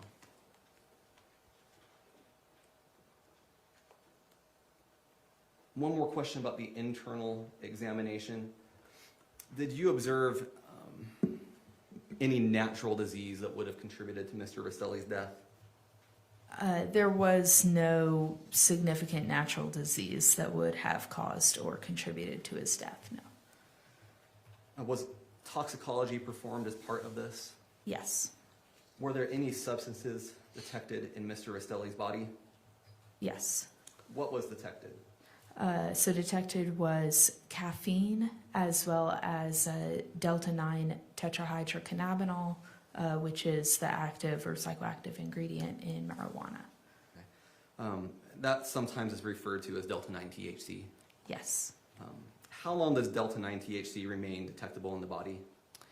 It varies according to how heavy or frequent a user of THC someone is. It can vary from, it can take anywhere from a few days, 3 or 4 days, to greater than 6 weeks for it to completely clear out of your blood. Okay, that sounds like a very kind of wide detection window. Yes. And you couldn't say where in the window he may have used. Correct. Or even what state he used it in. Correct. Okay. Did he detect any alcohol in his system? No. And did any of these toxicology results change in any way your conclusion about the cause and manner of death? No. Okay. Let's get to that ultimate conclusion then. Based on your autopsy, your training, your experience, were you able to determine the cause and manner of Mr. Restelli's death? Yes. What was the cause of his death? The cause of his death was multiple gunshot wounds. What was the manner of his death? The manner of death was homicide. Thank you. No further questions, Judge. Cross.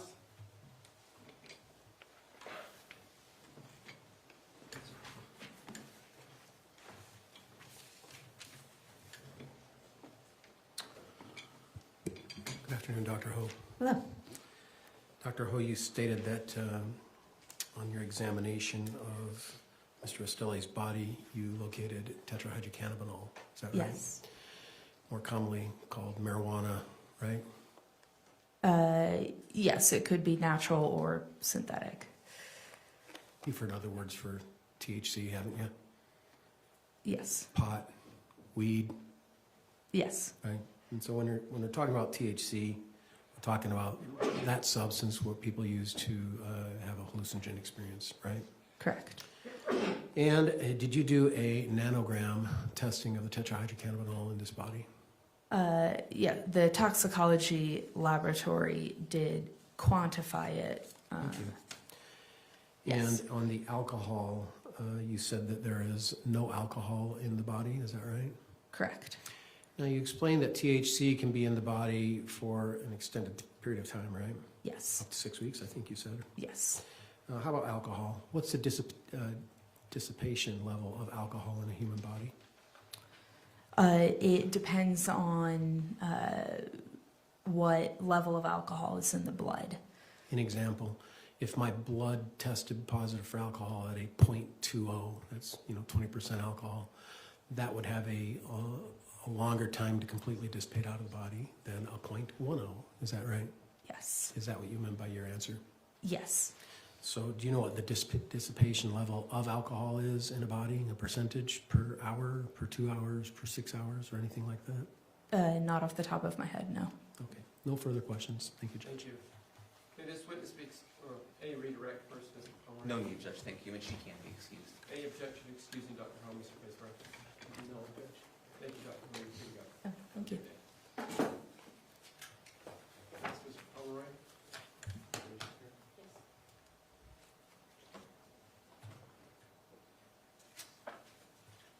State calls Rachel Williams. Yes. And Judge, just forecasting here, I expect this to be a relatively short witness. Relatively. Maybe we could take the break after this witness, if that's okay. All right. Any objection, Mr. Vice All right, thank you. Yes. Good afternoon, Ms. Williams. If you come stand in front of me, I'll swear you in briefly. If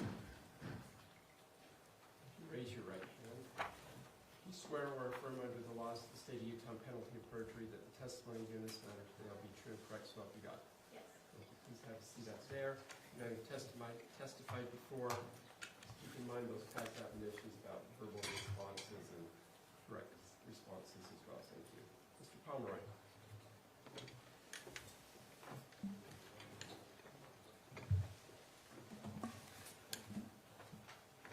Thank you, Judge. Maybe this will make it go a little bit quicker. This witness produced 2 reports, Exhibits 98 and 99. I'd like to move to admit them now. I don't think there will be objection. No objection. Right, Exhibits 98 and 99 are admitted without objection. Thank you. Thank you. Ms. Williams, thank you for being here. Would you please introduce yourself to the jury? Tell them your name, where you work. Yes, so I'm Rachel Williams. I'm a forensic scientist at the Utah Bureau of Forensic Services, which is also known as the State Crime Lab. Thank you very much. What would you like us to call you today? Ms. Williams, Rachel? You can just call me Rachel. Okay, sounds great. Thank you, Rachel.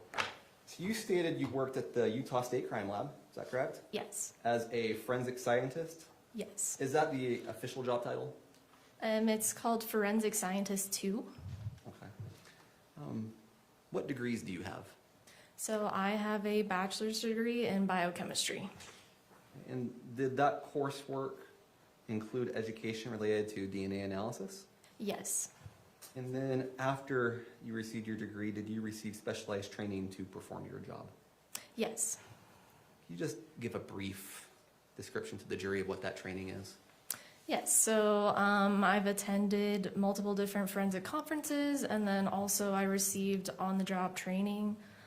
So I went through a in-depth training program that had required readings and presentations, written and oral examinations. I had to practice analyzing mock samples that were similar to casework samples. And then at the end of everything, I had to complete like a final test to show that I learned the skills necessary to do those disciplines. And do you receive ongoing training as well? Yes. Are there ongoing proficiency tests as well? Yes, so the DNA analysts, we have to take 2 proficiency tests per year. And how long have you been working as a forensic scientist? So I've worked there since September 2019, so about 6.5 years. What are your day-to-day job duties? So I am trained to do sample prep, so that's getting samples ready to be processed through the lab. I'm also trained to do DNA laboratory work, so that's taking the sample, running it through the lab to generate a DNA profile. And then I'm also trained in DNA profile interpretation, so that's where we are taking reference samples from the individuals and comparing those to evidence samples to make comparisons and calculate statistics. And is the state lab accredited? Yes. And what does that mean to be accredited? So accreditation means that the laboratory is meeting certain international and national standards, and accreditation provides confidence that the laboratory is producing quality results. Great. So you work with DNA, essentially? Yes. Okay. And you had lots of education to get to the point where you're at? Yes. And DNA and statistical analysis sometimes includes some complex topics? Yes. Okay. So 2 things just to preface off these questions is first, I'd invite you to treat me like I'm 5 years old, right? Explain it in very simple concepts for us, if you could. 2, in the same way, it's okay to correct me. If I ask you a question that's dumb or wrong or just not the right words, just tell me I'm not asking the right question, okay? Okay. Is that fair? Yes. All right, so let's just start off. Explain what DNA is to the jury. Yes, so DNA stands for deoxyribonucleic acid. DNA is found inside your body, and you get half from your mother and half from your father. And your DNA profile is unique to you. And your body uses your DNA to determine how you look and how your body functions. It's kind of like the blueprint for your body, right? Yes. And where in the body is DNA found? So DNA is found inside of cells. So cells are like the building blocks that make up your body. And that's this. Can DNA testing be used to compare DNA taken from an object to DNA taken from a person? Yes. Okay. So if I wanted to take DNA from an object for comparison purposes, how would I do that? So typically the object can be submitted to the laboratory and we can swab that item. So we use, it's kind of like a Q-tip where it's a cotton swab. And then we'll rub that along the item to collect any potential DNA. And then from there, that swab will be run through the lab and we'll generate a DNA profile from that.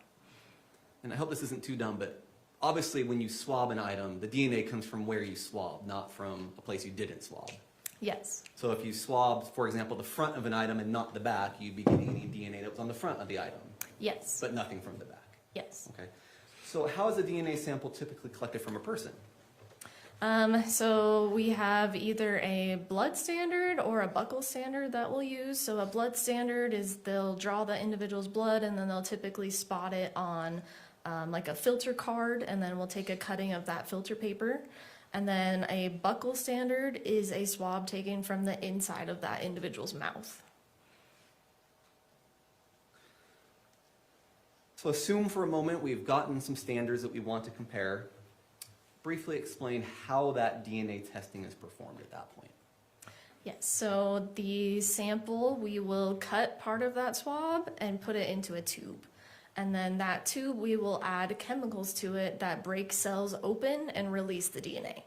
Then we'll add some other chemicals that will clean the sample and get rid of any cellular debris and leave just the DNA behind. Once we have that DNA isolated, we'll do a step called quantitation. And the quantitation step will measure how much DNA, if any DNA is present. From there, we will do a step called amplification. And that's where we're creating millions of copies of that DNA and to get it to a detectable level. And then our last step is the separation and detection step.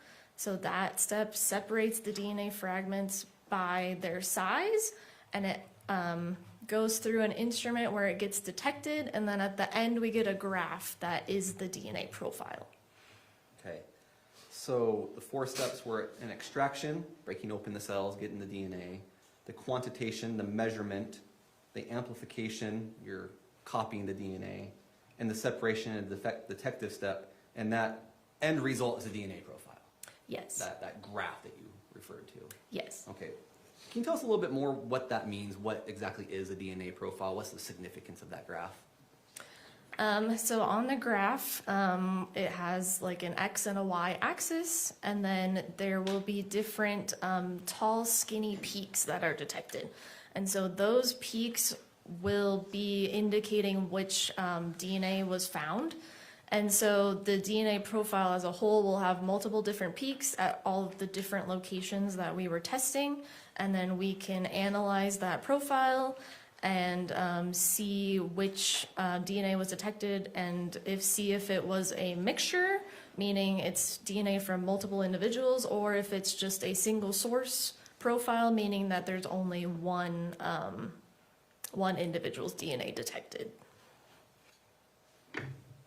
Maybe to put that in simple terms, it sounds like a DNA profile is a visual representation of the DNA on an object. Yes. And you mentioned something about objects that may have DNA from one person or more than one person. No, Your Honor, that's just an attorney. Thank you. Sorry for the interruption there. We had that brief comment from you about potentially one person or multiple persons. So if you have an object that has DNA on it, but the DNA comes from more than one person, what's the outcome of these steps? Is it multiple profiles? Is it one profile that represents all the people? What do you get? So that one particular swab will just have that one profile associated with it. So within that one profile, we're seeing multiple different peaks that indicate the DNA, and that would be a representation of all the people's DNA that contributed to that DNA mixture. Is there a word to describe that type of profile? So we call those mixtures. Okay, so a single source profile would be when the profile only has one person in it. Yes. And a mixture is a profile that has multiple people, 2 or more. Yes. Okay. Let's talk about that statistical analysis briefly. How do you actually compare, once you have the profile or profiles to compare, how do you see if there's a match or not? What are you doing in the statistical step? So I analyze all of the evidence samples first, and then after I've analyzed those evidence crime scene samples, I will then compare them to any submitted reference samples from individuals. And from there, I will do a visual comparison to see if it looks like any of those reference profiles could be in that DNA mixture. If I cannot exclude that individual from the sample, then I will calculate a statistic called a likelihood ratio. And so this likelihood ratio is a statistic that compares 2 alternate propositions or explanations for that observed DNA profile. And so the likelihood ratio statistic will change its value depending on which propositions I'm comparing.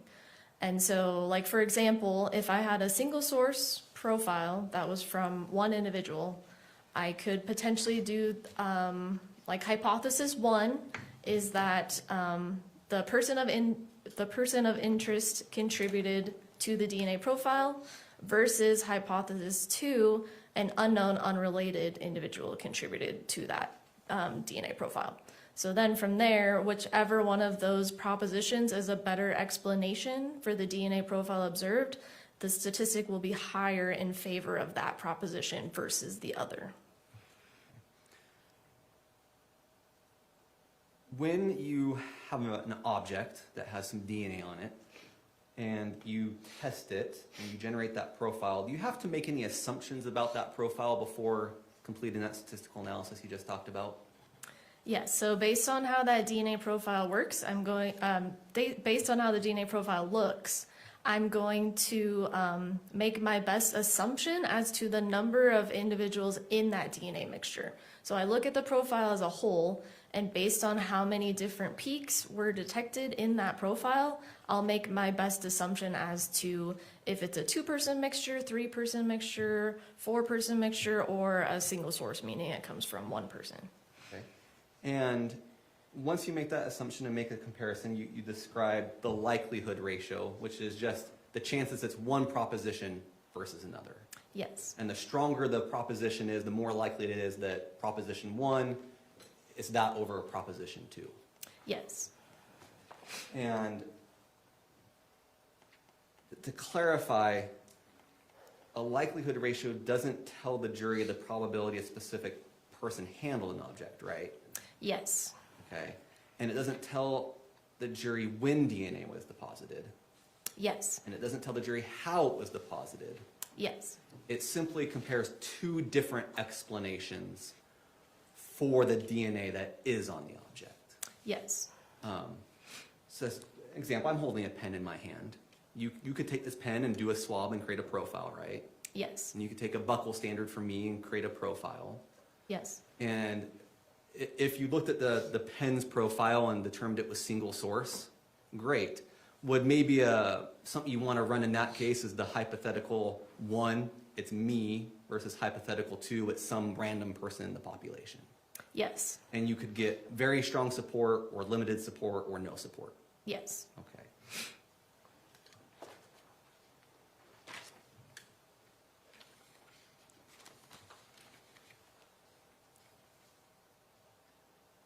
Can you put diagram 1 up? For your reference, this is just an enlarged version of page 6 of Exhibit 98, which is your first report. Okay, do you recognize what this is when it comes up on the screen? Yes. Okay, what is this? So this is a verbal scale that can be used to help provide an explanation as to the weight of that likelihood ratio statistic. So based on the number of the likelihood ratio statistic, it can fall into the different categories, and those categories help explain the weight of that statistic. Okay. And at each level, there's a word, a verbal qualifier that goes with it. Yes. Okay, so for example, if the likelihood ratio was 100,000, the verbal qualifier would be strong support.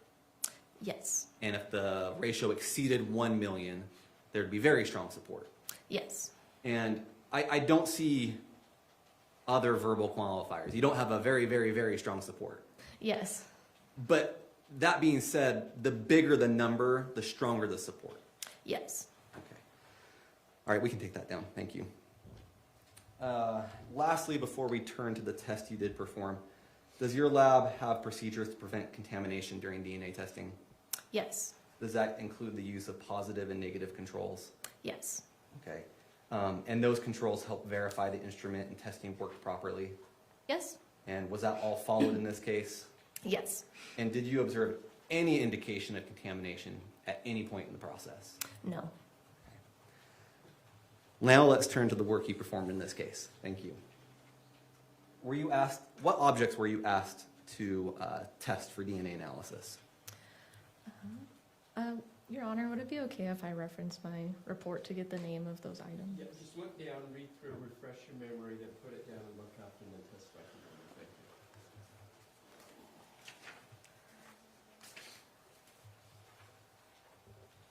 Would you like me to read all of the items or just the question samples? Let me ask it this way. How many objects were submitted for testing? 6? 6, okay. Was one of them a gun? Yes. Was one of them a knife? Yes. Were the other 4 samples taken from 4 separate people? Yes. Who were those 4 people? So the lab received standards from Kathryn Restelli, Kevin Ellis, Tracey Grist, and Matthew Restelli. Did you swab the gun and generate a DNA profile? Did So someone in the lab swab the gun and create a DNA profile? yes. Was that done for the knife as well? Yes. And then the standards from Mr. Restelli, Mr. Ellis, Ms. Restelli, and Ms. Grist, were DNA profiles created for each of them? Yes. Okay. Are you aware that 3 of those persons, Mr. Ellis, Ms. Restelli, and Ms. Grist, are family members? Yes. Does that affect the testing that's done? Let me rephrase that. Oh.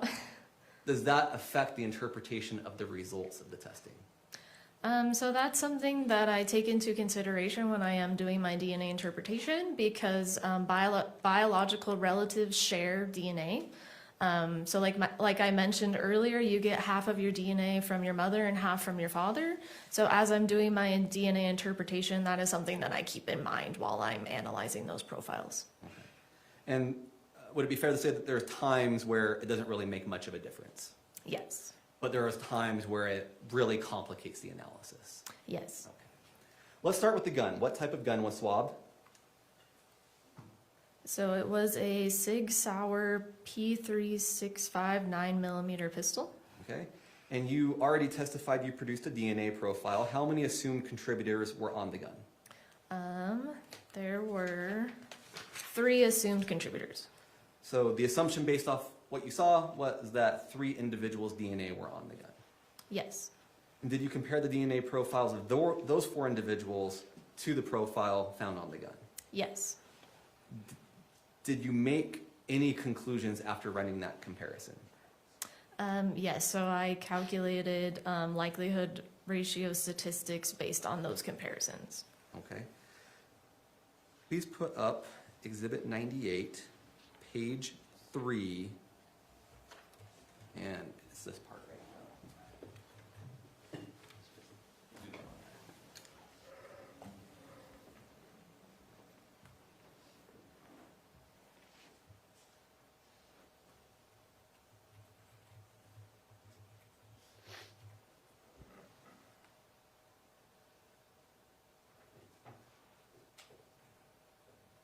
Yeah, that's fine, right there. So we're talking about this second part. And we already talked about what very strong support for inclusion means in your lab, and moderate support, and limited support, and exclusion, right? Yes. Okay, so what was the likelihood ratio calculated for Mr. Ellis? So the probability of observing the mixed DNA profile is approximately 4.3 times 10 to the 17 times more likely if it originated from Kevin Ellis and 2 unknown unrelated individuals, or sorry, 2 unknown individuals than if it originated from 3 unknown individuals in the U.S. population, including the possibility of untested biological relatives of Kevin Ellis. Okay. And we previously talked about the likelihood ratio cutoff for very strong support is 1 million, which is 1 times 10 to the 6. Yes. So this number is much bigger than that. Yes. Indicating it really has very strong support. Yes. Okay. And again, what we're saying there is that it's very strong support that it was Mr. Ellis over some unknown person in the adult population or the U.S. population. Yes. Okay. What was the conclusion regarding Ms. Restelli? So there was moderate support for exclusion for Kathryn Restelli. Okay. Inclusion means on it, exclusion means not on it. I don't know if I can for sure say like they're on it, but like the statistic is providing support that they could be a contributor to that mixture. Okay. What would be a plain English word for inclusion and exclusion in this case? Exclusion is referring to like their DNA did not appear to be in that mixture, versus inclusion means those DNA variants looked like they could be in the mixture. Okay, so stating that differently then, very strong support that Mr. Ellis's DNA was in the mixture, but moderate support that Ms. Restelli's DNA was not in the mixture. Yes. Okay. And then for Ms. Grist, what was the conclusion? It was limited support for exclusion for Tracey Grist. Okay. And then the conclusion for Mr. Restelli. It was exclusion for Matthew Restelli. Okay. And it doesn't say very strong support for exclusion. It says exclusion. What's the interpretation there? So when it says just exclusion and it doesn't have a support for that, that means I didn't calculate a likelihood ratio statistic for that, because when I did my visual comparison, where I compared the reference samples to the evidence samples, it visually did not look like that individual's DNA was in the mixture. So I just did a flat out exclusion and didn't calculate a statistic for that. Okay. We can take that down. Let's turn to the knife that you tested, or that was tested. What type of knife was swabbed? So the knife was a EvaTac camouflage folding pocket knife.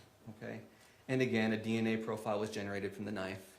Yes. And it was compared against the profiles for Matthew Restelli, Kathryn Restelli, Kevin Ellis, and Tracey Grist. Yes. How many assumed contributors were detected on the knife? 4. Okay. Again, that means we're assuming 4 individuals are present on the knife. Yes. And you documented the comparison of that mixture vis-a-vis the 4 named individuals we've been talking about. Yes. Okay. Do you have a copy of Exhibit 98, which is your first report, file name, report 4? Yes. Is that with you? Okay. I believe it's on page 3 in the summary. Was there a conclusion about the likelihood of all 4 individuals being present in that DNA mixture together? And by all 4, I mean these 4. You're referring to the summary section? Yes. Okay. Yeah. Yes, so the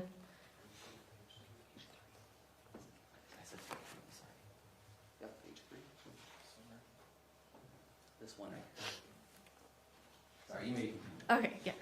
So it says the DNA analysis provides support that Matthew Restelli, Kathryn Restelli, Kevin Ellis, and Stacey Grist are possible contributors to the DNA mixture obtained from the swabs from. Oh.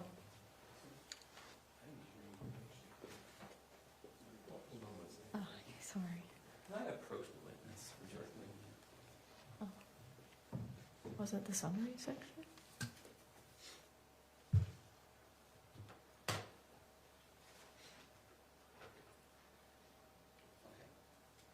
The same information's in 2 places. That's the confusion. Yeah, she was, and it doesn't matter because it's the same information. She's already at it. We'll just go.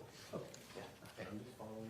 So you're in the summary section, and we were just noticing that the summary obviously reflects that that information appears twice. That's perfectly fine. So for that comparison of the 4 individuals together, what was the final result or conclusion? Though there is support for the combination inclusions of Matthew Restelli, Kathryn Restelli, Kevin Ellis, or Tracey Grist, all 4 individuals cannot be present in the DNA mixture together. Okay. So in plain English, that phrase that all 4 individuals cannot be present in the DNA mixture together, that just means all 4 are not on the knife together in the profile generated from the swab. Yes. Okay. Now, in addition to the analysis done in this report, you did an analysis in a second report, correct? Yes. Okay. And we just talked about comparing the profile, assuming 4 people on the knife and we're looking at these 4 individuals all together versus 4 unknown persons. Yes. Okay. did you also do an analysis with combinations of three of these people plus an unknown person? Yes. Okay. Was there a result regarding the combination of Matthew, Kevin, and Kathryn? You may need to turn to the other report, I understand. Yeah. One sec.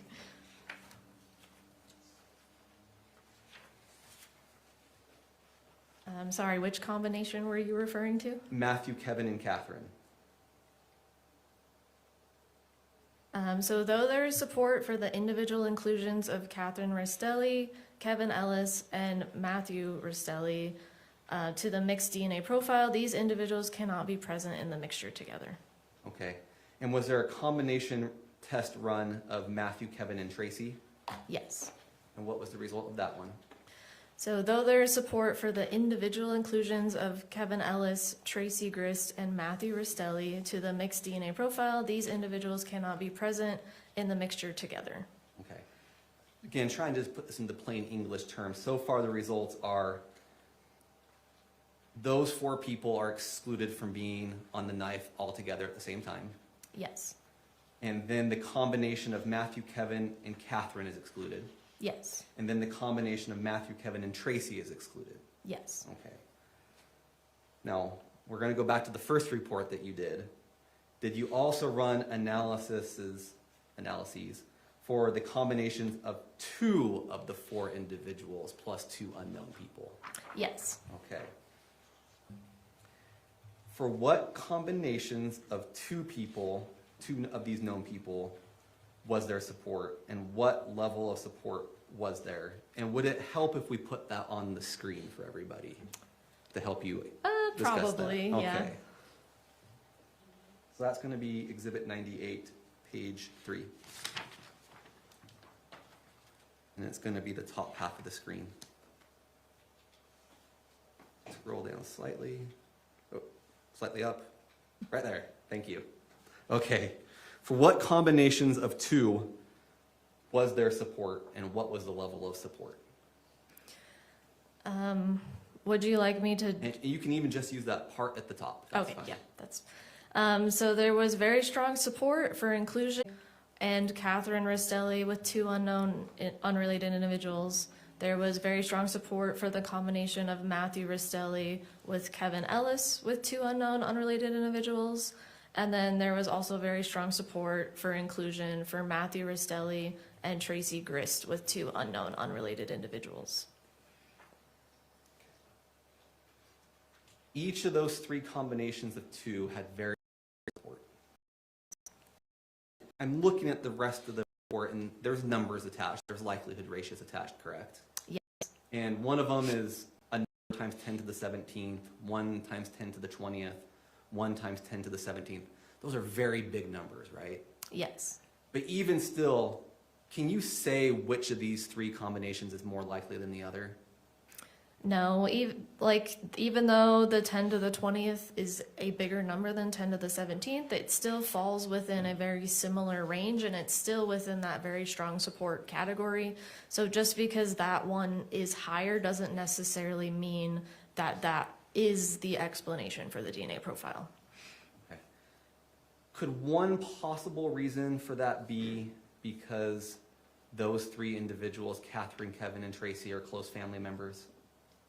Yes, so since they share DNA, because they're biologically related, in the DNA mixture, it could appear that one individual is in there because a different individual is in there, since they would have some of the same DNA fragments that we're looking at. So that can kind of influence the result that we're seeing with that statistic. Okay. And to state this one last time in plain English, make sure we got this correct. There's very strong support for the notion that Matthew and one of these 3 individuals contributed to the DNA on the knife. So the wording for the statistic is specifically that the probability of observing the DNA profile is more likely if it was the one option versus the other option. But that's compared to unknown individuals. Yes. Right. And each of these 3 standing alone is very strong compared to just unknown individuals. Yes. But trying to compare those three can't be done. The DNA analysis does not allow you to make a conclusion as to which of these three is most likely. Sorry, could you rephrase that? Yeah. So you ran a hypothesis of Matthew, Kathryn against unknown. Matthew and Kevin versus unknown. Matthew and Tracey versus unknown. And Yes. each one was very strong support. Yes. But the DNA testing cannot say which of those three is the strongest idea or strongest hypothesis. Yes. No further questions, Judge. Cross?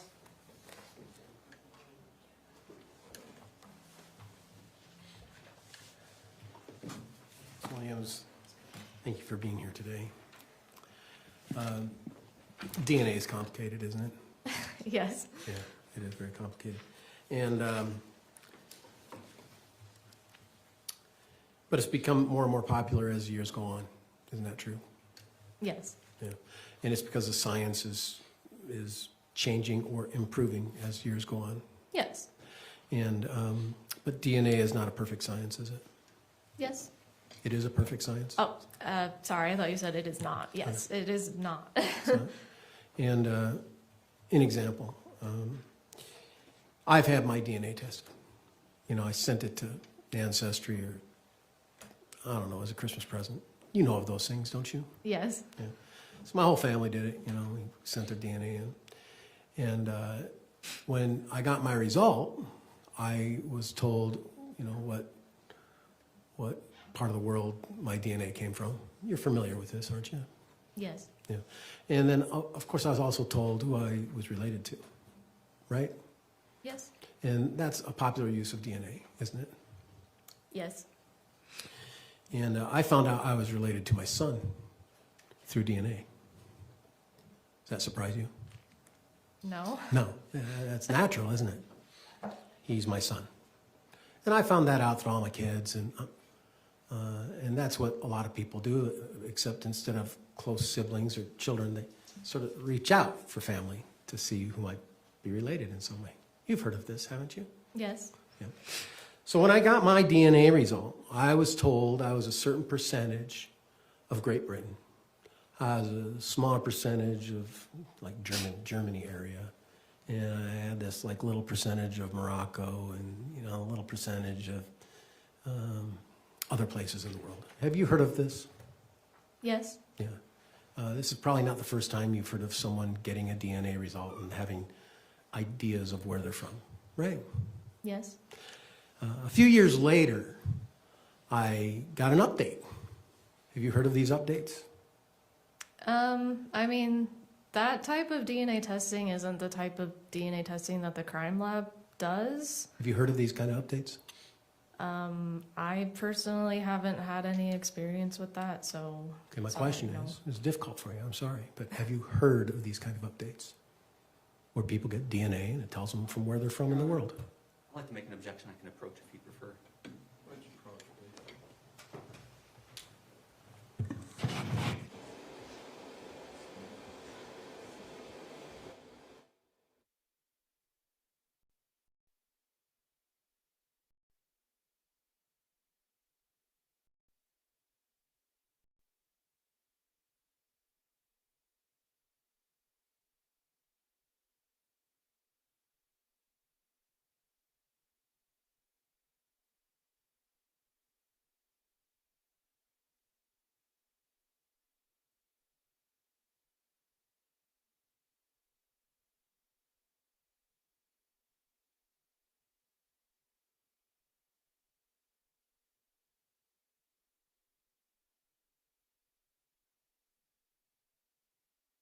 Thank you, gentlemen. Please continue.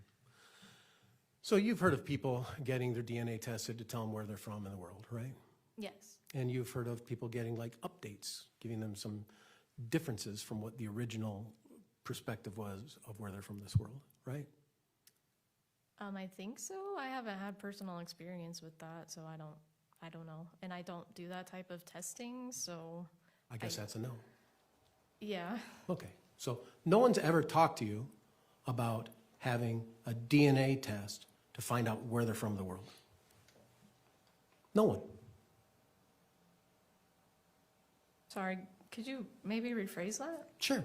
No one has ever talked to you about a DNA test from where they're from in the world. Is that what you're Yes, testifying? I've had people talk to me about that before. Thank you. And you've heard of some of these results being changed as time has gone on. Isn't that true? Not in my personal experience, I haven't. You've never heard of anyone tell you that until me, myself, has now provided that information to you. Yes. Wow. No further questions. All right, any redirect? Just a couple.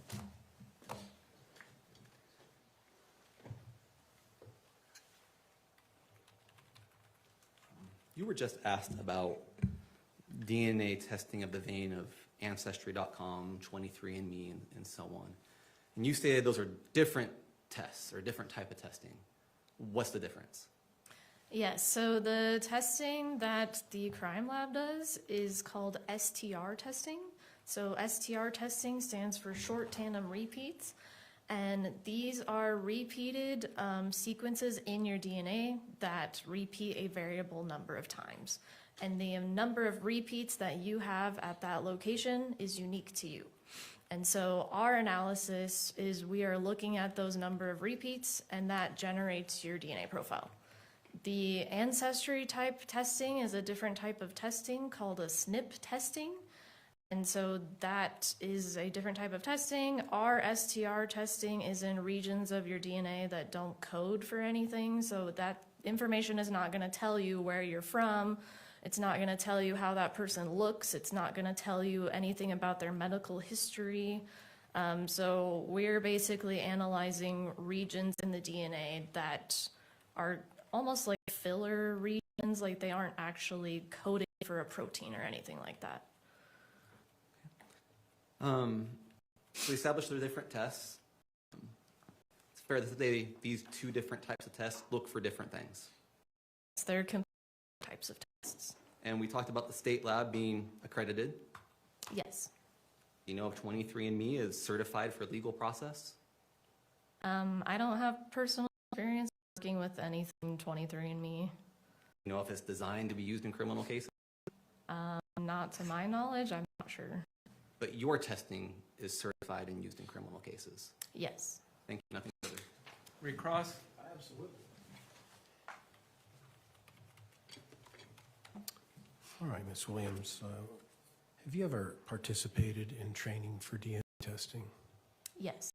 And what is your training for DNA testing? So I had on-the-job training, so I completed a whole training program for that. And then I also attend forensic conferences. We talk about DNA testing. And then through my college degree, I took courses about DNA. And where did you go to college? I went to Brigham Young University. And when you went to BYU, did you take coursework in DNA extraction? So DNA extraction was a topic covered in my class. I didn't have a specific class called DNA extraction, but that was part of our biology curriculum. Yeah, I didn't ask if you took a class on DNA extraction. I asked if you participated in any DNA extraction at BYU. Like during a lab course? Did you go to BYU? Yes. Did you participate in any DNA extraction while you're going to BYU? No. Okay. Did you have any lab work while you were in your college studies in relation to DNA? Yes. And what kind of lab work did you do at BYU for DNA? So during my biology course and also during my instrumental analysis class, I learned about DNA techniques. And then we also, during my biology course, we learned about different ways to detect DNA. And what were those ways? So, for example, one of those was gel electrophoresis, which isn't a method that we use anymore, but that was one of the topics covered. And was this lab work? Yes. Yeah. Okay. You described earlier RSTR testing, right? STR testing, yes. STR, I'm sorry. STR testing and SNP testing? SNP testing is a different type of testing done at the lab. That's for like the 23andMe type of testing. So you mentioned those, right? Yes. Okay. Did you learn about STR testing at your time at BYU? Yes. Okay. And did you participate in any lab work on that STR testing at BYU? No. When did you first do lab work in relation to your STR testing experience? I did it when I was hired at the state lab. And so was it on the job experience at the state lab? Yes. Okay. Did you do any SNP testing while you were at BYU? No. Did you ever know about SNP testing at BYU? Yes, I had heard of it. Have you ever done any studies on it at all, or is this just something you heard through word of mouth? I'm not trained in SNP testing. That wasn't my question. Do you remember my question? I can't remember your exact phrasing. Okay, my question is did you learn about SNP testing while you were at BYU, or did you just learn about it through word of mouth? I can't remember exactly, but it was probably just word of mouth. Okay, and in your coursework at BYU, how many classes did you take that engaged in DNA testing, or DNA, the science of DNA at BYU? I can't remember off the top of my head. More than one? Yes. More than three? And what I said is, how many classes did you take that had part of it DNA?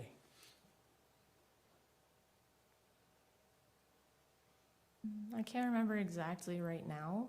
Maybe 5? Yeah, maybe about 5. Okay. And in your studies at BYU, your bachelor's was in biology, is that right? It was biochemistry. Biochemistry. Were you ever informed at BYU while you were in biochemistry about the fallibility of DNA, about it sometimes not being perfectly accurate? Yes. You had some professors in biochem at BYU, right? Yes. And they would inform you as part of your coursework that it's not a perfect science, right? Yes. And do you still agree with that? Yes. No further questions. Thank you. May this witness be excused? Yes, please excuse the witness. You agree as well, Mr. Facemark? Yes. Thank you. You're free to go. Ladies and gentlemen, let's take a recess. It's about 3:30. We'll call you back in about 10 or 15 minutes to do our last little sessions for this afternoon. Thank you. All right, for the jury.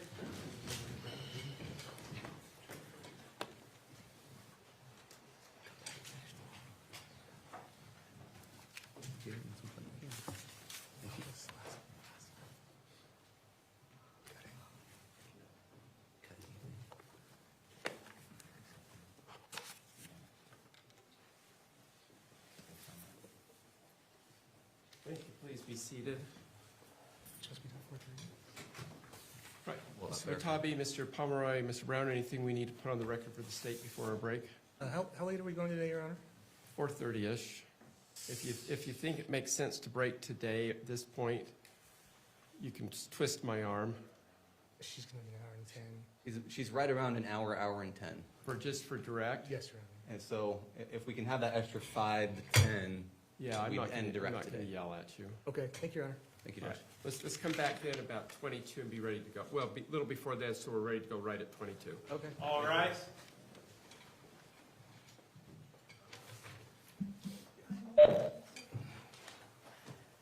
Thank you.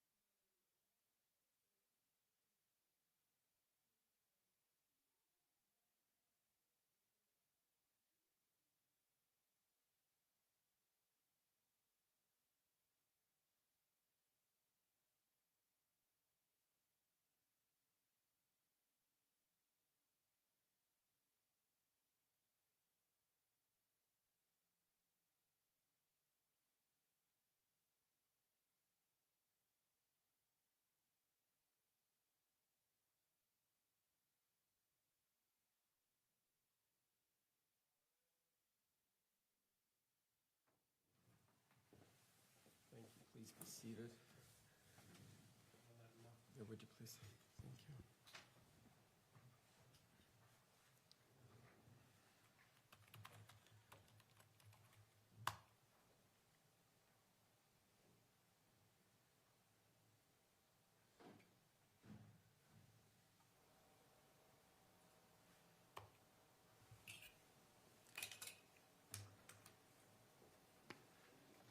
Do you want to let the officers know as well, Freddie?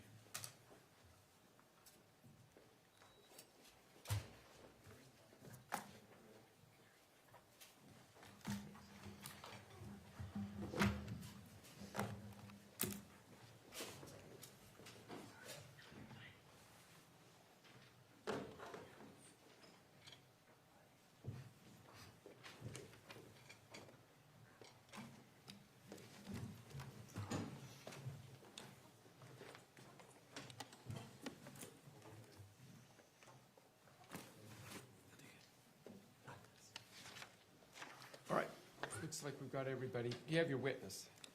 She's in the restroom. She should be back shortly. All right, when she's here, we'll call her. Is that it? She's here. All right, let's bring the jury out, and then I'll call. We're on the record. All right, if we're on the record, I'll call it State versus Grist, case 241101170.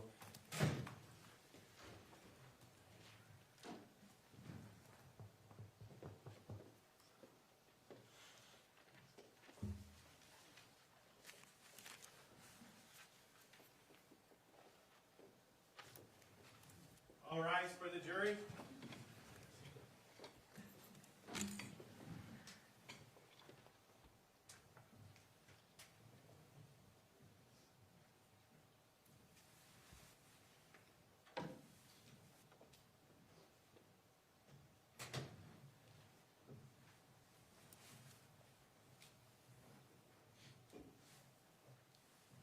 Thank you. Please be seated.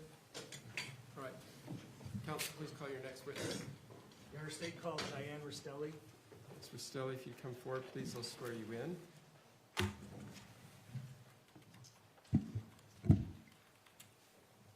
Just roughly in front of me. You raise your right hand. Do you swear or affirm under the laws of the state of Utah on penalty of perjury that the testimony you give in this matter today will be true and correct, so help you God? I do. Thank you. Please have a seat up here. You know, you've testified before. Just please keep my last instructions in mind, especially on giving direct answers, please. Thank you.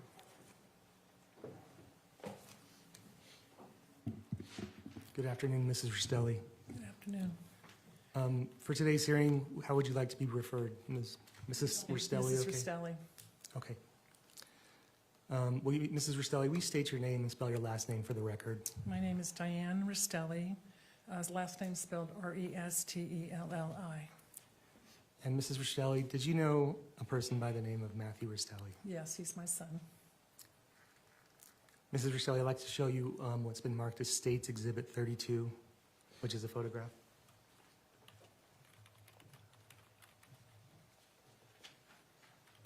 One moment, Your Honor. Thank you.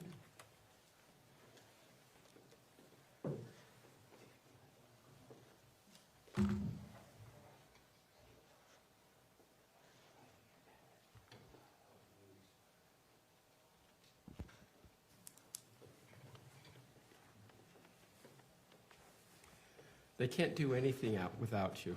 You're the brains of the outfit. That's my fault. I'm sorry, Your Honor. Sorry, Mrs.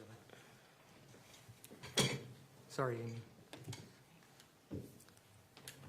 Exhibit 32, you said? Yes, Your Honor. Thank you.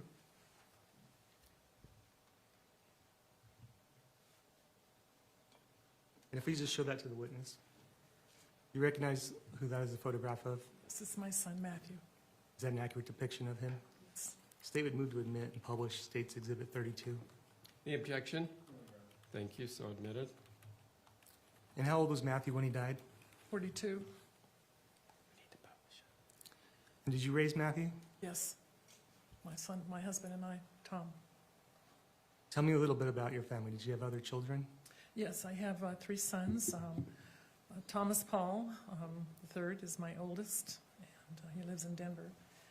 Obviously, Matthew lived in Temecula, and I have my youngest son, Jonathan Mark, who lives in Trabuco Canyon near me. And were you actively involved in raising Matthew as a child? Absolutely was involved. Because I had 3 sons, I didn't get to do the girl things. So I even joined the Boy Scouts, and participated in camping and Boy Scout activities. I did everything I could to be a part of their lives in athletics. Matthew was a mountain biker, so I would take him to the mountain biking races so he could, race competitively. And do you know if Matt was left or right-handed? Matt was left-handed. And were you involved in Matthew's life when he was an adult? Absolutely. I pretty much saw him maybe once every 2 to 3 weeks. He was very much in my life. He lived with us as an adult before he was married or with anyone. And, he was part of our life in helping me do a lot of things. He was my mechanic for my SUV. He was my repairman. He was my confidant to talk about a lot of different things. So yes, I was actively involved in Matthew's life, even to the point that he would call me every night and give me a rundown on his activities of the day and what kind of things were going on in his life, and talk about his children. And how close did you live to him? I lived about an hour away from him. And what was his personality like? Matt loved the outdoors. He just loved, sharing pictures of little spiders, and he just had a really cute personality. He was helpful. He was caring. He was personable, and he had a lot of heart. When anybody was in need or had a problem, he tried to see what he can do to help. He was always helping stranded travelers on the road, giving them water, helping them start their cars, helping them tow their truck out of a ditch or fix a tire. And this is Matt. He was a very caring individual. And I have to say that he promised his dad on his deathbed in 2020 that he would look after me, that he would keep track of me and help. And he absolutely did that. And was he married? Yes, he was married to Kate Restelli. And do you know when they got married? They were married, I think, in 2016, I think it was. So did you interact with her often? Yes. When I first met Kate, she was kind of dressed more like a goth, very dark, she's very tough, had a very tough language ability. And, coming from a professional background, trying to model, having some positive, good behavior that she could learn from a mother-in-law, some positive things. And it was hard. It was hard because she had that rough edge. But she started to do some better things, learn how to cook and do some better baking. So I think I felt like I started to have a really good relationship with Kate. But she always had that undertone of roughness that was really hard to get to that core. And how many children did Matthew have? Matthew had 2 children with Kate and 1 child, Lucas, from a previous relationship. And I'd like to show you what's marked as State's Exhibit 33, which is a picture. I could show that to the witness. Do you recognize that? Yeah. And what is that a picture of? That's the family. They're on a tractor that Matt had fixed and overlooking the hills in Temecula in the wine country. Does it accurately represent the picture of him and his kids? It does. State would move to State's Exhibit 33. Any objection? No. So admitted, thank you. Move to publish. So ordered.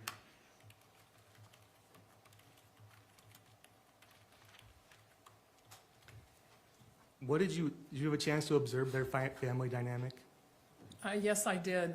Since I was out there off and on, I would be there, bring them food, food for dinner, spend the night on some occasion. And I was able to see just, some of that rough edge, that Kate always seemed to have. And I even witnessed it in how she talked and treated my oldest grandson, Lucas. And it was uncomfortable.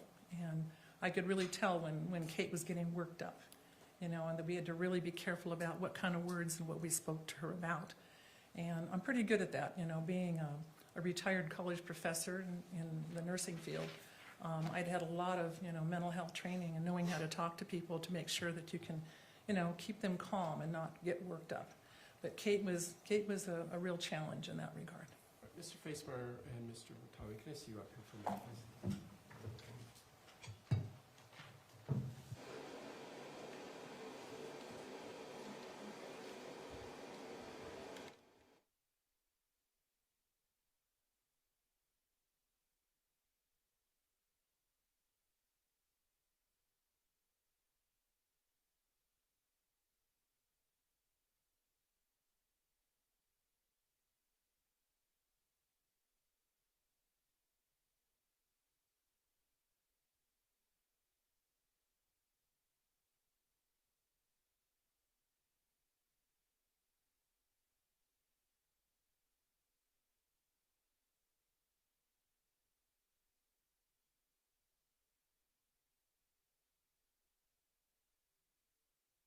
Minute recess. I'm going to have you step out into the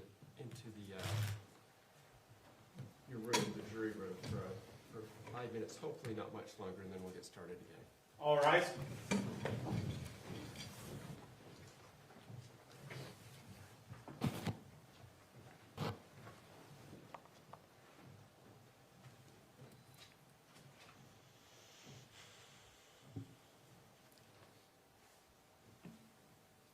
Just let Faye know when you're ready. One moment, Your Honor. Can you approach it again? Yes.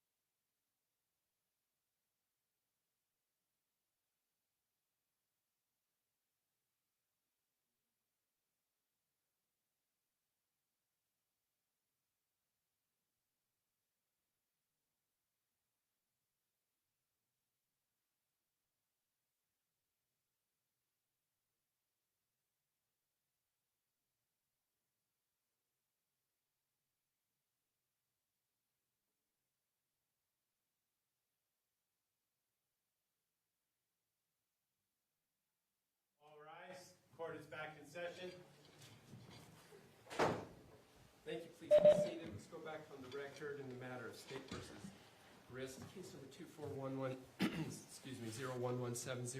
Counsel, I specifically said to the jury, we've had a legal issue come up. I'm going to excuse you for the day.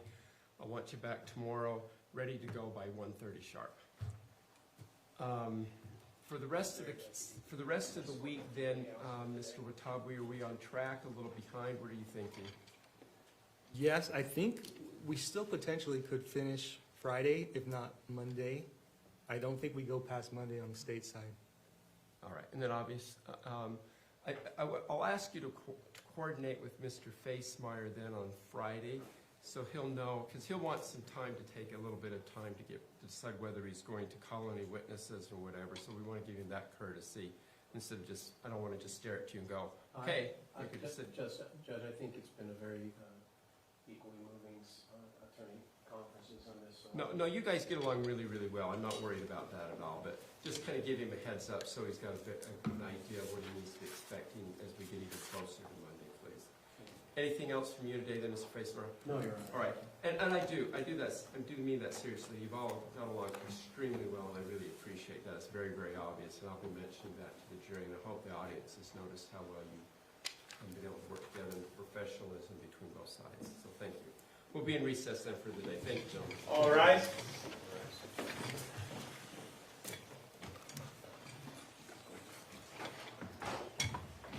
Thank you.